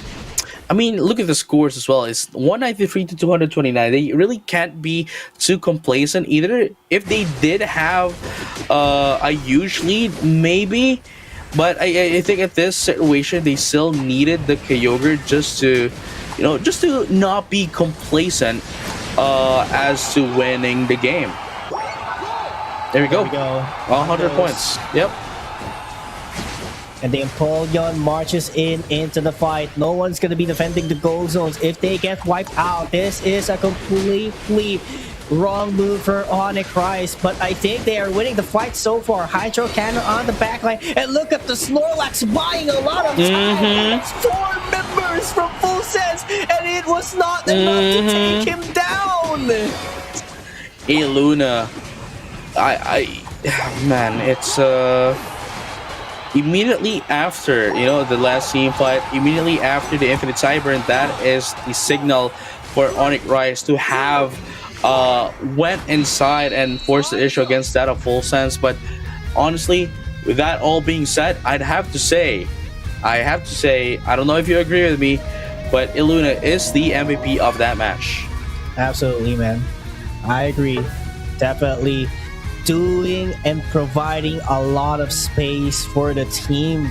This positioning, that was just phenomenal. And again, JJ, this is just game number 1, and I do feel like it would be the same case for game number 2, unless Full Sense takes major actions by starting off with changing their trap, because I feel like something is off. I mean, if you're going to be taking a look at the damage department, it is almost equally distributed, which is, I think, not should be the case, because there has to be somewhat of a star. That's how I take it. And if both of you are doing the same damages in terms of percentage and numbers, then I do feel like you're just randomly doing the stuff that you want to do. Yeah, I mean, look at that, though. That's what we're talking about, right? Like, if they already had a hard time against that of Midi Thailand, they would have a harder time against that of Onyx Rise. But then again, I mean, they did show us that, hey, they might have had a hard time against that of Midi Thailand, but they stood their ground a little bit. They were able to go up against Onyx Rise quite fully, and it's not going to be surprising if they do make some adjustments and do take in game number 2 to lead us to game number 3. But with that being said, though, Onyx Rise made sure that they secured the win before the Kyogre comes out, making sure that they can take them out, wipe them out, and from there secure the win.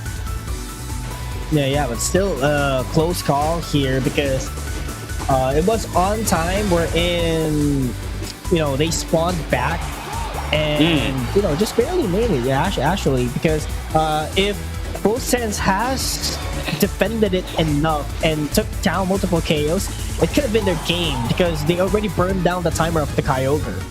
No, exactly, right? Like, that's what I'm talking about as well. And they didn't really know who was in the lead, or at least they did. All they did know is that they are in the lead by not a lot of points, making sure that they don't want to do any rash decisions. So that's why I kind of understand and respect the decision of Onyx Rise, not pushing through, not making this mistake of heading in head first, and waiting for everyone else to respond back for them to be able to put in their scores confidently. And if you were in the lead, as I mentioned, if they were on the lead, if they knew that they were in the lead by a mile away, then I don't think they wouldn't have had to waited for the timer to go down a little bit, waiting for their teammates to respond back. Yeah, absolutely. But that's just game one.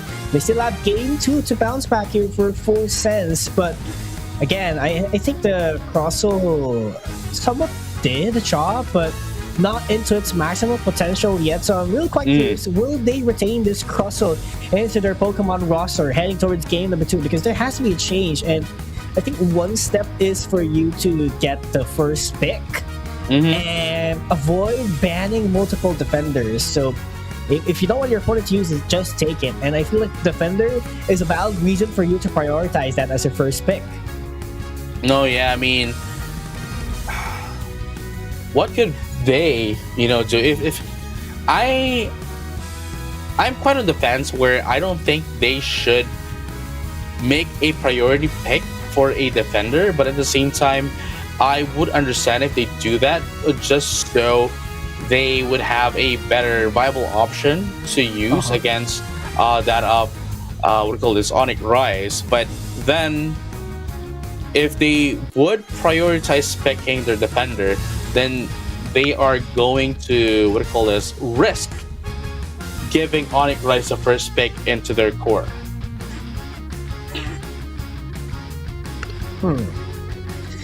Maybe Mamoswine? Was Mamoswine used a while ago? I think Mamoswine would be a pick as well.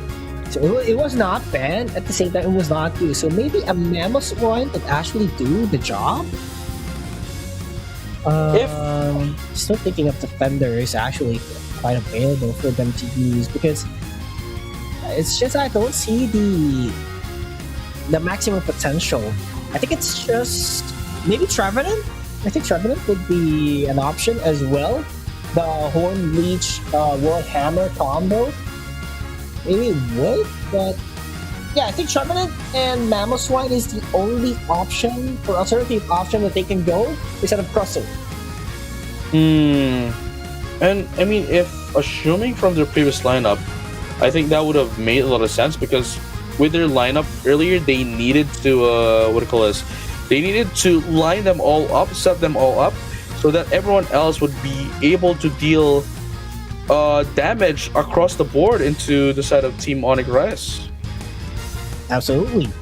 But it feels like we are on the same boat, JJ. I think it's the same lineup that they're trying to do for both the teams, but Snorlax is going to get taken away. This is a change, and I do hope this would be for the better for Full Sense after getting that Snorlax. Oh yeah, I mean, hey man, don't fix what's not broken. But hey, this is something that they needed, right? They had the first pick of choosing their defenders, and they went in for the Crossel, but obviously that did not work for them, and now they're going in for the Snorlax, which I think would have been a better pick earlier on. But man, the Glaceon pick is gonna be different. Yeah, I mean, we saw how consistent the damage of the Glaceon is a while ago with the Icicle Spear, so I think it's understandable that they do have it right now. And with Blissey, I think this would be... It's an Egg Bomb. It's an Egg Bomb Blissey. There's not enough crowd control, so Egg Bomb and Soft Boiled is going to be the name of the game. That's what I can see, but we're not quite sure yet. But Sun's Age with a Glaceon, I think this is fine. It's a consistent damage dealer, but if it gets chased down by Cell, I think it will be somewhat of a game over. I mean, they do have Mega Lucario, right? But they need to protect this Glaceon as much as they can, because it's one of the key factors in order for their team to win, because it is the only special attacker by far. No, yeah, I mean, it's... Well, I mean, it still boils down to their execution, right? Like, they might have that as a disadvantage, but if they can play it well, especially they have, once again, their composition of being what do you call this, that can be okay, that can be good in the early game, then hey, they just, all they need to do is maintain it until the mid game at least, while Onyx is still waiting for their power spikes to come out. But hey, we're not sure what's gonna happen unless they just create a story out of it here in game number 2, JJ. So Onyx Rise, one step ahead to the grand finals of day number 3. If ever that will be their second finals, because they were third placers during the second day. So this is a chance for them to be a champion for day number 3. But they have been getting consistent stops and placings here, at least in ACL group stage. So definitely a justifiable explanation why Onyx Rise is one of the strongest teams, or actually can be considered the strongest team right now. I mean, hey man, they're called Rise for a reason, because they're rising to the top, you know what I mean? So, with that being said, ladies and gentlemen, that was a joke. Oh, okay. Yeah, I figured, man. I figured. Excuse me. I figured that the translation didn't go well. But hey, Onyx Rise right now, almost the same kind of composition as earlier. The only difference is, well, the Lapras instead of the Snorlax, because the Snorlax was taken in by Full Sense. I think they would still be able to play in the same kind of play here. But Full Sense is the one that needs to be able to have an answer back against that of Onyx Rise. But as we see, as of the moment, 2 minutes into the game, Onyx Rise has a bit of a control here over Full Sense. Going to be able to take down the Gyarados as well into the side of Full Sense. And 2. And speaking of Gyarados, it is already online for the side of Onyx Rise. They're just tagging him the points. This is not ideal if you're on the side of Full Sense, because they're getting their power spikes up and going. Yeah, especially that you need, and it was already gotten in.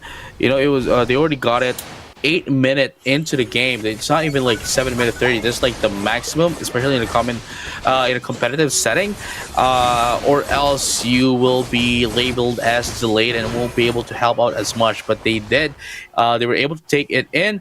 Lapras is going to be taken out in the side of Onyx Rise. Full Sense now making sense after composition, now trying to destroy the second tier score goal. Quick maths right now. Sunsage trying to not put the scores down before everyone else. Yeah, and overcapping is one of the factors that you could actually do in the game in order for you, put up some pressure later on. But quick passes, well, here, overcap by Onyx Rise by 3 points.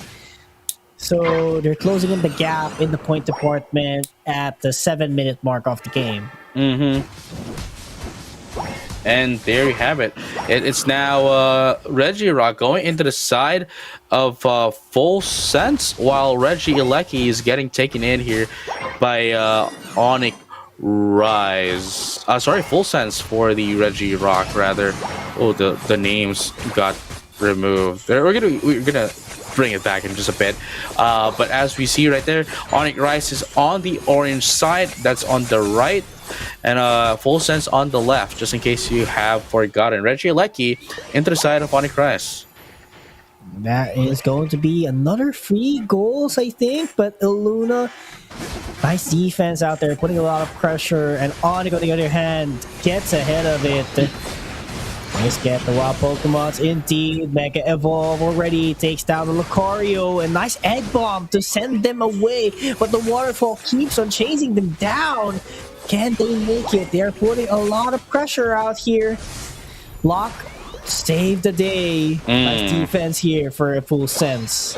Hey, that's what we're talking about, right? Like, it really did change a lot here for the side of Full Sense, especially the change of their not Unite move, but rather the defender, that of being the Snorlax. Here you go. One.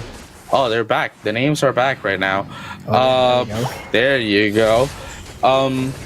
Yeah, you know, the damage output as well for Full Sense, they are playing a different game than what they did from what do you call this, against that of Made in Thailand. That was a beautiful block, man. Did you see it? From the drop down on the fly to block it immediately, no damage has been done. Now this is I'm Hong and its fullest potential, maybe. This is a much better pick from the Crosso that he did way back then. And Full Sense, just like what you said, playing on a different phase, it seems like they are a different team. Yeah, you name it. New persona indeed for Full Sense. Look at that though. They're gonna be Bliss assistance before they got taken out. Unfortunately for them, Onyx Rise is rising up very fast and gonna be able to take down 3 in the process. Onyx Rise right now taking down 4. Ladies and gentlemen, Ultra Slide, it is going to be Lucario up last for Full Sense. Ooh, there we go. Our 2 points just to, you know, get some couple of those goals. But on the other half, Full Sense put a breeding room at top path with the Regieleki marching in. There's not enough Pokemon actually to, you know, score out there. So it's just, I think it's a pressure, or, you know, that's a guaranteed 20 at least for them. Yep. And 212 and 232. This is the same situation as to what happened in game number 1.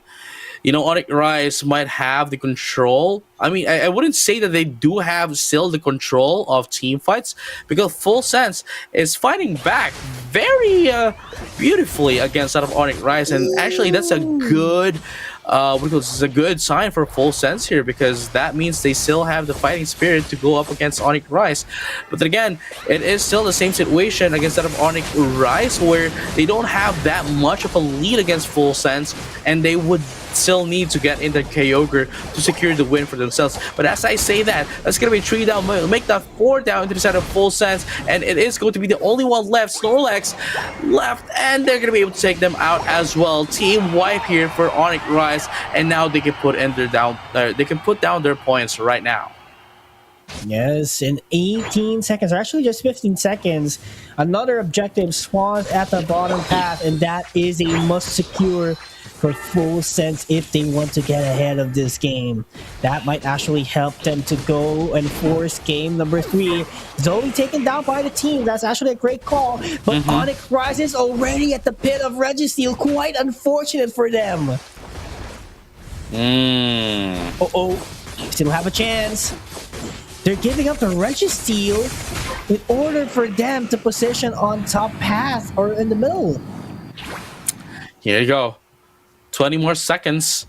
Actually, well, I was going to say like 13, 14 seconds is enough for a team to, to get in that objective up top. But then again, nobody is up there to position, and Onyx Rise is going to position themselves into that of the Kyogre. Here comes the fly.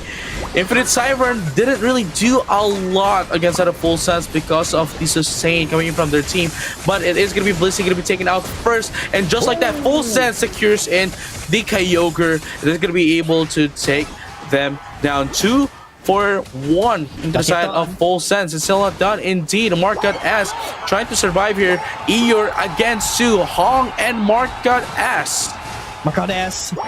Market S has evaded the Mega Dragonite, Mega Gyarados rather. Mega. Yeah, I was too advanced. I thought it was Dragonite, but yeah, Mega Gyarados rather. But ears down. Evaded for the score, and they are in the lead by a bit here, JJ, by a bit only. So Onyx could steal the game. They could still take the game. You know, it's 36-9. That's like what, 27 points of a. Am I right? No, 27 point of a lead. Yeah, 27 point of a lead here for Full Sense, and that's not a lot. There you go. Oh, that was very close. Here you go. Full Sense. Are they going to be able to win this, or would Onyx Rise be able to do some points here? Talonflame. Talonflame is there, just winning 26 points here. Oh, and that's enough to win the game, actually. Zoe, here we go, taking the bait. They took the bait. Oh, wow! They took the bait, but there's another humble for Full Sense. Oh, that's what I'm talking about. That's what I was talking about, ladies and gentlemen, all trainers alike. Oh, wow. They are fighting off against Onyx Rise. They are answering back into Onyx, and they had a chance to take the game away from them. And I do believe that they have won game number 2 against that of Onyx Rise. There you go, 636 to 559. Ladies and gentlemen, all trainers alike, Full Sense right now answering back into Onyx Rise. And as I mentioned, right, Onyx Rise might have won some team fights, game number 1 and game number 2, but they still didn't have complete control. If they had complete control, then maybe they could have won, but Full Sense was able to answer back against them, and they didn't really have that much of a lead in terms of points. I mean, look at the graph right now. It wasn't really that of a huge difference into that of Onyx Rise against that of Full Sense. I do agree, and that was a game wherein both teams were just baiting each other. Both of them has the same mindset, but unfortunately, that was actually Full Sense having much more AO's energies to score in. Yeah, it's always I guess that's the biggest problem of Evil's Onyx Rise rather. Since game number 1 actually. This game number 1 of their match against FSC Sport, Full Sense rather, FSC Sport, Full Sense, is that they can force the issue, but they really don't have that much points. And if they can make some adjustments to put a bit of priority into scoring points while making sure that they don't risk losing their capabilities of forcing in the issue against their opponents, then maybe they can have complete control of the map. Yeah, I do agree on the pointers on what you said a while ago. But I think on the other hand as well, Onyx was somewhat...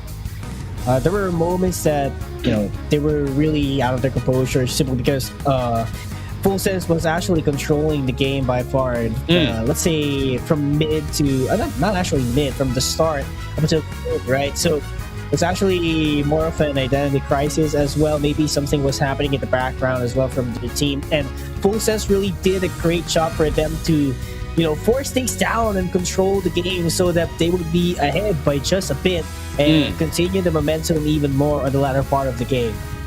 Yeah, I mean, it's Full Sense has been giving them a bit of a hard time, which we first thought that it's going to be the other way around. We initially thought that, hey, it's going to be Onyx Rise that's going to give them a hard time, especially how different Made in Thailand is up against if you're going to be comparing them instead of Onyx Rise. But unfortunately for Onyx Rise, Full Sense have woken up and they are now ready to do some matches, some Pokemon Unite.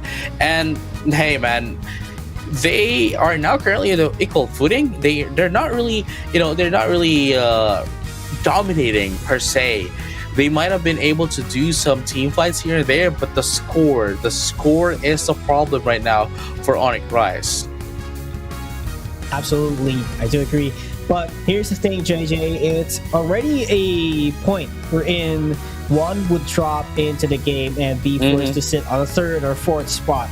And definitely Onyx, this is a wake-up call for them, because for sure, what's on their mind is that they are the best team by far in the tournament. But for Full Sense, this is a huge motivation for them to be better into the coming game number 3.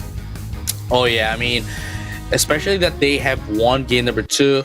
I'm pretty sure they still have their morals up, they still have their momentums up as well.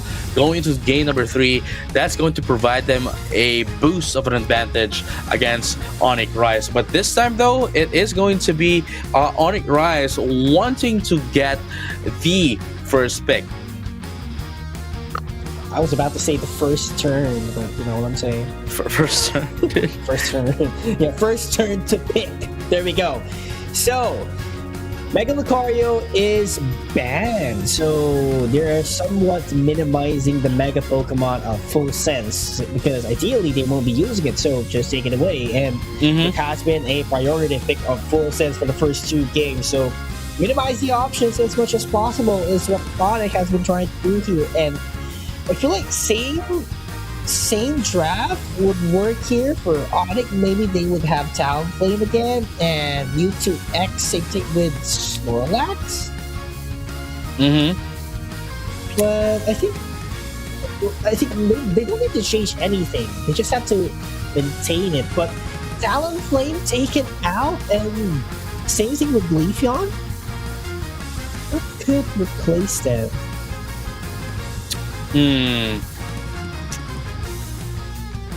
I mean, I guess it's a respect ban in this case, you know, because you know Ear can do the Leafeon as well, but then they still left the Gyarados up and open. But then again, you know, Full Sense now going back into the meta right now. It is going to be the Vaporeon, which I don't know, man. It looks out of place. I've been looking at it since earlier. The Vaporeon looks out of place, but it's the meta right now. It's the Blastoise and the Vaporeon always together into the set of Full Sense. And Onyx Rise, because they went in for the Blastoise and the Vaporeon, has now been able to go back to their game number 1 picks thus far.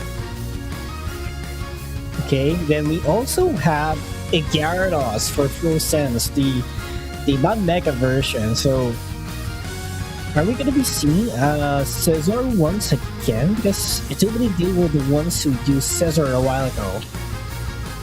But I think Sidon would be much more ideal at this point. But Dodrio with Cell, I think this was used a while ago as well. So it's actually a great way for you to sneak up some goals and at the same time, you know, in general, just scoring capabilities. I think that is what they need as well, especially on this kind of lineup. But the regenerative HP, the regain of HP, they don't have it. So, I mean, I think it's understandable because it's full of losers for Full Sense. It's not attackers. So, pretty much fair, I would have to say. What do you think, JJ? I mean, man, with these kind of composition, at least Onyx Rise is going back to what they did in the first match of the day. You know, made sure. Okay, look, see, they are now trying to fix the problem they did since earlier. The problem that they had earlier in game number 1 and game number 2. That is, sure, they are able to do some damage, some team fights. They are able to do that, no problem. But what they had as a problem is their scoring capabilities. They couldn't do the scores. They couldn't have had the gap, the lead, and they are now fixing it with that of the trio. Going back though into Full Sense, hey, it's what has been working for them, and I think that's something that they need to take as an objective as well, to make sure to mark down the Dodrio, or else they would have a hard time, because they can only do one thing at a time, right? It's either to fight Onyx Rise or do the scoring. And if they do the scoring part, if they do the latter, they will be eaten up here by Onyx Rise. Yeah, and you know, it's just Dodrio does not just score, it can also deal damage.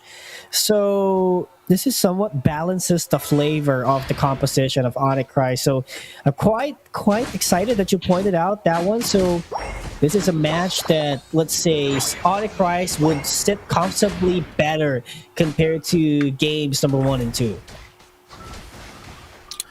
Yeah, here you go. Onyx Rise right now. Full Saiyans.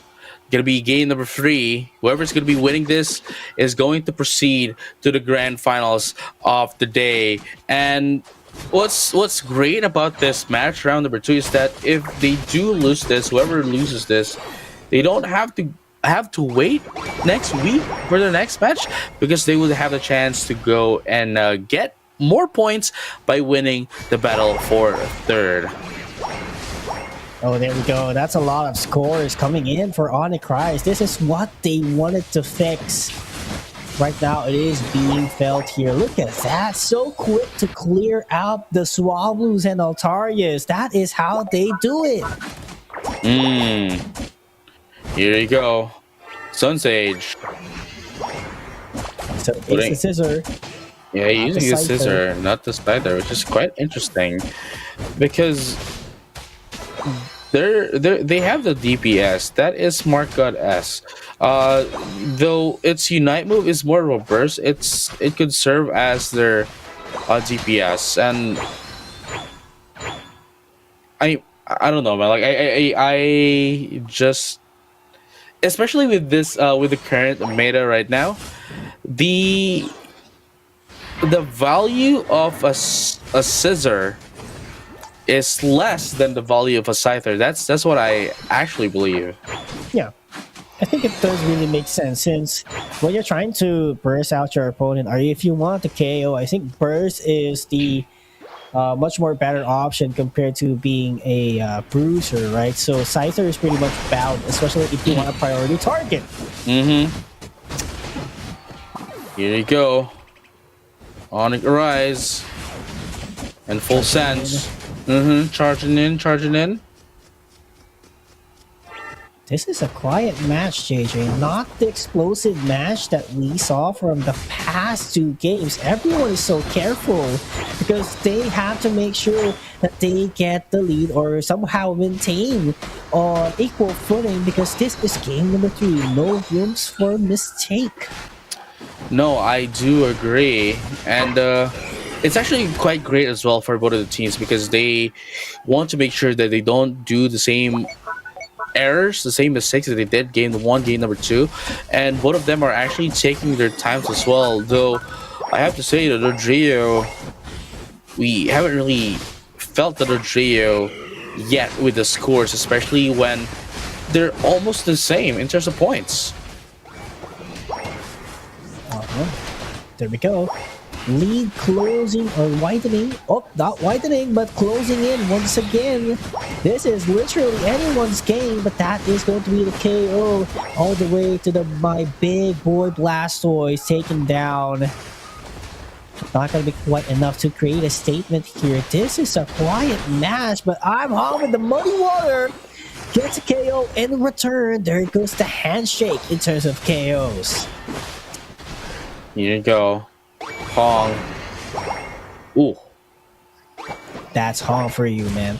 He used the Muddy Water to guarantee 40 points from the Gyarados. Beautiful communication and teamwork from Full Sense. See, again,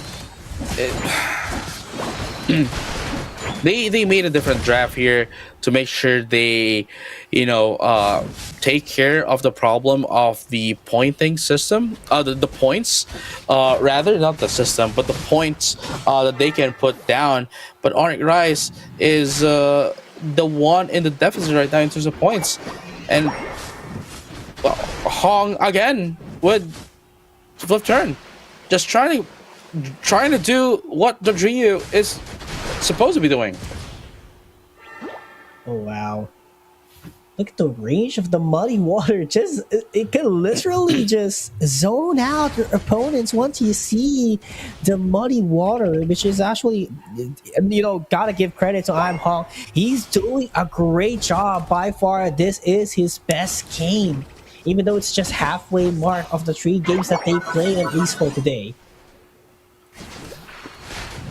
There you go. Onyx Rise. 184 to 252. Oh, wow. They're going to be able to get into Reggie Lucky. But it's going to be a bit of a handshake here, as Onyx Rise is going to be the one taking the Reggie bottom. but still. Here we go. Mega Gyarados going to be hopping in. Red Lucian dive to deal off some damage, but Axew is going to be running away for his life. Eeyore as well. And that is going to be a KO for Full Sense. A while ago, we were talking about Onyx Rise being a huge hurdle, but it seems like Onyx is facing a hurdle as well. They cannot bypass Full Sense the way they want to. Yes, sirree, and that's what we're talking about here. Full Sense, right? Oh, here goes a Unite move to take down the Mewtwo into the side of Onyx Rise. 184 to 252. Oh, it's not a lot of a lead, but it's still a lead nonetheless. In comparison to the previous games that Full Sense has had, they didn't really have a lead.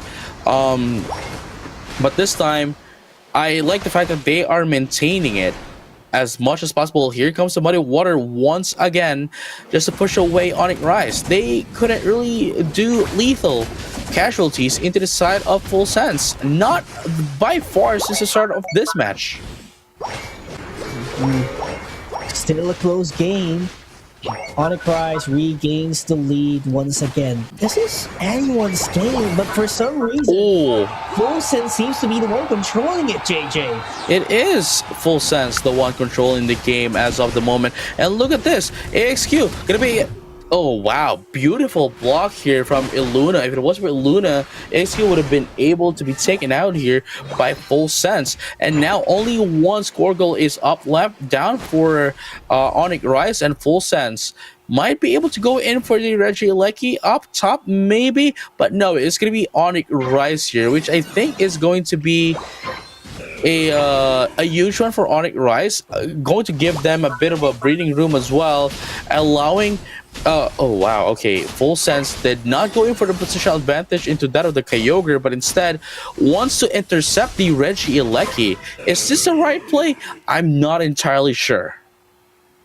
I think it's somewhat valid because it gives time. Never mind, that's why. Okay. They want to destroy the goal zone by the Regieleki. That is actually smart.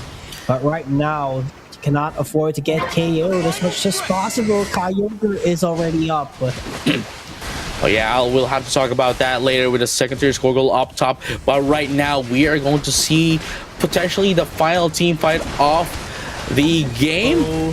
That will determine who's going to move on to the grand finals. Eeyore is going to be taken down with a Red Illusion dive, going up against Illuna as well. It's going to be a 3v1 unstoppable right now. But is it? Oh wow, they're able to get away with Flail and X Speed. And are they going to be able to secure Kyogre? Let's find out. Here comes Triple Trample. Yes, sirree. Infinite Hydro Typhoon! Oh my goodness, Full Sense gets it. Cell's not going to be able to seal it away. Here comes AXQ as well with a Dragon Current, but not going to do much. Full Sense right now at 268, and they can now put in some scores. And beautifully done here. Hong has been able to see AXQ coming to put them some scores and has been able to defend their score goal down bottom. Now 668, Full Sense 750 into Onyx Rise. I think the very first block from Illuna in the Kyogre pit was actually a huge mistake, wherein it gave an ample room for them to get a pickoff of a knockout up against Onyx Rise. So Full Sense seizes that opportunity and, you know, just followed up with everything with what they have. And it was a successful take for them. And might to tell you, this is Onyx that they are up against. And this is a statement from Full Sense. Here you go. The statement is very clear. They are going to be heading to the grand finals with 10 seconds left. Onyx Rise is not going to be able to catch up into their scores. Ladies and gentlemen, all trades alike, our first grand finalist for today's single elimination is going to be Full Sense. No one has won the prediction, my guy. Or unless Team 1, and we still have Team 1 prediction. I think we still have Team 1 prediction. I think there's one prediction. yeah, there is one prediction from T1. So only one prediction is alive from the caster's desk for today, as Onyx Rise would have to exit their spot for grand final. Still, they could go for third if they won their matchup later on. But full props, full recognition to Full Sense after their adjustment with the crossover pick from An Hong. Everything work on their favor. You gotta accept that. Yeah, I mean, at the same time, right? Like, it's working out pretty well for them, and for Full Sense as well. I mean, they were able to recognize that Onyx Rise was able. Hey, you know what? They were able to control game number 1. Let's try to change things up in game number 2. Now we were able to answer back. And Onyx Rise, they saw the biggest flaw right there of Onyx Rise, that they weren't able to score a lot.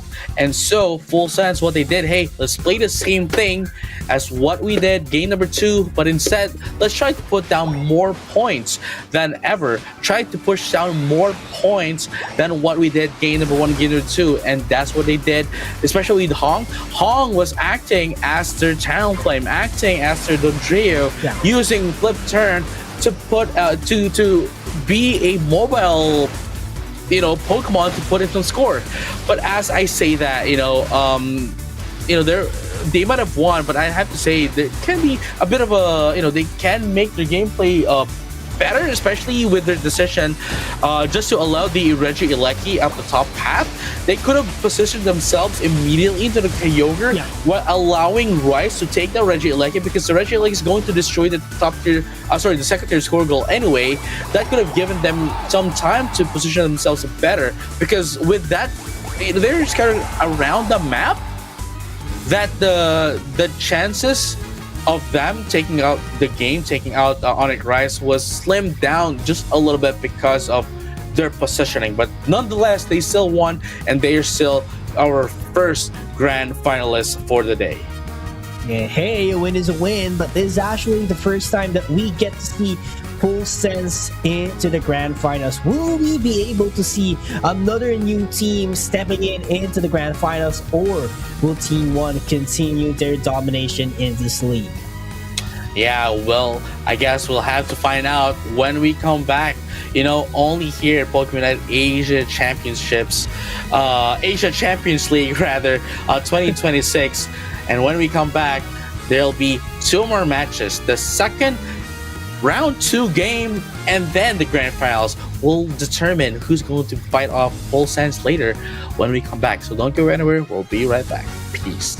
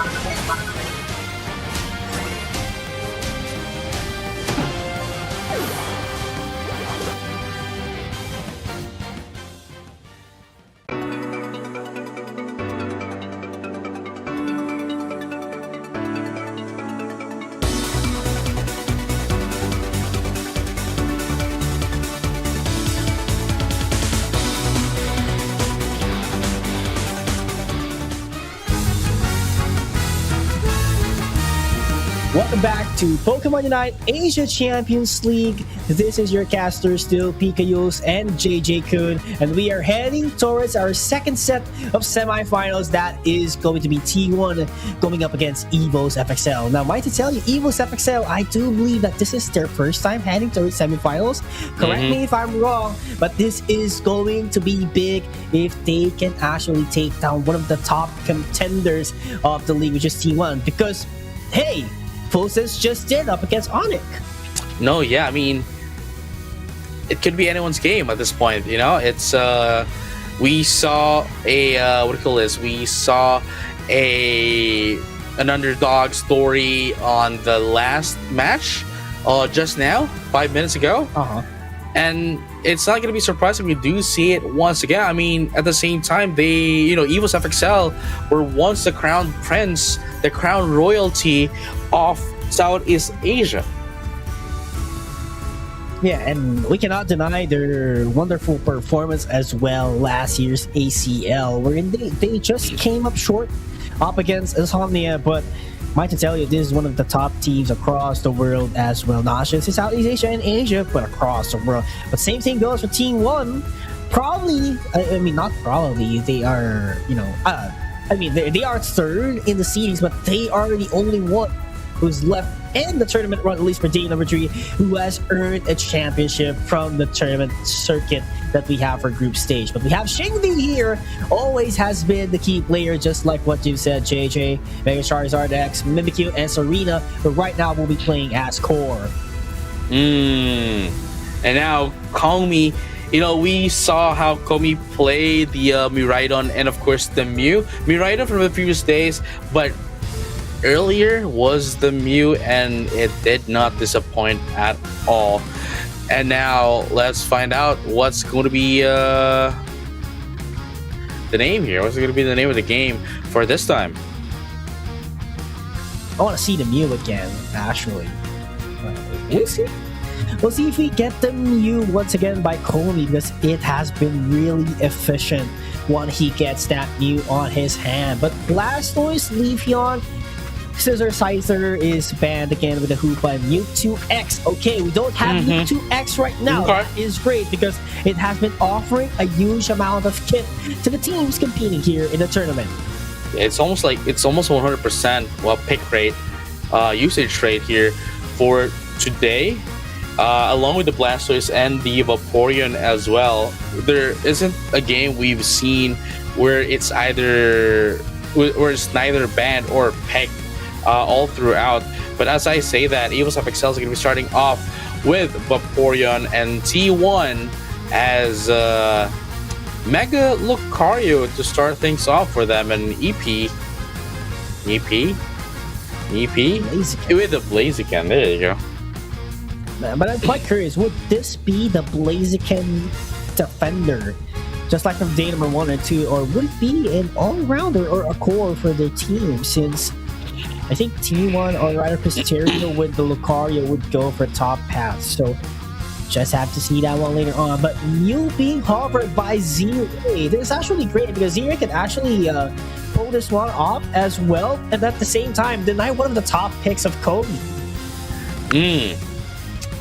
But, you know, Z-Ray with the Mew is also a great one. It's, you know, they played the Mew back then. Xingdi, once again, back into the Mimikyu as well.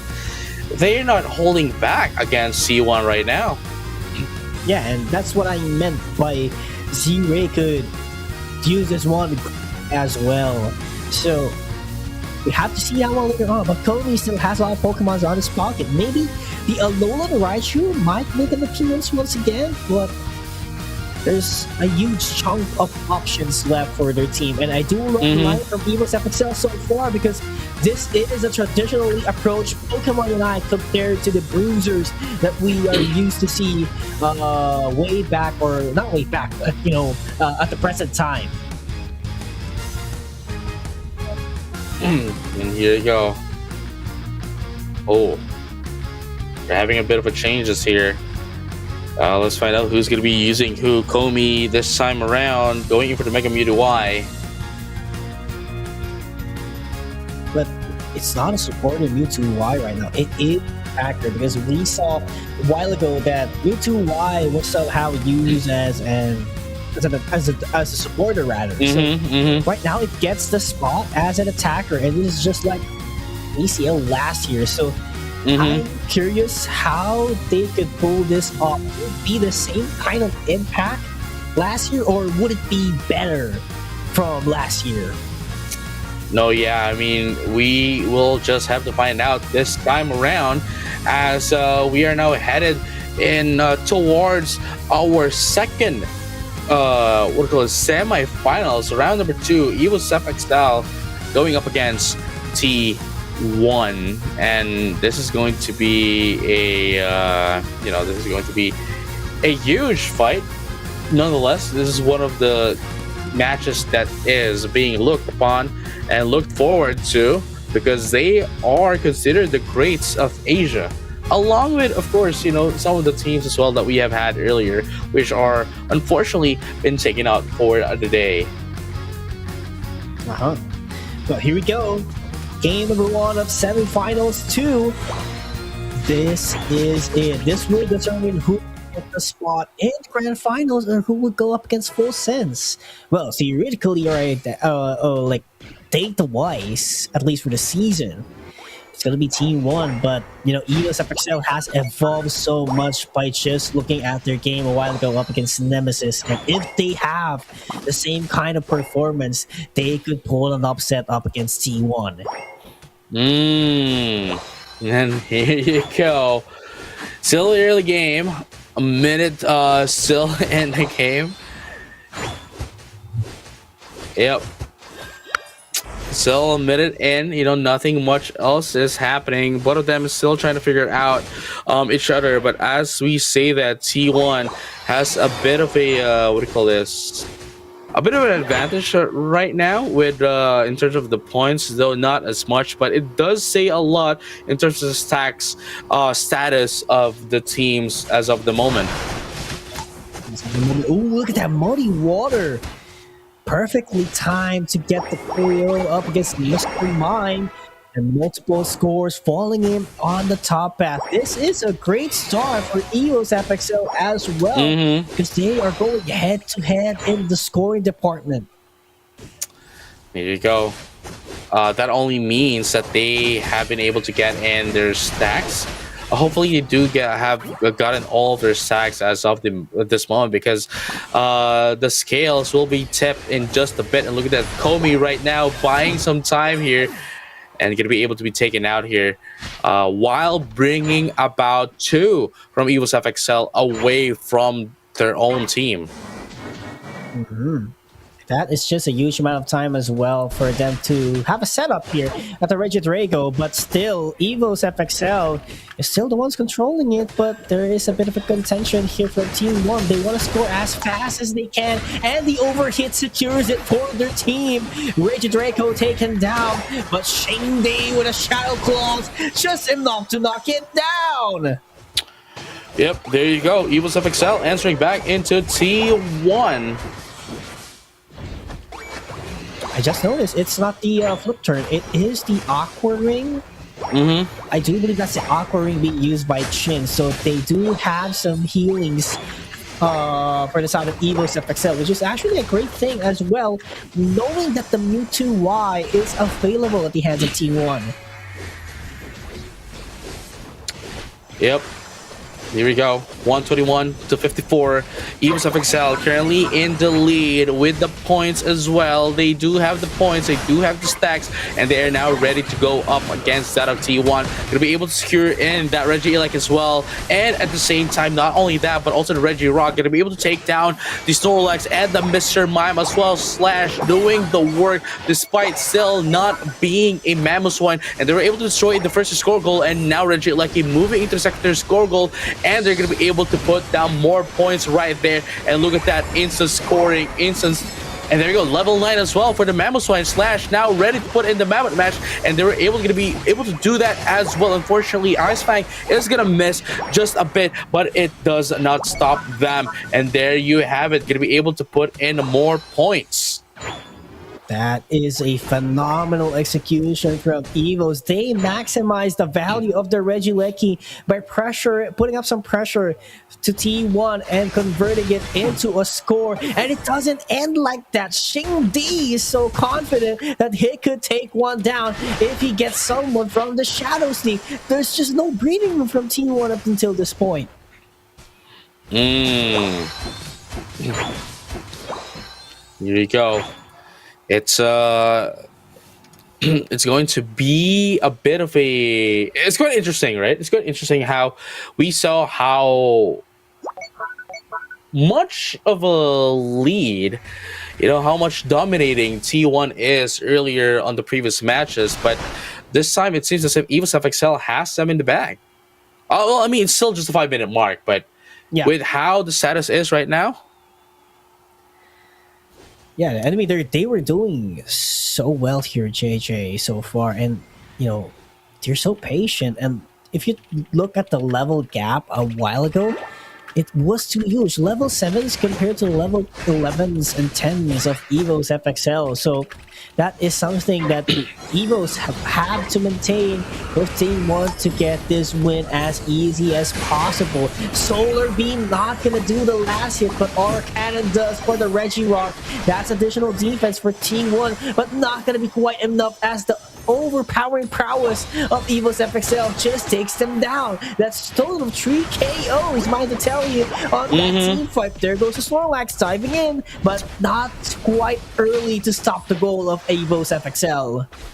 There you go, 304 to 84 is going to be the name of the game here. And they're also able to secure the Regieleki for themselves. 4 minutes and 15 seconds is going to be the time left here for the game. T1 still does have a bit of a breathing room here. 2 minutes before the Rayquaza. No, the Kyogre comes out to catch up into Evos FXL. I mean, 84 to 342 is quite a lot, especially at this stage of the tournament. And that even if they could take in the Kyogre, Evos FXL already has the lead. Yeah, there's just no giveaways to T1. Evos FXL is getting everything. Regidrago, Wild Pokemons, and everything else. How could T1 recover from this if they cannot get any objectives? And they are just being zoned out by Evos FXL, in which Evos gets KO by KO. And here we go once again. Let's remember from Evos FXL. Dragon's Current for the Mega Gyarados, or not quite yet. But there all 3 down. Damage. Serum. Serum goes down as well. That's what I'm talking about. Z-Ray, dude. Z-Ray is piloting. Always piloting Mew so well. And just like that, they were able to take down 4 and now putting down some scores. Only 10 left. No, they're not going to destroy it. Not just yet. Maybe later for them to be able to do some overcaps. So look at this. Xingdi gonna be taken out. Okay, that's fine. That's all good. Mainly because even if they get taken out, they would still be able to respond back before the Groudon. The Kyogre comes. I was able. I said Rayquaza and Groudon. Sorry, muscle memory. It's the Kyogre. It's already Kyogre. I mean, pretty much fair. Kyogre is kind of new into the game, you know what I'm saying? So yeah, it's like writing 2025 when it's already 2026. You know? It did appear on the last part of 2025, so understandable. It's just a month, JJ. Hey, going back to the game, we are now ready for the Kyogre. Yes, Kyogre. There we go. I was about to say you're out on the game, but anyway, Kyogre is now up and running with 348 to 255. That is still a lead from Evo's FXL, despite it not being quite a lot. Showtime's gonna be popped up. And it goes. Dragon's Current is gonna be popped up as well. That's gonna be 1-for-1 trade here. No Mega 2 Z-Ray. Are they gonna be able to survive? Yes, they will. And they're gonna be able to recover just a bit of an HP, but they got oh wow, they got an answer back. 4 KOs into T1. I thought Z-Ray was done for, but no, it is going to be them, and it is going to be the only one left. Unfortunately, they're gonna be able to secure that Kyogre for themselves. Evo's FXL with everyone alive right now, gonna be able to secure the Kyogre, and now all they need to do is put down some scores. Did you saw the strategy of Evo's FXL? They waited for Pisterio to Mega Evolve himself. So when there's no Mega Evolve, the HP regen with a close combat won't be enough to sustain himself. And right after that, when the Mega Evolution was gone, they just took the KO and got the last hit from the Kyogre.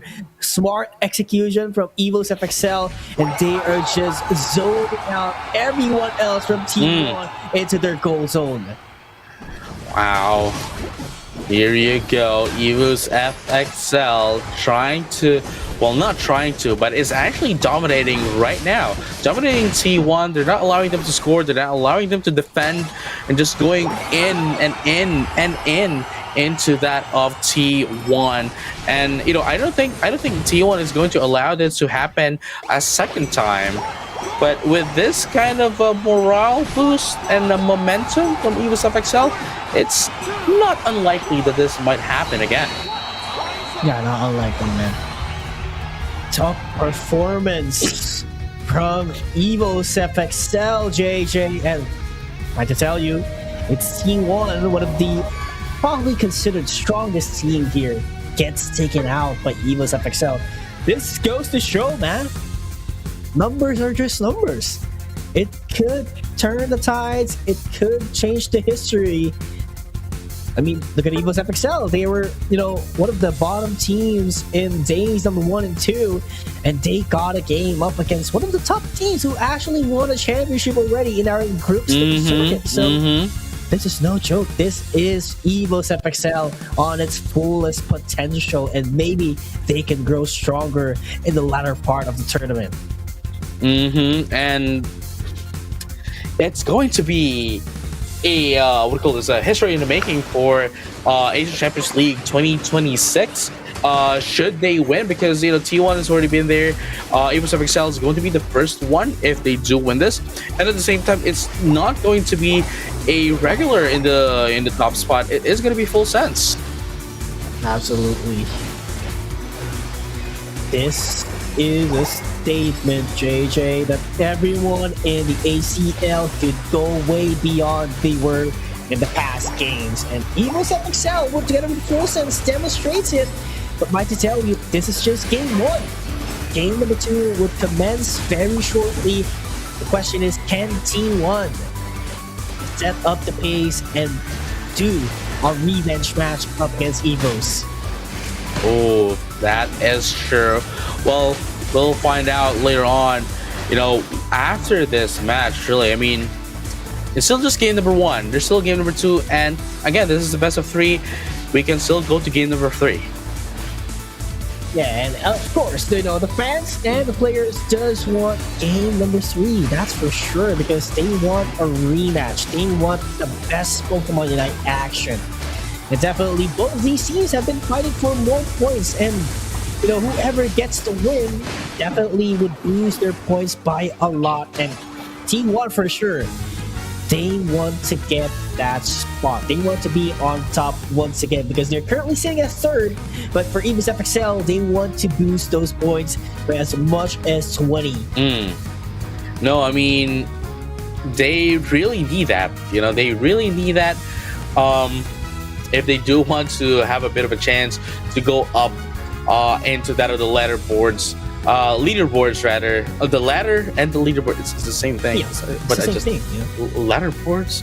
Anyway, they really need to win this if they do want to get up into the leaderboards. And at the same time, Full Sense is not any better. It's not any different. Rather, they do need the points as well if they want to get out of the the latter half of the rankings. Especially that again, the top one spot is already guaranteed to go to the finals, but it's second place. The second placer still has to fight for it. But at the same time, if you do get that, at least you only have to battle a maximum of 2 matches.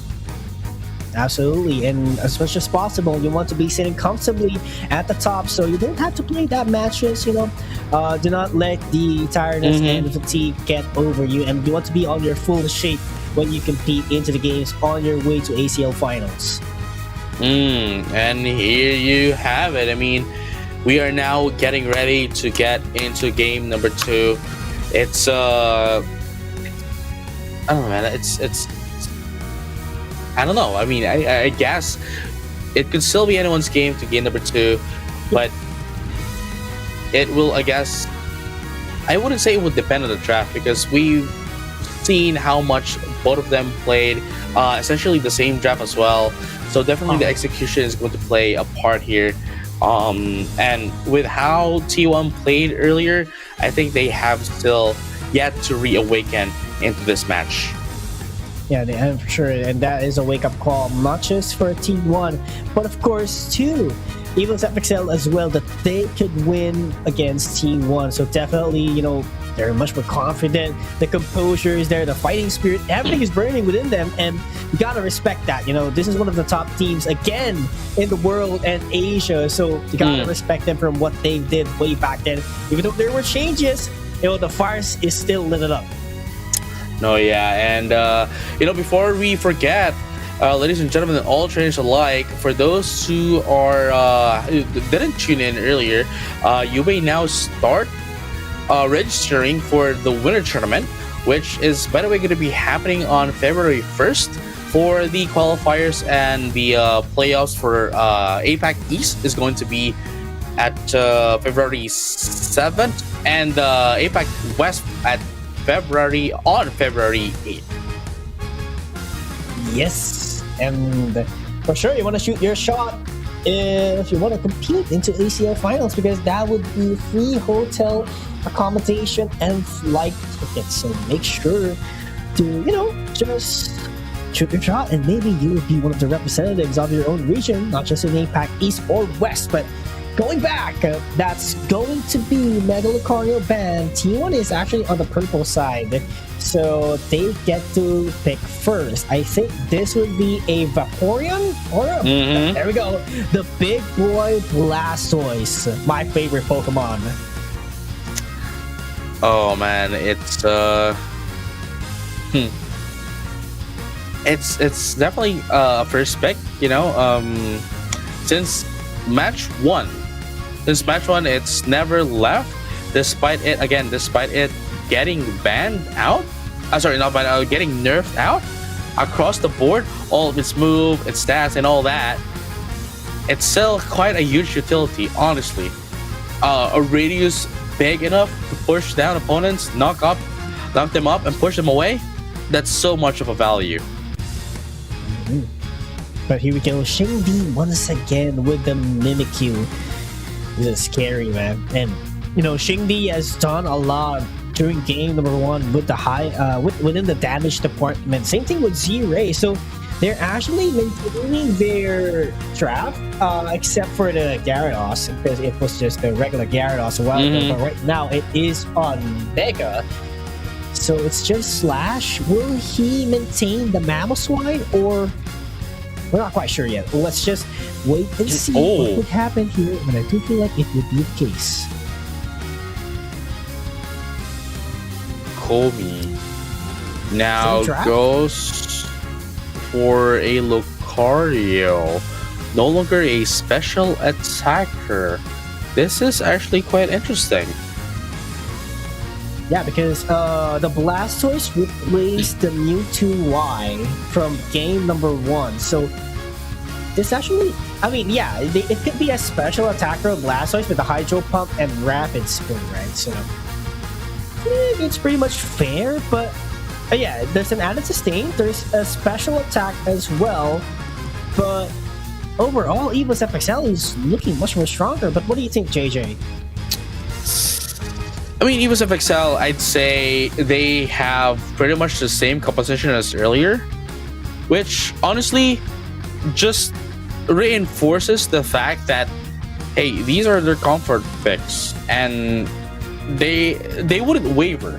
That's what I would say at the very least. But for T1, changing things up, it might be better or worse. But again, all we can say is that this is what made Evos dominate the previous matches. These are the comfort picks, and the challenge is on the hands. The balls are on the court of T1.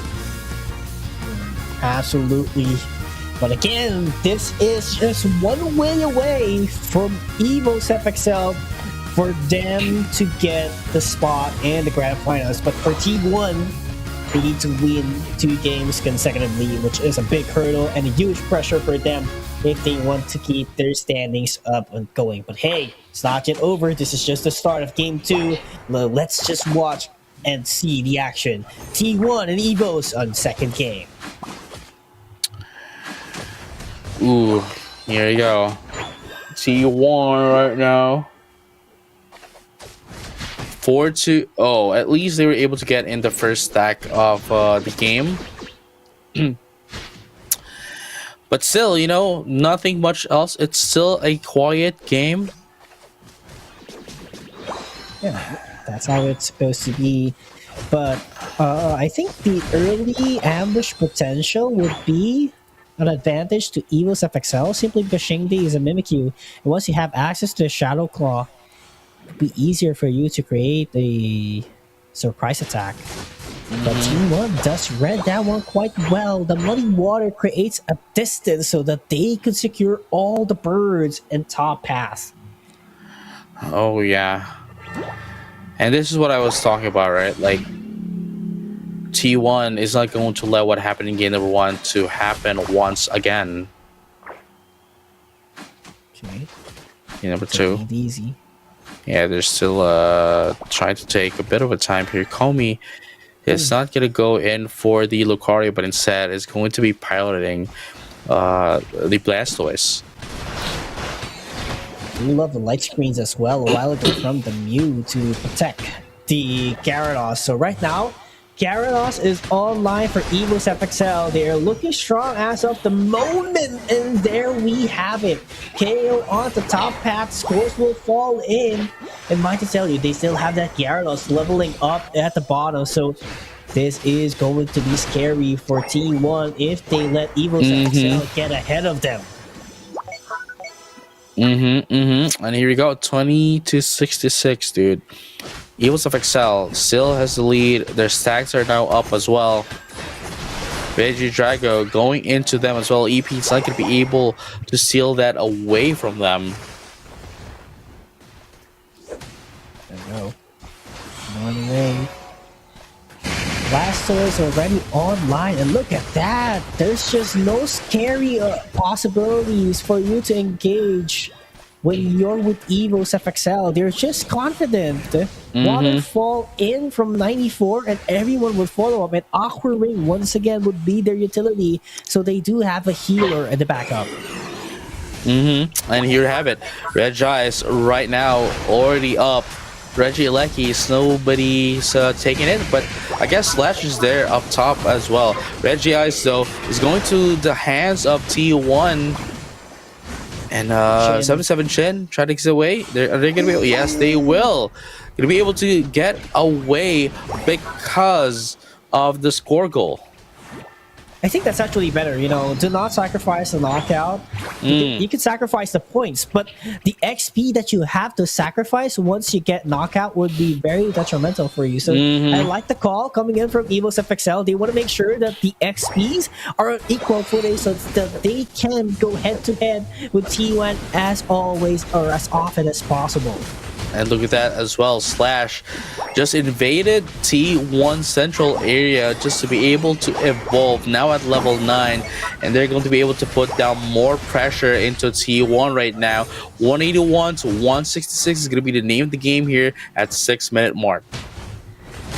Of course, you have to get the wild Pokemon as quick as possible. If you're Team 1, you know that your opponent are quite deep into your base, so get the resources as fast as possible. But here comes the reinforcements. It's going to be 3v3. Slash can trying to do the setup here. Ice Fang won't hit, but there goes the high horsepower. Hydro Typhoon as well coming in with Dragon's Current. There goes Mega Gyarados with Dragon Breath. Not going to be hitting T1 members, but Xingdi will create a pressure as well. Lucario steps into the fight. 77 shield with the Morning Water trying to create the distance, but here we go. Gyarados pressure 1 by 1, but not enough because the healing of the base was enough to support T1 for them to be alive.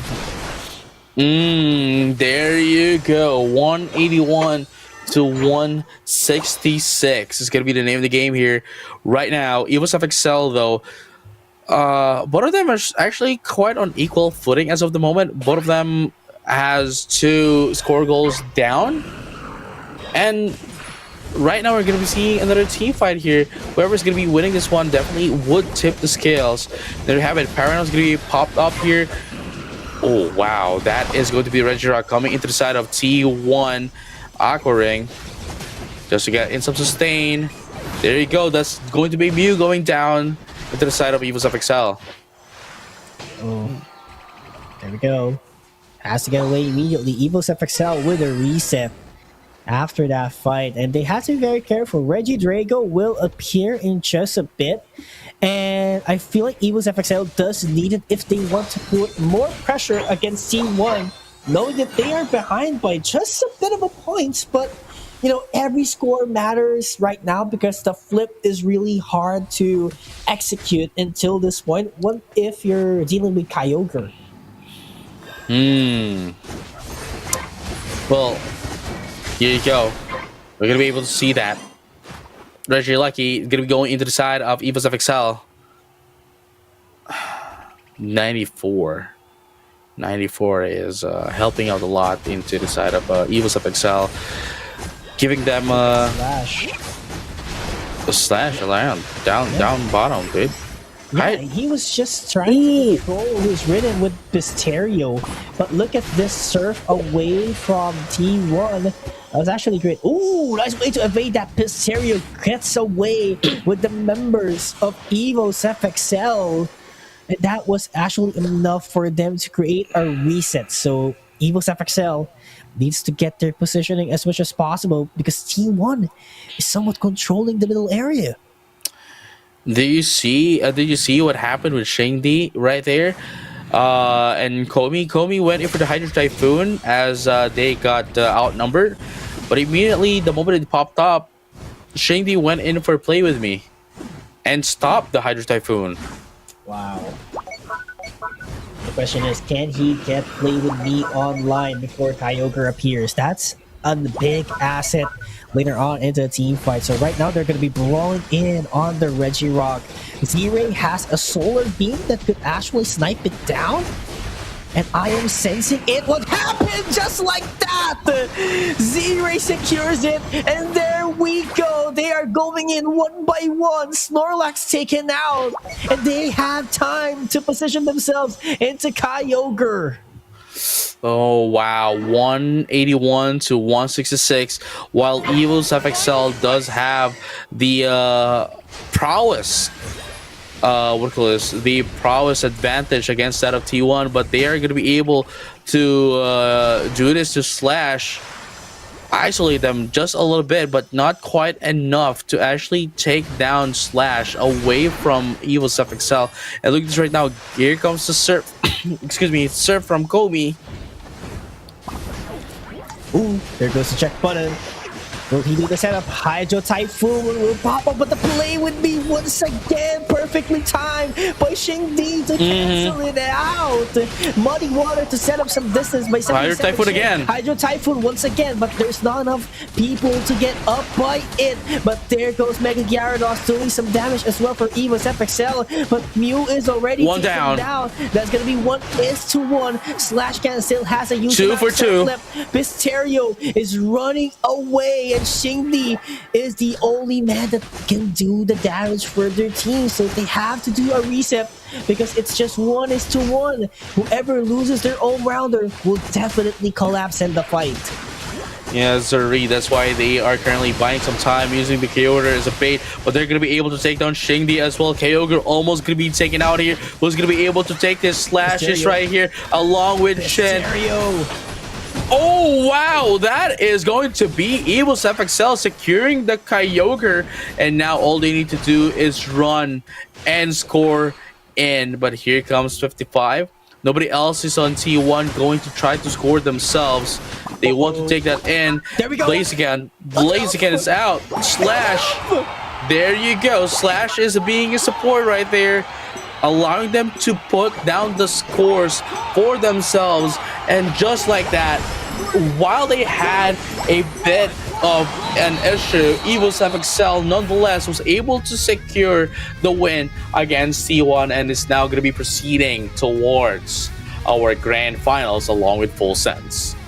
Classic Evil's FXL. This is what we were talking about before, JJ. This is their trademark. They have a great amount of teamwork. Just imagine Slash with that Ice Fang in order to let his teammates score. Yeah, that was the highlight of the game for them to win. And not just that, we were expecting that Z-Ray would collapse or would get knocked out by Pisterio after, attacking him from the wall of the Kyogre pit. But no, Pisterio decides to retreat back and does not get the KO. But they have a lot of backup in mind because 77 Shin was the one who did the last hit in Kyogre. It's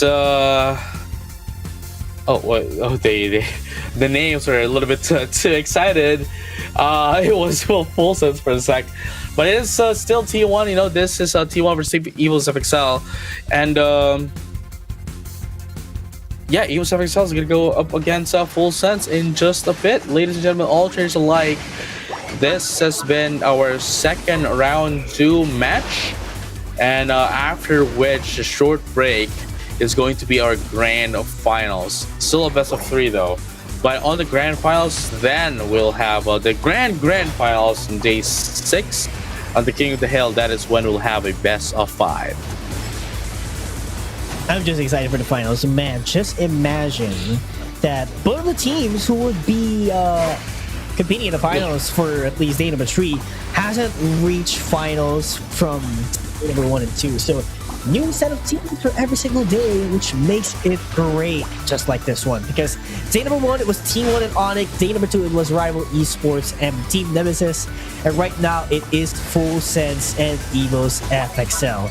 I hope we see Made in Thailand as well and the other team, FN Esports, in day number 4. But for sure, things gets more serious on day number 4 because they are going to be chasing for the points that they need, especially if you target to be at the 1st and 2nd seed. Oh yeah, I mean, here you go. Again, the points here really matters, right? As you have mentioned, and yeah, winning again. T1 is still not out of the tournament. They're still out of the tournament. Onyx is not out of the tournament. Actually, I thought it's going to be Onyx and T1 going up against the grand finals, but instead they're going to be the ones fighting. They're still both of those teams are still. Yeah, they were still going up against each other, but not in the grand finals. And instead, the battle for 3rd. And this time, we're going to have Full Sense, and Evil's FXL for our grand finals for the day. Absolutely excited for Evil's FXL, and of course the other team. What's the other team again? I just mentioned it, but wait, what? What was the other team again? Evil's FXL and my mind. Full Sense. There we go. Full Sense. So yeah. They are the other teams who will be competing to each other in the grand finals, and they make sure that they get into their best form later on. So later on, we'll get to see them. But of course, off-stream match would be Team One and Onyx Rise. Yeah, I mean, we're just going to have a short break. Okay, we're just going to have a short break before we head into grand finals. So I'd have to say, stay tuned, and we'll see you back in just a bit. And when we come back, it's going to be grand finals of the day: Evil Self Excel versus Full Sense. We'll see you in a bit.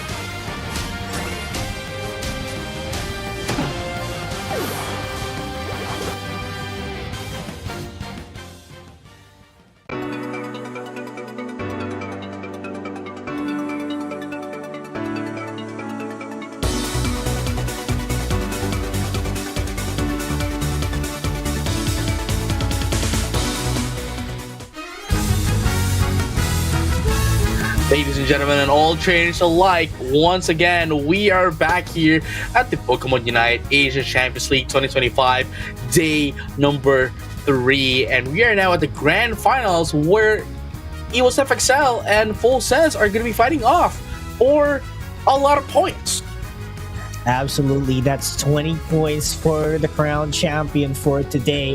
And for sure, both of these teams are chasing for it, because if Full Sense does get the victory here, they will be sitting at the number 1 spot, while for EVOS FXL, it would boost their points by a lot and probably could make it into the, I wouldn't say top, I think top 4 at least, or top 4, maybe at 5th to 6th spot. Then that's going to be a huge boost of their morale moving forward, of course, into the matches or into the remaining days of the tournament. Yeah, I mean, now, we see just the players of both of the teams right here, Full Sense and EVOS FXL. There's a bit of a recap.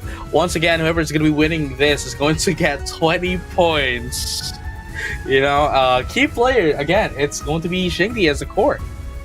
Yeah, Xingdi has been doing a lot a while ago with the Mimikyu for their team, and it's possible that we would get to see more Mimikyu plays in action for the finals of day number 3. But of course, Marcotte S, the key player of Full Sense, Lucario, Mimikyu as well, and Buzzle, and this would be a great matchup for them. Knowing that both of them uses Mimikyu a lot, for sure both of these teams would have to secure those Mimikyus as much as possible. But here we go. Grand finals, or finals of game number 1. Lucario with the Mega Variation together with Cerulege. Yeah, Cerulege is bad. This is surprising. I mean, yeah, for sure we saw Cerulege a while ago, but is that really a big factor why they took it away? We'll have to find that one out. I mean, I guess it's more of a target banning, other than anything, because if it wasn't a target ban, it would have they would have been able to ban far more competitive Pokemon, I'd say, in the current meta, like the Blastoise. But instead, they decided to go for a very off-meta, quote-unquote off-meta pick, which is only reasonable to be a target ban against that of Full Sense. But right now, starting off with the Mega Gyarados, whereas Full Sense does have access to the Blastoise, and I'd have to say, okay, not a talent play, but instead going in for the priority pick into Hong with the Mega Mewtwo X. Oh.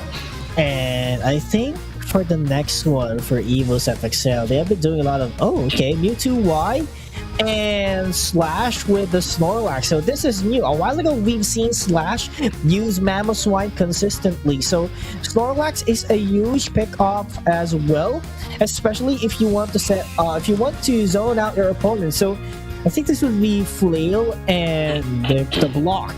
That's what we usually see. But if they want to prioritize setups, then they have to go with a Heavy Slam. But I mean, yeah, for default, I guess it would be Flail and block for now.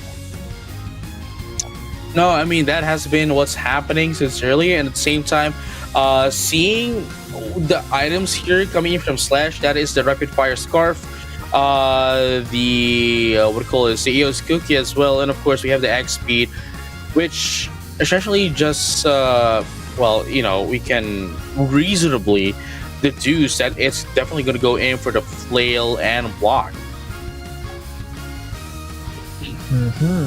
But Gyarados for Marcotte S. So this is some of a match that I would like to take note of it, because Xingdi is using a Blaziken right now. So Gyarados, Blaziken.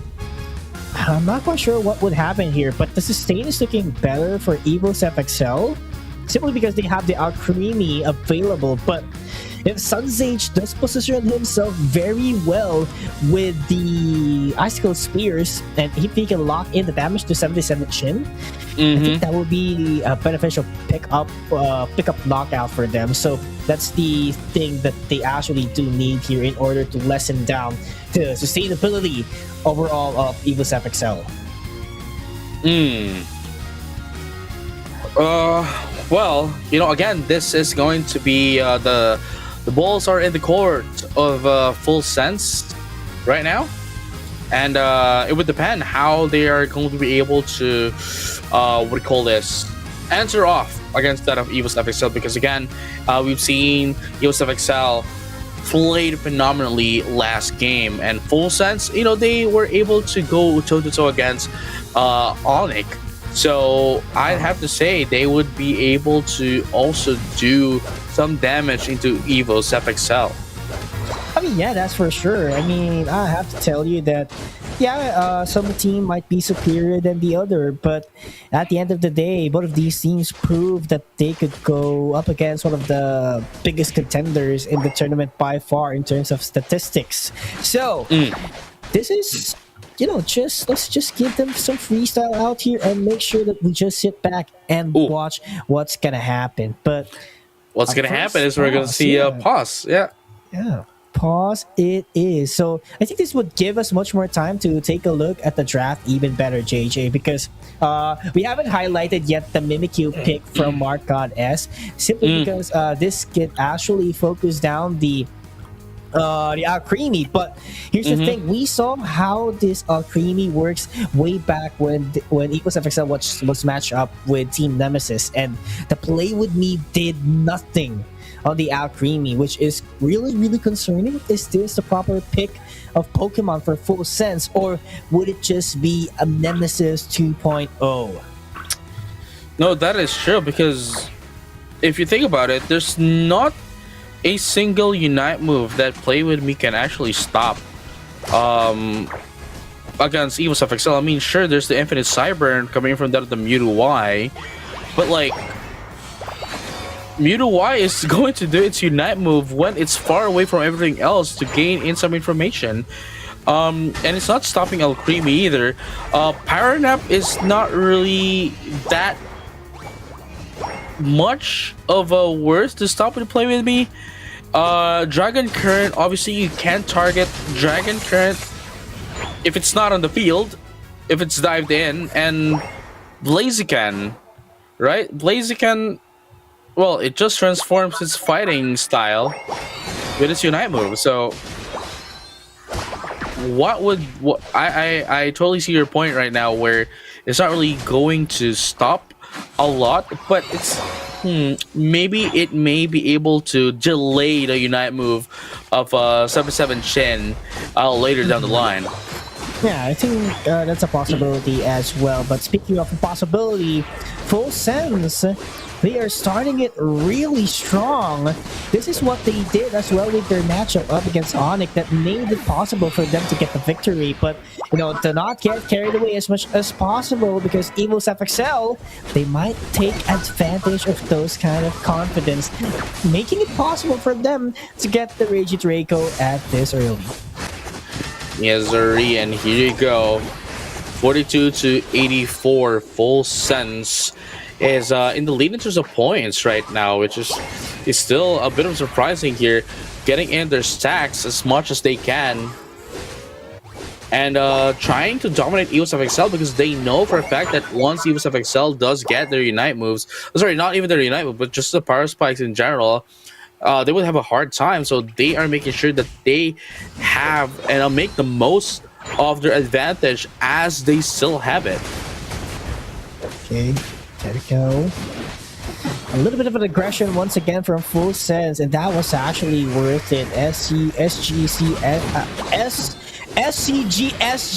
I'm so sorry. Yes, I know we've been been together in the community for quite a while, for a year as well, but I can't mumble my tongue. But going back into the action, that block from Slash keeps it away, secures the knockout from the Mewtwo. Phenomenal execution from Evo's FXL, and they have a chance to get this objective. And the next goal is, of course, to shoot them down. And here you have it. 42-145. Evo's FXL going to be able to secure that Regieleki, and now they are going to be able to, pressure down Full Sense just a bit. But at the same time, Full Sense was able to answer back, say, "Hey, don't come here." This is our territory, and they were able to repel them away. Absolutely, but Full Sense once again doing the aggression on the top path, and Shingi and the others heard that kind of problem. So there goes Shingi responding with the overheat, gets 2 knockout immediately. I'm Hawk cannot score things down, but 77 Chin together with Z-Ray was actually there to get it. But here is the thing, can they shoot everything? 1 point is what they need to take down the goal zone, but SGC is completely defending it with no problem. So Shingi and Z-Ray would back away for now. There you go. Only 2v3, no 4. Slash is right here trying to... Oh, wow.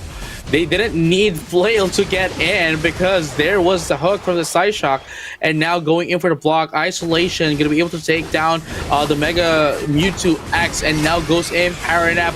Oh, here comes El Creamy with its Unite move, trying to get its sustained Dragon Current.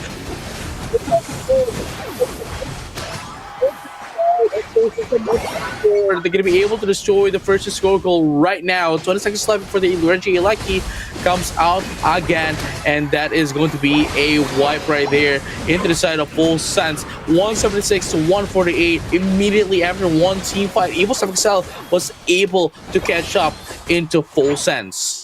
That is a great execution from Evil XL.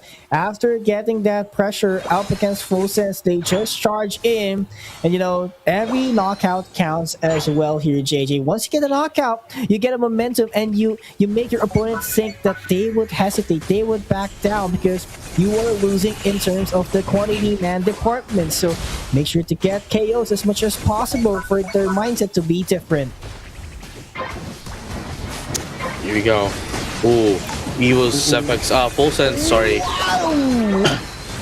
The infinite cyber JJ was actually the possible key here for Full Sense to get 3 KOs right off the bat at the bottom.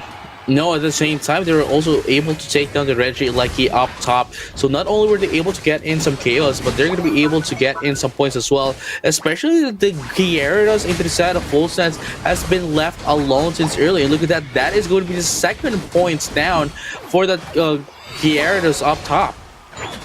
Here we go. Evil XL still charging in. No teams are going to be defending it with all his might, but Sunzage and the others would respond here. Mark got S charging in. He knows they need to take out 77 Chin, but the range wasn't quite enough, and the Snorlax would be the offer for Evil XL just to secure and avoid being knocked out by the others. Reggie Draco going into the side of 94. Evil XL stole it away from Full Sense, and look at this. Oh, that's the Dragon's Current invested just to go away. That's going to be huge for Evil XL, because they can force a team fight right now and just wipe out Full Sense immediately. Yeah, they just shouldn't take down the Gyarados right now, because, again, getting knocked out means you get to recover 25-30% of your Unite charge. So just make sure to remove all the resources so that this Gyarados won't have its Unite move by the time the Kyogre comes out. But then again, it's already been like a minute before 2-minute mark, and SGC might be able to get its Unite move back, but a little bit delayed nonetheless. As much as possible, you have to prolong this. Okay. Focus Blast to create some distance by Shingi. Nice move by Imhong, but they managed to turn the tides, and Imhong is a little bit in danger. But right now, Creamy with a Ignite with the support things. Now, that play with me did nothing once again. That is what happened a while ago, and Evil XL does know the consequences as well. So right now, they're charging in. They are confident that they can take everyone down. Creamy is already down. Blaziken and Mewtwo. Wow! Oh, Shindy. And Full Sense might turn this around. Oh my goodness. They need to back up a little. They need to get instant refreshments to buy some time. Oh, the pull. The hook coming in from Hong. Slash, though, trying to position themselves right now. Mega Mewtwo Y is in the game. Kyogre right now getting being used as a bait here by Evo's trying to get in. Hong's gonna be taken out as well. They're gonna be able to Mega Evolve, and there you have it. Just like that, they were able to buy some time for themselves as Evo's FXL is going to be able to secure that. But Full Sense acknowledges that and just went in for the score immediately, giving away the Kyogre away to Evo's FXL. Okay, it's just defense for 30 seconds. Can SGC do it alone? Not quite, but that is just one goal zone. There's two more for the side of Full Sense, and they manage to defend this ground, but it's not yet over. They have to back away as fast as they can. But that is a big problem. Can they push back Evo's FXL? The top path is looking vulnerable, but so is their base. 15 seconds is up left. If they can wipe them out, they can and will be able to catch up. 7 seconds is what they need to. They're gonna block. Oh, there you go. Oh, wow. That was very close. That was very close. Oh my goodness. No. Is it enough? It was not enough. Not yet. It was not enough. That was almost a game for Evo's FXL. Notiza wasn't able to block the 100, but again, in the back of their minds, they are confident that it is more than 100 what Evo's FXL needs to get the game. And it is just consistency that Full Sense showed in order to get game number 1. I love what Full Sense did. You know, acknowledging the fact that the time is already running out, and acknowledging the fact that while there were so many casualties that had happened, at least they had a lot of points with them. And the shot call for them to just score in, to just score in and ignoring Evo's FXL was the right call at that moment. And look at what happened. Instead of Evo's FXL, after getting the Kyogre being the one, or should have been the one in the advantage, it was them at the detriment of trying to catch up. And since Full Sense was able to put down their points immediately, they were able to head back and get ready, position themselves to defend. Man, Full Sense really demonstrated that getting Kyogre is not enough for you to win the game. So definitely goes to show that this is a different Pokemon Unite that they are already playing. Before, if you get the Groudon or the Rayquaza or even the Zapdos, it would give you a huge amount of boost for you to win, but that's not the case for now, JJ. It is a different story, and it might happen again and again in the history of Pokemon Unite, but not yet done. We still have 1 to 2 more games to determine and crown the champion for day number 3. Right, and again, it's still game number 2. We might be able to see a game number 3, especially with how things are as of the moment. I like the fact that Full Sense, they're so dynamic, and I don't mean that in a bad sense. I just mean that their strength as a team heavily depends on who they're playing against. You know what I mean? Like, yeah. I know what you mean, but I mean, hey, as long as you win games, no problem, right? That's true. I mean, like, going up against Made in Thailand, it showed how, hey, they were having a hard time, or at least they were on equal footing as Made in Thailand. And then we were like, hey, you know what? Yeah, Onyx might be stumping them. Full Sense might have a difficult time against Onyx.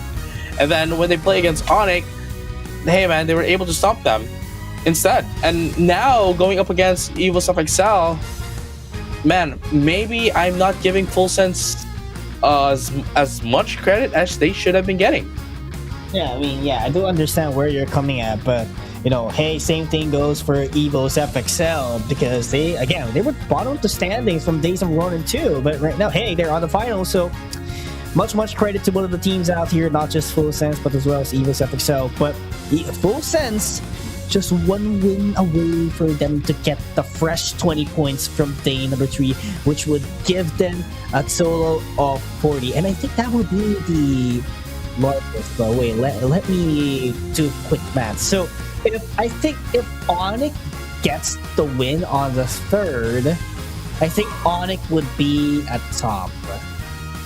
I think I think Onyx T1. I think they would get 3rd place if my math is correct.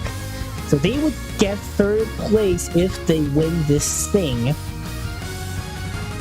And no, as much as second. I think if Onyx wins later on against Team 1, but we're still waiting for the result on what's gonna happen in that matchup. And now, 94, starting off with the Mega Mewtwo X and Full Sense, Noriza and SCG at the Mimikyu.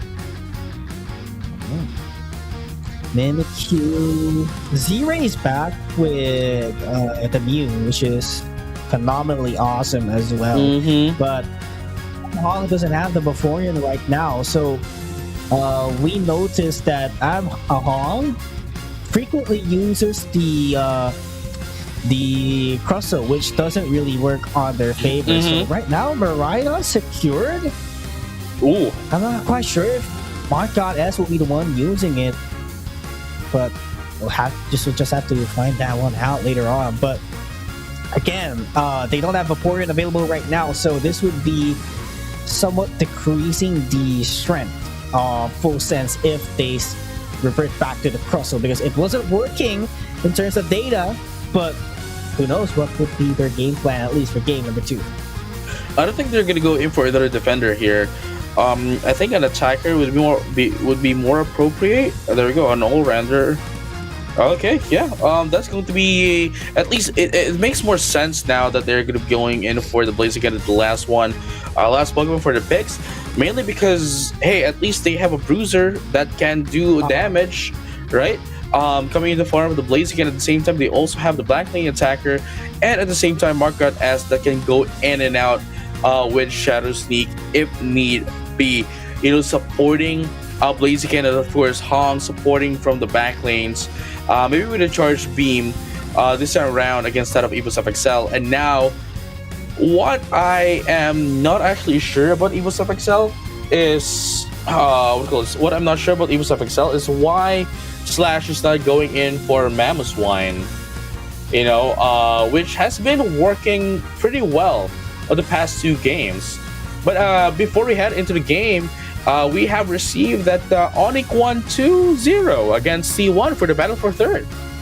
And yes, I do believe that would be pulling them up at the 1st spot, because they do have a total of 47 points by now. And T1 gets, I think 40 is what T1 gets, if I'm not wrong, because 20 points is for the champion, then for the second is, I don't know. Yeah. We'll check that back later. Yeah, that's for sure. So I think let's just wait and see. But I think Sonic is at 2nd spot at least. But hey, gotta focus on what's in front of us. Evo's FXL in Full Sense on game number 2, and Evo's FXL is starting this one strong. Potentially the last match of the day as well, if Full Sense win this one up. And as we can see as well, they were able to secure the first score, which is essentially, in the long run, doesn't really, it means a lot, but as of the moment, obviously not a lot. But putting down the scores, very small scores, means that they are going to be able to get their stacks, their stats, which will help them in the long run later down the line in this match. If they can last longer, if they can get their attack buffs as well, that will be more There we go. Shingdi going to be taken out here by SSGC. There we go. That was a way to stall them out. Eva's FSL gets the burst all the way to the top path. And Naltiza is a little bit in pinch here. Has to sacrifice his lifeline on that one for the Torchic to retreat back into the gold zone and, just be patient and go next and earn more XPs. And here you go, full sense. Evil's FXL. Now 24-8. It seems as if Evil's FXL has been getting more of their stacks than that of full sense. And again, as I mentioned, Evil's FXL, they're not going to let this happen. They're not going to let what happened in game number 1 happen in game number 2. Once again, full sense right now. Still trying to find their footing as of the moment. Now 79 points right now. 80 points for Evil's FXL. That's I wouldn't say huge, but it's a great start, at least in terms of quantity for Evo's FXL. But hey, this is full sense we're talking about. But nice pull by 94. And Naltisa just knew that even though there was actually a Moonlight, it wouldn't be enough for him to sustain the damage. But there we go. 2 KOs awarded for Evo's FXL. Make that one, not 3 actually, but there was a handshake. Oh yeah, make it 3 rather now. 3-1. That's a huge win for Evo's FXL. And this might be the start, and they just have to maintain it. No, yeah, I mean, there hasn't been any major team fights as of yet. I think we're going to be able to see that very near. Yeah. We're closing in on it as well. There we go. Reggie is going to go into the side of Eva's FXL, but Reggie Lecky is now up, down, bottom as well, where both of the teams are now ready to get them up. Only 2 into the side of Eva's FXL though. Reggie Lecky now closely going to be going into that of full sense. And just like that, giving them a little bit of breathing room. Still no major team fights though. Major team fights, but it's just playing out very safe here. Full sense, I could definitely say that they are sitting comfortably still with their XP, except for their supporters at least, because the Fable is just at level 6, same thing with the Miraidon, so they need to stack up more XP as fast as possible because it's looking scary, especially for the Leafeon that's actually at level 10, so Full sense really needs to be careful, but SCG trying to run away. He's left alone. Eject button to get away. That could actually be enough for him to secure his life. But he will instead respond on the fight and go hand in hand with Mark God S. This is actually dangerous if he gets knocked out in this situation. And there we go. Oh, man. That's going to be 3 down into the side of Full Sense right now. 166, no, 200. 233 to 66 is going to be the name of the game here at 5 minute and a half mark. Oh, man. Full Sense, what has happened to game number 1 Full Sense? This is different. But yeah, not yet the over. It's mid-game. They still have 5 minutes to scale up their XPs, but that level 11 Leafeon is looking very scary already, especially when it targets the Miraidon or the Clefable later on, because they could just be squishy and, you know, shred it down. And I mean, I like how 94 is handling this Mewtwo. You know, with the Psyshock as well, they know where to position themselves. They know when to get in as well. Wow. And just being a utility Pokemon for the side of Evil's FXL. But as I say that, there's going to be 1 down into the side of Evil's FXL right now with 2 of them being low. That's going to be the Snorlax down up as well. Full Sense now trying to make sense of what's happening, trying to do more KOs here as Evil's FXL tries to push in against Full Sense. A lot of them currently at low, going to be able to take down 2 for the price of 2. Full Sense gets wiped out once again in that fight. Registeel awarded to Evil's FXL. Not looking good for Full Sense because they might get punished once again with the attack boost offered to it. So here Splash, Z knows that they have the advantage. That's why he's going for aggression. But Mark Goddess at level 12 can do a lot of things as well. And there you have it. Hong, wow, gonna be able to survive because of this core gold wall. Here comes Power Nap as well. Wow, Just full enough. Yeah, full HP, just enough as well because hey, it's 3 minutes and a half left, and they would still be able to have ample enough time to recover back that unite. SCG, gets knocked out as well, but the pressure ticks still at the side of Full Sense after that Regieleki, putting up a huge pressure on the bottom path, and this is just no breathing room for Full Sense. Yes, they might have get a couple of knockouts, but not to the point that they will be able to sit comfortably and just chill. But here's the thing, JJ. Here's what's difficult. 3 minutes left. Maridon at level 9, I mean, yeah, sure, it might be a supporter, but it deals damage as well. And if you're a Maridon who's at level 9, not maxed out attacks, it will be hard for you to be felt later on into the team fight. So they need that Maridon to step in by as much as level 11 before the final stretch. No, I totally agree with you. But now, I guess that's the reason why they're doing what they're doing as of the moment, just to prepare themselves for the upcoming Kyogre fight. And here you have it, 20 more seconds before the Kyogre comes out. Full Sense is now has now been positioned themselves, but EvoSFXL, unfortunately for Full Sense, has already positioned themselves, giving their team some information of where Full Sense is as of the moment. And I gotta love this. Leafeon from Evos is ready to do a sneak attack. Just waiting for the perfect opportunity. On the other hand, that relied on Hong is just in the back line, maybe waiting for the perfect opportunity to use a Bright Future Meteor Storm. But hey, Mimikyu, Mark God S, going for the play with me. Emerald 2-step not going to be hitting someone. Two for one. From Full Sense are just being shredded down. That's 2-man knockout already. Sunsage being the tank of the team, providing the space that they need. But Mariah was picked off immediately by Xingdi. No. By one. And it is just Noltiza that's left, and EvoSFXL will definitely get the last hit in the Kyogre. And there you have it. EvoSFXL going to be able to finally take down everyone inside of Full Sense, and all they need to do now is just put in the score. Oh, nice block to push them away. Slash doing his job. What a way to end game number 2. But we still have 1 minute. But I'm not quite sure if Full Sense still has the capability to bounce back and come back from this deficit, because that is a total of 400 points. Knocking at the base of Full Sense.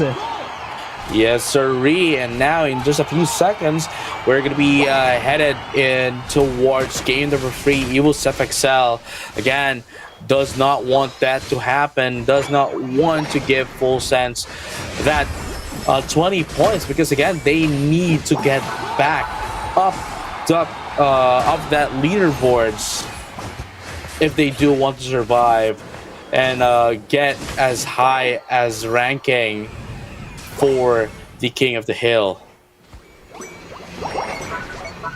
There we have it. A game number 3 will commence, ladies and gentlemen. This is how we end the weekend with game number 3.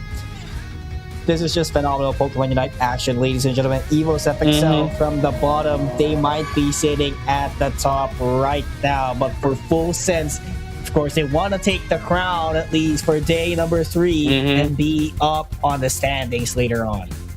Oh yeah, and now EvoSFXL, Full Sense 1-1 is going to be the score of the game. One more match for today, ladies and gentlemen, all trainers alike, is all that's left to determine the grand champion of the day. Here's the thing, JJ. What do you think was the main setback here for a Full Sense? Because I personally think that I'm Hong as a Maridon. Yeah, it dealt a lot of damage, but was not quite. It wasn't quite enough, I'd say, to the point that they can actually make EvoSFXL suffer in terms of team fights. Yeah, sure, there's damages all over the board, but it wasn't actually enough to do the ideal job of a Miraidon, and so as the other members. So I feel like the moment that the Vaporeon was taken away from their team, it was just a different story, to the point that I think people reverted back to the way they were during their first game for today. I mean, really, I don't think the Vaporeon out is really the problem. I think because it's them that banned out the Vaporeon. I think the main problem here is FXL was able to acknowledge the fact that Full Sense might be strong together, but once you take them out one by one, or once you take down at least one of them, everything just falls apart like a domino. And that's what it did for the previous game, for game number 2. Excuse me. They ripped them off one by one, and everything else just followed. I'm still thinking, what could be the possibility in order for them to come back? But maybe reverting back to the Mewtwo X from Amhong would be great. And SCG SGC with a Gyarados, I think that's a way to put it. Because this composition, I think, just didn't work on their favor. Not just because, even FXL was playing better, but it was one of a match that we saw during game number 1. So I think it's a matter of comfort Pokemon, because Marcon S was playing commendably with a Mimikyu. There's no issues to that. You gotta admit it. But every other members just collapse when they are not together, just like what you've said. So they have to be together as a team and, get the best Pokemon out of them in order for them to be confident, even though a man collapsed on their team in the fight. No, I agree with you as well. I mean, I think they need to go back to what has been working out for them much earlier. We have the Mega Mewtwo X, we have the Blastoise, we do have the Gyarados, the Mimikyu is there as well, and of course, what's their last Pokemon? That is the Glaceon, which has been working out pretty well for them. And going into this, Full Sense now is on still the Purple. The purple side, still at the first pick. So if they can bring about their first draft, I think that would be great for them, as long as they do. Because I agree, I have to agree with you, right? Like, they played better with the previous draft than when they decided to, hey, you know what, let's change 3 things in our composition, especially with the Miraidon, which they played it well. It's just that they weren't able to pilot it as better than before. Greatest heights. I think that's how I play. Yeah. Makes me wonder what's next here for Full Sense, because they stole away the Mega Gyarados, which is actually great because SCG SGC does use the Gyarados for their team, and getting the Suicune might actually be great. So this is somewhat no room already for the Mewtwo X. At least, no. Amhong goes for the Crustle once again. I'm not sure if Crustle is going to do a lot against Evil's FXL. Especially that even though it does have Rock Tomb, Evil's FXL still does have Psyshock from Mega Mewtwo X. There's also the Unite move from the Alcremie, which will then allow them to get their sustains.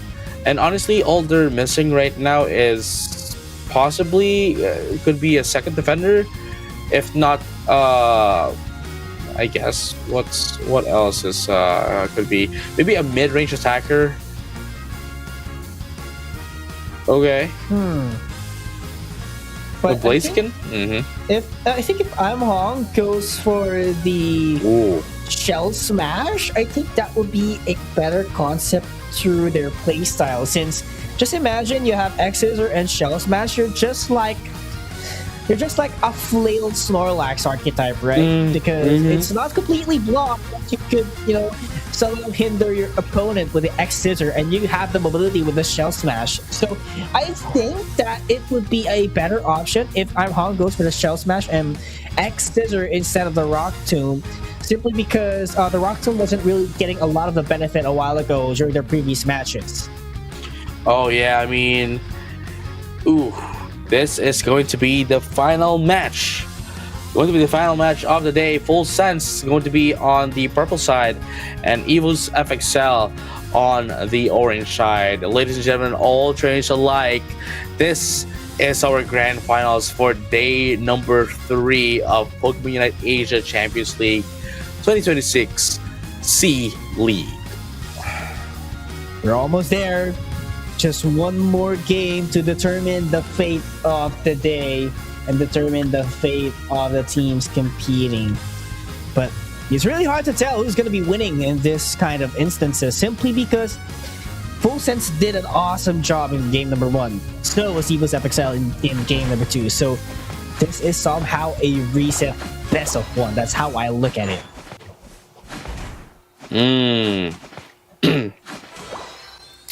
And here we have it. Starting off the game. Had to start strong as much as possible, and I think Full Sense has that capability right now with Naltiza as a Suicune being available, but Slash with a Water Gun sending them back. That was actually a great timing as well from Full Sense, in order, rather from Evil's FXL, in order for them to play this one out very safe. Evil's FXL now trying to get in a bit of a control here. Oh, gets in the Mega Mewtwo as early as possible. Trying to deal some damage into Full Sense, but not quite enough though. Still just a minute into the game. And yeah, still not much else is happening. It's just the first 2 points started off by Evil's FXL. There we go. SCG attempting to fill up his rage so that it could evolve into a Gyarados. But nice ambush from Shingdi. Acrobatics to take down the Magikarp. That was quite phenomenally timed by Shingdi so that Gyarados could be delayed in the evolution and into the game.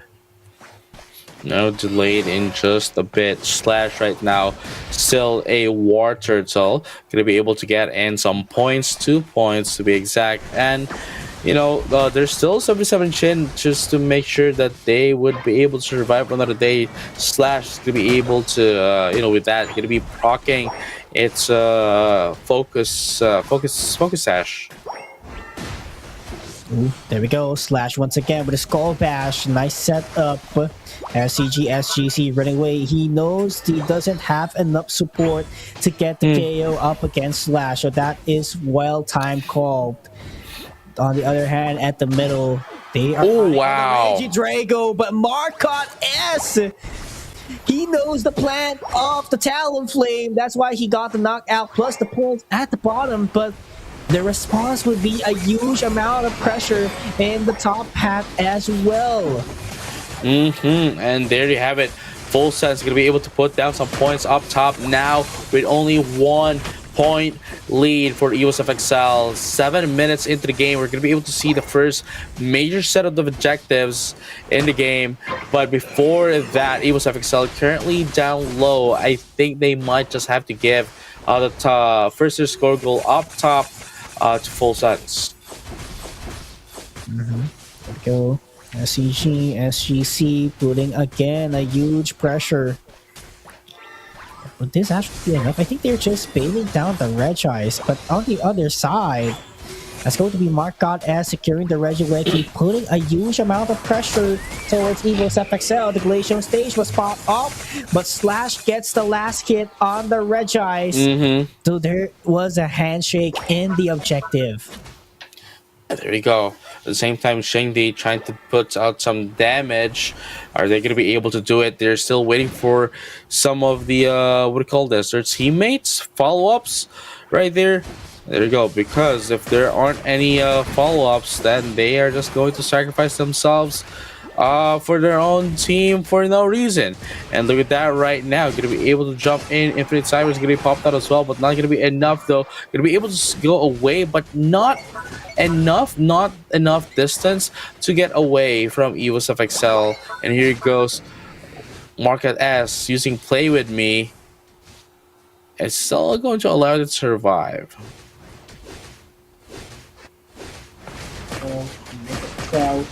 A bit behind in the points, but they are looking confident on the fights that they are engaging. But on the same time, level 12 Mimikyu will be a lot for them to handle, especially when it goes aggressive together with the Suicune. So they have to watch out for that one, because this Mimikyu, Markot S, could give them a huge amount of pain.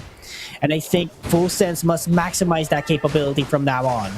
And now 5-minute mark into the game. Full Sense. There you go. Hydro Type is going to pop up into that of the Flame Sweep. Coming in from that Evos of Excel, that's going to be the Alchemy. We're going to be able to take down the Glaceon, and of course that's going to almost down. There we go. 2 KO. 2 for 2 is going to be the name of the game here for one of the teams here, but no, make that 3 and maybe 4 even if Notice is going to be taken out. There you go. Yes, sir. There's going to be 4 down into the side of Full Sense from Evos of Excel, and they're going to be able to come back. And there you go. That's 5 KOs into that Evil's FXL, heading into that of the leading towards that of the 2-minute mark. But we're going to be able to see more of a team fight here. You're going to be able to take down the Talonflame 1-for-1 trade in this specific team fight right now. Hong's going to get pulled in by 94 and going to get KO'd by 94 as well, despite them getting in, those attack buffs. They're still going to be the one getting eaten out here by Evos of Excel, and going to be able to put down some scores as well, perhaps destroying it as well. Yes, they will destroy it. And here comes Shengdi with sorry, not Shengdi, but rather what do you call this, Market S with a Play With Me. There we go. They have to protect Sunsage as much as possible, because if they don't have the attacker, it's just SCG, SGC, and Markot S that's going to do the damage. So, have to be better at protecting Sunsage with the Glaceon, because they need that primary attacker in the backline. And it's just Talonflame just keeps on getting him. That's just the job of Shingdi out here, and they know that if this is missing, something would be lacking into Full Sense. But pressure is sent down to Full Sense after claiming the Regilet. Now 3 minutes is up. Like, Full Sense still does have the lead. I believe this is about like 45 point of a lead. But then again, it's not a lot right now. And whoever's going to be able to get in the positional advantage instead of the Kyogre would definitely be able to get in more chance of winning this game. Again, this is the final match of the day. Whoever's going to be deciding, whoever's going to be winning here would be the crown champion of day number 3. And there's just 30 seconds left. Both teams are just positioned at the pit. Level 13 and 11. That is huge for Evos FXL. But on the other hand, level 10 Crustle and 11 Suicune. It's not looking good in terms of level department, because they can be taken out pretty quick. So I'm not sure what would be the contribution here, especially for I'm Hong. There goes the Rock Tomb, first setup of the game. Will he do the Rebel Rouser? Not quite yet. 94 is there. We go. Rouser pop of the X-Scissor misses and doesn't get anyone. Infinite Cyburn. Cyburn is actually there as well, putting a crowd control for the team, but no one has been taken out yet. But there goes the first 1-for-1. Crosso taken out. 1 is for 1. Shingdi already down. No one will be flanking Sunsage. So this might be actually good for Full Sense. 2-for-1. There we go. They took out the Glaceon, and this is the time for Evos to take the game. But here comes the delay tactics. Markot S doing the damage, but not quite enough to take everyone out, but can space things up and do a reset. And that's what they're going to do as of the moment. But then they're going to get notified the Full Sense is leading. There you go. Left side team is in the lead, and they that's a signal for them to actually go in, as they are losing time here against that of Full Sense. And there we go. Pressure is sticking to Evo. Shingdi goes away for now, but waiting for the perfect opportunity that he can seize down the attacker. Here we go on the back line. There goes the fly. He's going to be chasing someone all the way into the back, but Full Sense just have to march forward after taking down the most important KOs. But there goes Slash defending with a Hydro Typhoon. There goes 92 points. They have to take out Slash if they want to win this thing. Oh, Mark on S. Mark on S. Sunsage. No. Oh, wow. Slash. He is defending. Introduction. A world champion. Goodness. Slash oh my does goodness. it again! The Cradle! MVP of the game, Slash, dude. MVP of the game.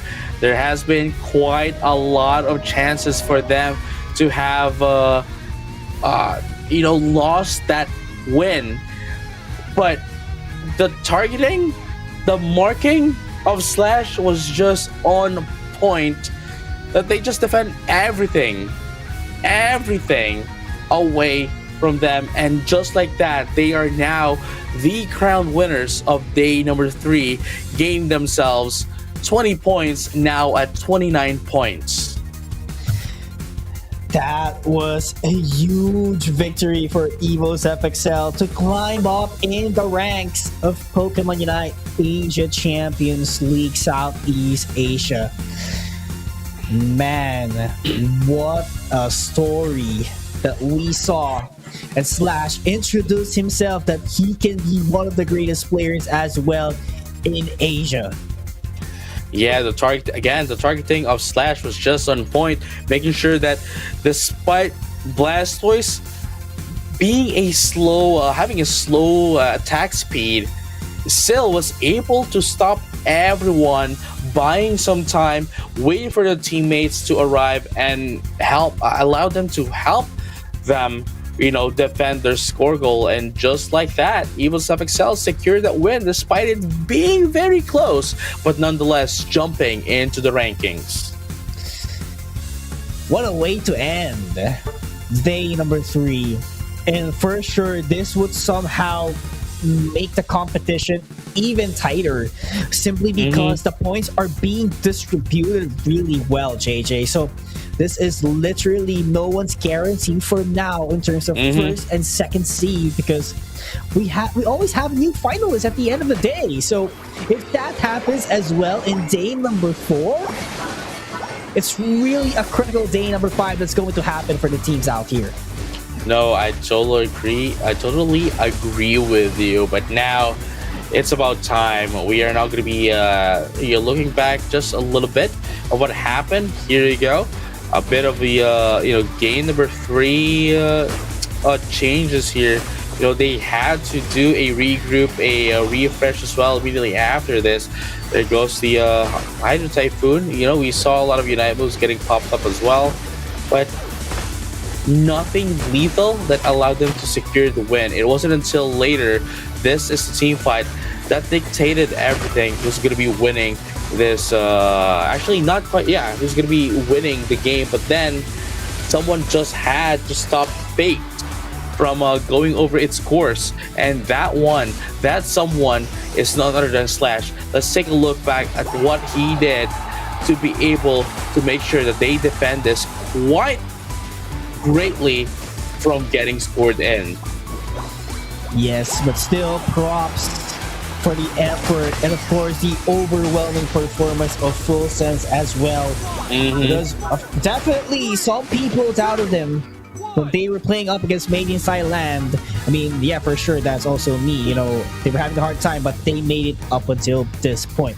But of course, participating teams, we are now recruiting, or registration is open for the Winter Tournament Open qualifiers. So champions advances to ACL finals in Yokohama, Japan, and APAC East would happen in February 1. That will be the eliminations, and February 7 for the playoffs. Same thing goes for APAC West. February 1 is going to be the elimination, and February 8 will be the playoffs. And this is a free hotel accommodation and ticket flying to Japan if you get to be the winner of Winter Tournament.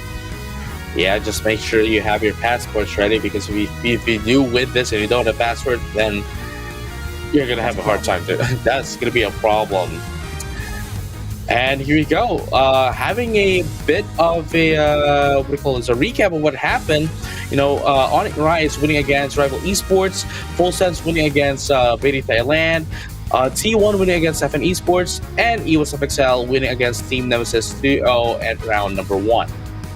And there we have it. Match number 5, Onyx Rise versus Full Sense. Full Sense does get the win, and EVOSFXL, same thing, gets the win with T1. For our third place matchup, Onyx Rise gets another win up against Team 1, and Full Sense losing to EVOSFXL, and EVOSFXL is our crown Day 3 champions. But I know you're quite curious, what is the update in our leaderboards? And here we have it.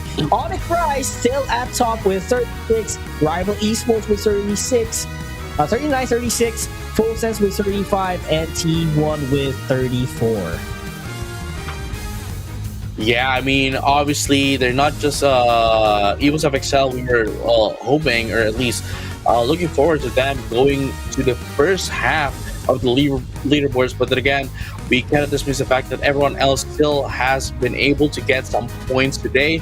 And just like that, at least they were able to jump back up from that of the 7th, 8th place, now at the 5th place. And if they do get more points later down the line, then they might be able to follow through and jump even further on the upcoming days 4 and 5. But as that is, as of the moment, Onyx Rise is still at the top at 39 points, and Rival Esports at 36.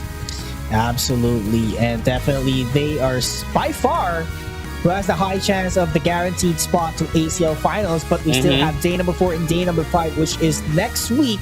That will be February 17 and 18. So make sure to mark your calendars, because you will witness more Pokemon Unite action. No, yeah, I mean, and before we head over to the winter tournament as well, there's still day 4 and day 5, and the day 6 for the King of the Hill to determine who's going to be winning Asia Champions League C-League 2026 before we head into the winter tournament. So with that being said, PKUs, we have been your casters. My name is JJ, and with me is PKUs. We're going to see you guys next week once again for days 4 for the Pokemon Unite Asia Champions League. We'll see you guys later.